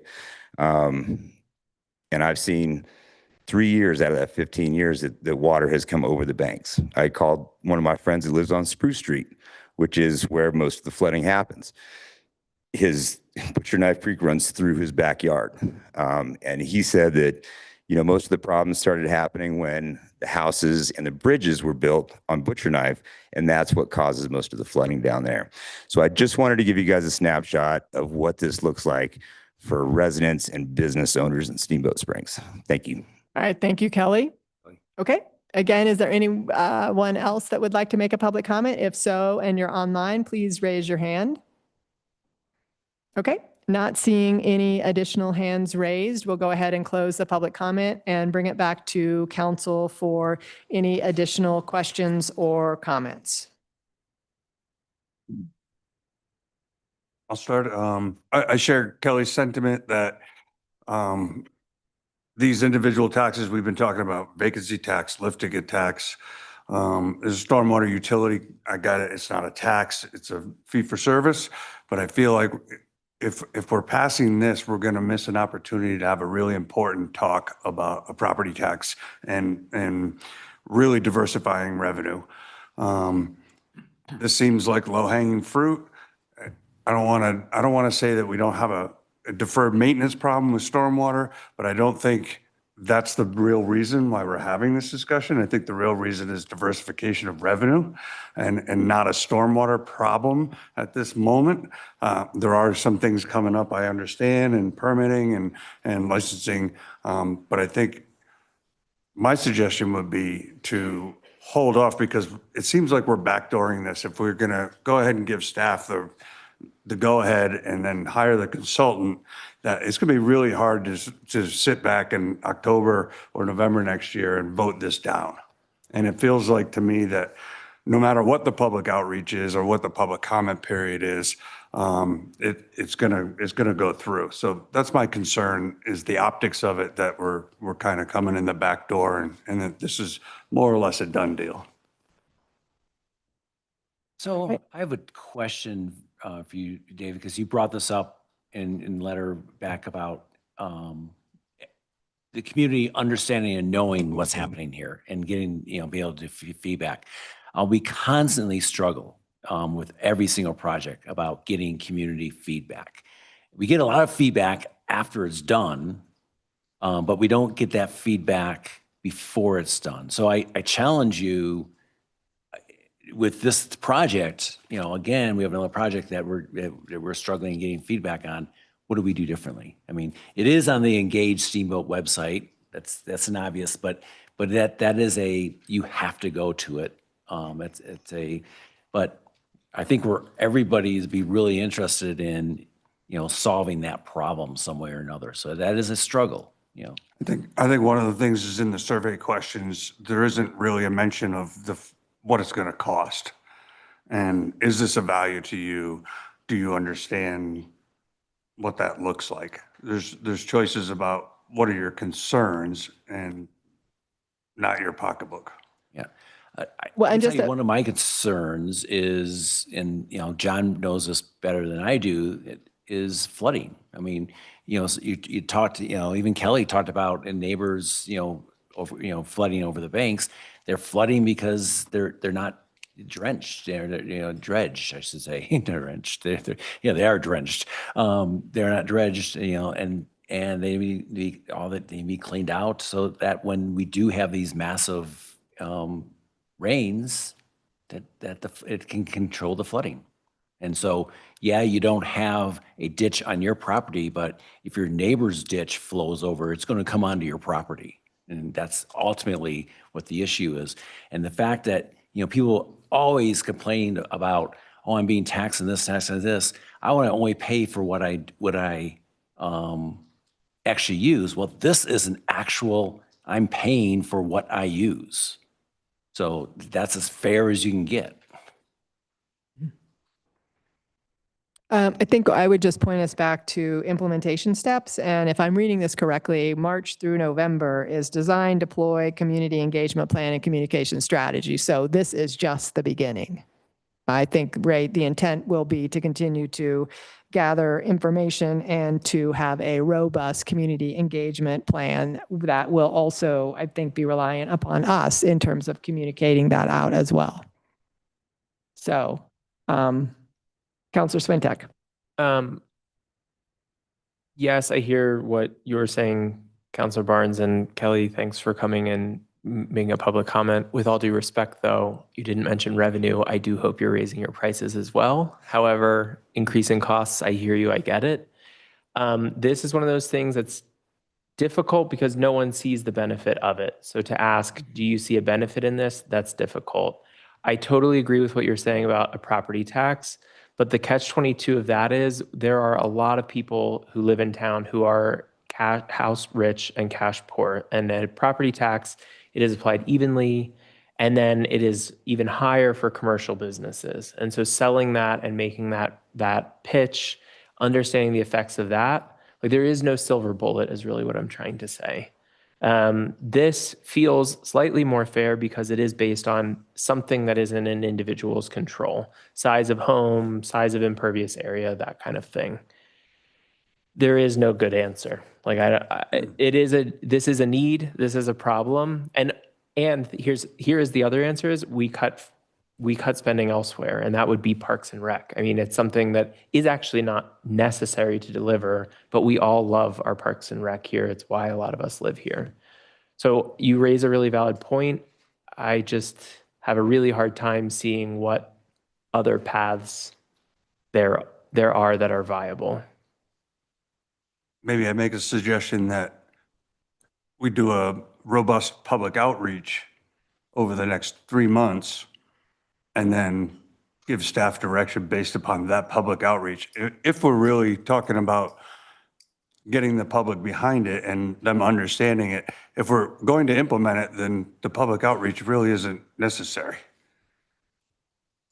That's kind of how I feel like it's. I think to do the public outreach, I heard Julie say, though, we have to spend money, though. We have to hire consultants. We have to help build the plan. I don't see that happening in 3 months. I really don't. I could be wrong. What we're voting on tonight is saying, yes, staff, move forward with developing this plan based on this timeline. We're not saying, yes, we are creating a stormwater utility. We're saying, please move forward with what you've outlined to engage the community. And I want to highlight, this is not just about flooding or if your property is up against some type of drainage ditch or seasonal stream. This is about any property, whether you're using fertilizer in your lawn, whether you're changing the oil in your car, in your driveway, all of that is going into our water.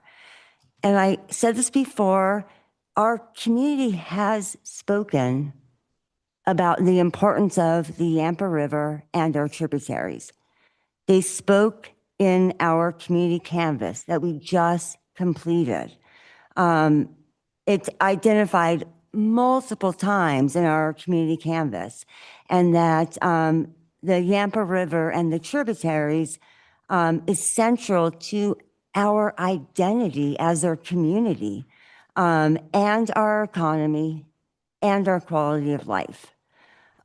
So in a sense, we have heard from the community, and now what Julie and team is asking is to really dig in to see if there's a path forward for this. So I support it. The only thing, can we address what Councilor Barnes is mentioning of how can we do outreach differently? And I don't think we need to come up with that solution, but could we ask staff to, I don't know. We've done these things before where we do these town halls and we've seen that no one hears. Can we somehow try a different approach this time? Would council support that? I would ask Tom. Well, I mean, I think the short answer is absolutely. I think that we want to be and need to be very proactive in our outreach process with this one. This is going to be one where we need to take the information out to the customer base and get that information as opposed to doing sort of open houses where they come. So I imagine doing mailings as part of our utility billing and just really being proactive. But we'll develop a robust plan, and we'll be able to share that with you once we get that before it really kicks off. I was going to say, and you could keep us updated as well through the city manager report, correct? Correct. Yeah. Okay. And I would vote to move forward with that caveat that, I mean, if the public's behind this, I'm 100% behind it. I just want to make sure the public's aware that it's coming. That's all. You know, if the community's behind it, I'm behind it. I just want to make sure that we're getting it out there so they don't open the bill next November and go, what is this? And that is a hard get because, I mean, it's hard to get the word out. If we use our social media accounts and get the feedback as individuals, maybe that's helpful, you know, to the staff. All right. Additional discussion, or I'll entertain a motion to approve agenda item 10 to move forward in preparing a stormwater utility management plan and draft ordinance. Motion to approve. Okay. Do I have a second? Second. Okay. We've got a motion by Councilor Dixon. We have a second by Councilor Barnes. Any further discussion? Yeah, do we already have a QR code to the survey? Could can you reshare it? I'm sure you shared it, but can you reshare it so that we can share it amongst our social medias and, you know, start there? And they have been putting ads in the paper. I've seen that with the QR code. Right. Yeah, and I feel like I did not give proper props to Mike Lane and the communications team because they did do press releases. They have been doing social media posts almost every day up until the open house. So, I mean, we really did try to get the word out, and it is, you know, it's a tough one. All right, okay. If there's no additional discussion, we do have a motion on the table with a second. All those in favor say aye. Aye. Any opposition?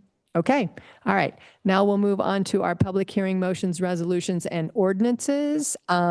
We have agenda item 12, which is a second reading of an ordinance amending Chapter 26 of the Steamboat Springs Revised Municipal Code by amending sections 200F.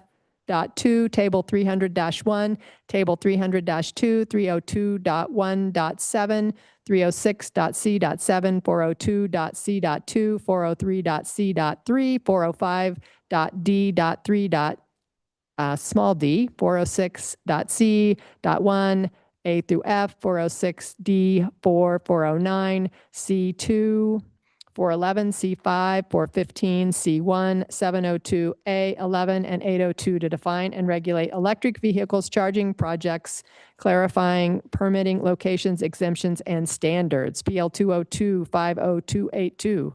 Kelly. Good evening. Really excited to bring you this item tonight, and then it's at second reading. This is exciting.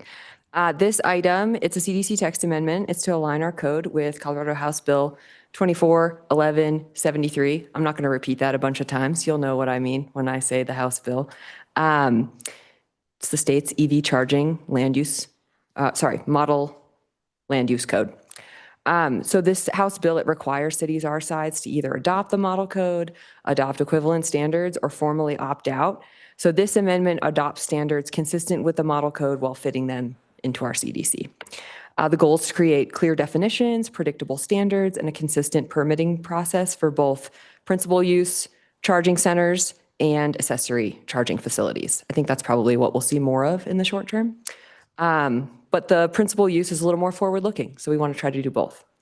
The amendment establishes 2 EV charging land uses. There's the EV charging centers. That's kind of think gas station, principal use, only thing happening. Those are by right in CC, CS, and industrial. And it's a conditional use in mixed use, commercial, higher density residential zone districts. It's prohibited in low density. And that's kind of based on a combination of gas station and parking lot. That's how that's the spectrum. That's kind of how they function. So that's what we used. And then the EV charging facilities, that's the accessory use. That's what you see a lot around town and what I expect we'll see more of. That's what this amendment's preparing us for. And that includes level 1, level 2, and the DC fast charging that supports existing uses. That's allowed as a use by right in all zone districts. The amendment clarifies how existing development standards apply to EV charging and adds targeted exemptions where appropriate. So I'll kind of summarize those key items. Landscaping, accessory charging is exempt when the primary use isn't changing. If plantings are moved, they have to be replaced in a way that meets the code. Screening applies to utility equipment along shared lot lines. And there's option for administrative exceptions, so we can be flexible and responsive to site-specific things that come up. Lighting, EV charging areas are added as a priority location for higher illumination. It's a kind of safety sort of thing. The parking section clarifies ADA requirements and counts all EV charging spaces toward parking minimums, so that tells us how this interacts with our existing parking standards. And then, van-sized EV spaces may count as 2 spaces if they're not reserved exclusively for disability use. We're really trying to make this easy. That's the whole goal. So these, how this applies is meant to just clarify and incentivize. Snow storage, accessory charging, similar to landscaping, is exempt as long as snow storage remains intact. If something has to be removed, that's okay, as long as it can be replaced somewhere else that also meets the code. Again, trying to keep it easy. Utility equipment, it has to meet some national standards. This update is kind of helps with EV, but also other utility equipment too. It just makes sense.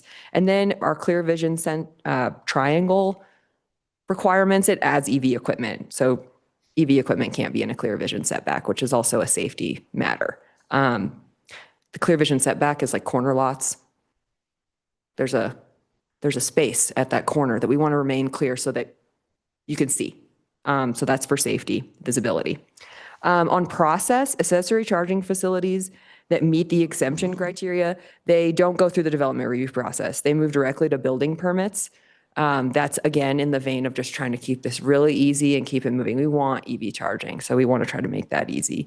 Principal use charging centers, so think like gas station, those will go through the planning process. Conditional use mostly would stop at planning commission, but if they needed variances, for example, they'd come to this, be in the development plan channel, and you'd see them that way. You'll probably see them more in your decisions report as a conditional use. The amendment also adds a few definitions to support consistent interpretation. So that's just sort of, not that interesting, but supports the rest of the amendment and tells us and people who want to build them how this all comes together and works. The amendment is consistent with the community plan and the Routt County Climate Action Plan. It advances a number of your goals related to mobility. Oh God, I'm sorry. Sustainability and clean transportation. So this is really exciting. Planning Commission unanimously recommended approval. Staff finds that the text amendment meets the CDC text amendment criteria for approval.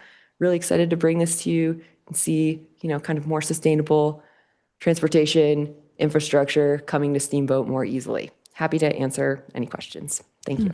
All right. Thank you, Kelly. Questions for Kelly? It was. Well, thank you. That means a lot to me, Counselor Dixon. Thank you. Very thorough. All right. No additional questions? Okay. We'll open it up for public comment. If there's anyone that would like to make a public comment, please come down or if you're online, raise your hand and we will call on you. Okay. We're not seeing anyone in the audience nor online that would like to make a public comment. So we'll close our public comment period and bring it back to council for a discussion or motion. Move to approve. Okay. All right. We have a motion to approve. Do we have a second? Second. Okay, we've got a motion by Counselor Swintek, a second by Counselor Augusta to approve our agenda item 12. Any further discussion? All right. All those in favor say aye. Aye. Aye. Any opposition? All right. Seeing none, that passes unanimously. Next agenda item is our 6th supplemental budget appropriation ordinance of 2025.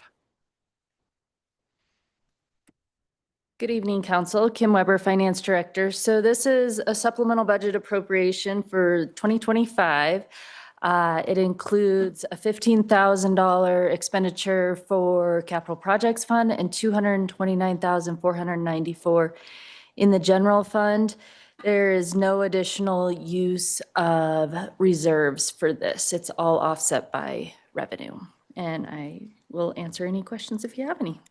Okay, thank you, Kim. Any questions on agenda item 13, the 6th supplemental budget appropriation ordinance for 2025? 6th and final. Okay, no questions? All right, we'll open it up for public comment. If there's anyone that would like to make a public comment, please come down or raise your hand online and we will call on you. All right, not seeing anyone interested in making a public comment, we'll close the public comment period and bring it back to council for a motion or discussion or motion. Move to approve. Okay. Second. All right, we've got a motion by Counselor Swintek and a second by Counselor Barnes to approve our 6th supplemental budget appropriation ordinance of 2025. Again, any discussion? All those in favor say aye. Aye. Any opposition? That passes unanimously. We'll, Kim staying with us. We've got the 1st supplemental budget appropriation ordinance of 2026. Yes, thank you. So this has an appropriation of $1,089,090 out of the Capital Projects Fund and $1,363,300 out of the Airport Fund. There is, for the Airport Fund, this is to fund airport lighting CIP project that was ranked #1 in the overall ranking of the capital projects, but it was ranked #1, assuming that we were going to do it in 2028. Within the last month, the grant revenue was advanced, and we have the opportunity to do it in 2026. It requires a match of 158,090, which we did not have on the first reading. We had assumed that the airport fund would go negative. We would do this later in the year. But we want to make sure that you guys are completely supportive. We haven't signed any contracts. We want to make sure you're supportive of it and appropriate these match funds before we move forward with that grant. So that is a change. And then this is to recognize that also grant funding was advanced for the hybrid electric bus. So that is why we're doing it early on, so we can move on with grant contracting and purchasing if City Council approves this appropriation. Okay, thank you, Kim. Questions?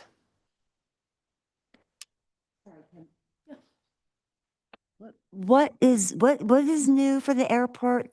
So on from the first reading? Yeah. So on the first reading, we came with the full expense of $1,363,300, but we didn't have the match included in there. So we were assuming less in revenue, and we were assuming that a portion of that the airport fund would make up, and then we'd do a transfer towards the end of 2026 to make that up. We decided it would be better to bring the money over from Capital Projects Fund to start out with and have you approve that now. So it's the match of 158,090 that wasn't included in the first reading. Okay, that makes sense. Thank you. And just correct me if I'm wrong. So that also then moves it up? Is that right? Yes, it would be, this moves it up to 2026. That is correct. That's what this does. It was allocated this way in the 6-year CIP with the match. So I don't have any concerns about the CIP fund. It was that it moves it up by 2 years. Okay, additional questions? Could you clarify for me the general fund grants? Did we get 2 grants? Do you want to talk about the grants? I was aware of the one. I wasn't aware of the second. Yes, John Snyder, Public Works Director. They're both for SST, and they are operating grants that we get most years. This year, they're coming through SB 230, Senate Bill 230. And what they are is they're revenue grants to help us run one for the regional service and then the other for the local service. And the nice thing about these grants is the match is operating and personnel money that we're spending anyway that's already been appropriated. So there's no additional match beyond what we already have allocated. I like that. Thank you. Okay, additional questions? All right, we'll open it up for public comment. So if there's anyone that has a public comment on agenda item 14, which is the first supplemental budget appropriation ordinance of 2026, come on down, and or if you're online, please raise your hand. All right, we're not seeing anyone interested in making public comment, so we'll close the public comment portion and bring it back to council for a discussion and or a motion. Move to approve. Okay, we have a motion. Do we have a second? Second. Okay, we have a motion by Councilor Barnes. We have a second by Councilor Dixon. Again, any discussion on the agenda item 14? Seeing none, I'll call the question. All those in favor say aye. Aye. Any opposition? Okay, that passes unanimously. Next up is our city attorney update report, and I believe that we all have a map. We got that you might be referencing, right, Dan? That's correct.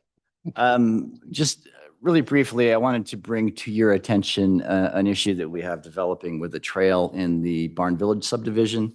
And it is located on this lot here, which is 1380 Secluded Court. A couple of years ago, we learned that the trail had been constructed outside of the platted easement that was platted back in 2008 when the subdivision developed. We've spent a couple of years with the HOA and the property owner trying to figure out a solution, and that has not been successful. And the situation escalated a couple of weeks ago when the property owner did some grading, blocked the trail, and now the trail is closed to the public. I'm bringing this to your attention for a couple reasons. One is we've been getting some complaints both from residents of the subdivision and from citizens. And I don't know if you have heard about this, but at some point people are going to start contacting their council members. The other reason is that I believe, and I've been working with the HOA, that there are two different ways that we might solve this problem that do not require the consent of the property owner. So I do think that there are solutions. Neither one of them are guarantees, but I feel pretty good about them. One of them would require a trip to district court, and the other one could result in us being brought to district court. So we're trying to work through the best way forward, but I wanted to let you know that we are aware of the problem. We're working on it. Unfortunately, there is not a quick solution in the offing, and we are taking enforcement action with the property owner, and hopefully that might result in some movement from them, which would accelerate the process. But right now we're examining all possibilities, but it's going to take some time. And so if you have questions, I'd be happy to answer. I'm not asking for any direction or anything tonight, but I just wanted to bring this to your attention. Can you point out where on that map? 1380? Yeah, I can zoom in a little bit if it helps. It's right. Far right corner on our map. You see the cursor moving? Actually, I can click on it. It's that one right there. So secluded court. Secluded court, yeah. And the problem also exists on a couple of these additional lots, but these property owners are okay with relocating the platted easement. So I like to read stuff, and so now I'm trying to process this verbally. So what happened? Why are we in this situation? Well, so in 2008, when the property was platted, the trail easement was platted. So the trail easement was platted prior to the trail actually being developed. And when the developer constructed the trail, we believe in the following year, it was constructed outside of the easement. There's some suggestion in the construction drawings that might have been an intentional decision due to some grades and things. But we haven't been able to locate anybody who was actually involved with that. So we don't really know why that happened, but this happened back in 2008 and 2009. And it's a public trail, and now that particular property owner has blocked it off. That's correct. So they're, okay. And this is, just help me understand, why is this a city matter and not like the HOA matter? Well, it's a city matter because it's a public trail, and so it is not only homeowners in that subdivision that use the trail, but we've also gotten at least a couple of complaints from members of the general public. And I think We are the holder of the, trail easement is for the benefit of the public, so we have a property interest. Why can't we just rebuild it where it was platted? Well, we could, there would be an expense. And the neighboring properties have developed in reliance on the actual as-built location. And if the trail were to be relocated on their properties into the platted easement, then that would destroy their landscaping. And I think that they probably have some legal rights to prevent that. And there's a way to reroute it to sort of do both, but it would require an additional easement on the property of 1380. And that property owner to date has not been willing to provide that easement and reconstruct the trail. And you said you think that the easement's been platted since like 2008, and so in use that long? Yeah, it's been used by the public for about 15 years, and that's why I believe that we have a district court avenue for relief. If the developer intended for the public to use it, and the public has used it for this period of time, I most likely we already have this easement, but it's the kind of thing that you have to get a judge to tell you that. We couldn't take enforcement action based on, my legal opinion. Do we know why this owner is all of a sudden deciding to block it off? Their motives aren't entirely clear, but they have suggested multiple times in the past that they would prefer a situation in which there was no trail at all on their property.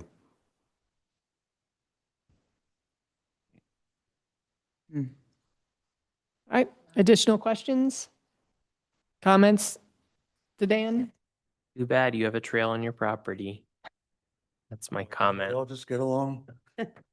So you'll keep us You'll keep us informed. Yes, I will. I think we'll have a much better idea of how this is going to move forward in January, and I'll probably be coming to you with an update and maybe even information as to what we intend to do. Okay. So probably sometime in January. Okay. Okay. All right. Thank you, Dan. All right. Welcome, and that's it. Is anything else? Nope, I do not have anything else. Okay. Our final piece of agenda is our old business. So we have minutes to approve from our regular meeting, October 14, 2025, from the October 23, 2025 Board and Commission application review, and from the October 30th, 2025 Board and Commission interviews, and then our regular meeting, October 21, 2025. And so those should be in everybody's packet. And I believe we have the golf committee application, which is the October 23rd, and the, yeah, okay. Let's see, golf and, let's just look, what's the other one? Looks like they're both golf committee. Is that right?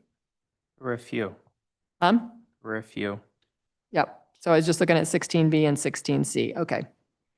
Okay. Any questions on that or any comments? I don't want to know the answer, but when do we change the interviewers? Would be on Friday. Oh, okay. Are you signing up? I think he is. Perfect. Okay. Oh, wait, I need a motion. It's like, I don't get to do it. There's who's ever's last. Oh. Move to approve the minutes. Yes. All right. So we have a motion by Counselor Swintek. Do we have a second? Second. Okay, we have a second by Counselor Barnes. All those in favor say aye. Aye. Any opposition? Okay, I'll now take a motion to adjourn at 9:52. Move to adjourn. Okay, we have a motion by Counselor Swintek. We have a second by Counselor Barnes. All those in favor say aye. Aye. Any opposition? Okay, all right. Thank you.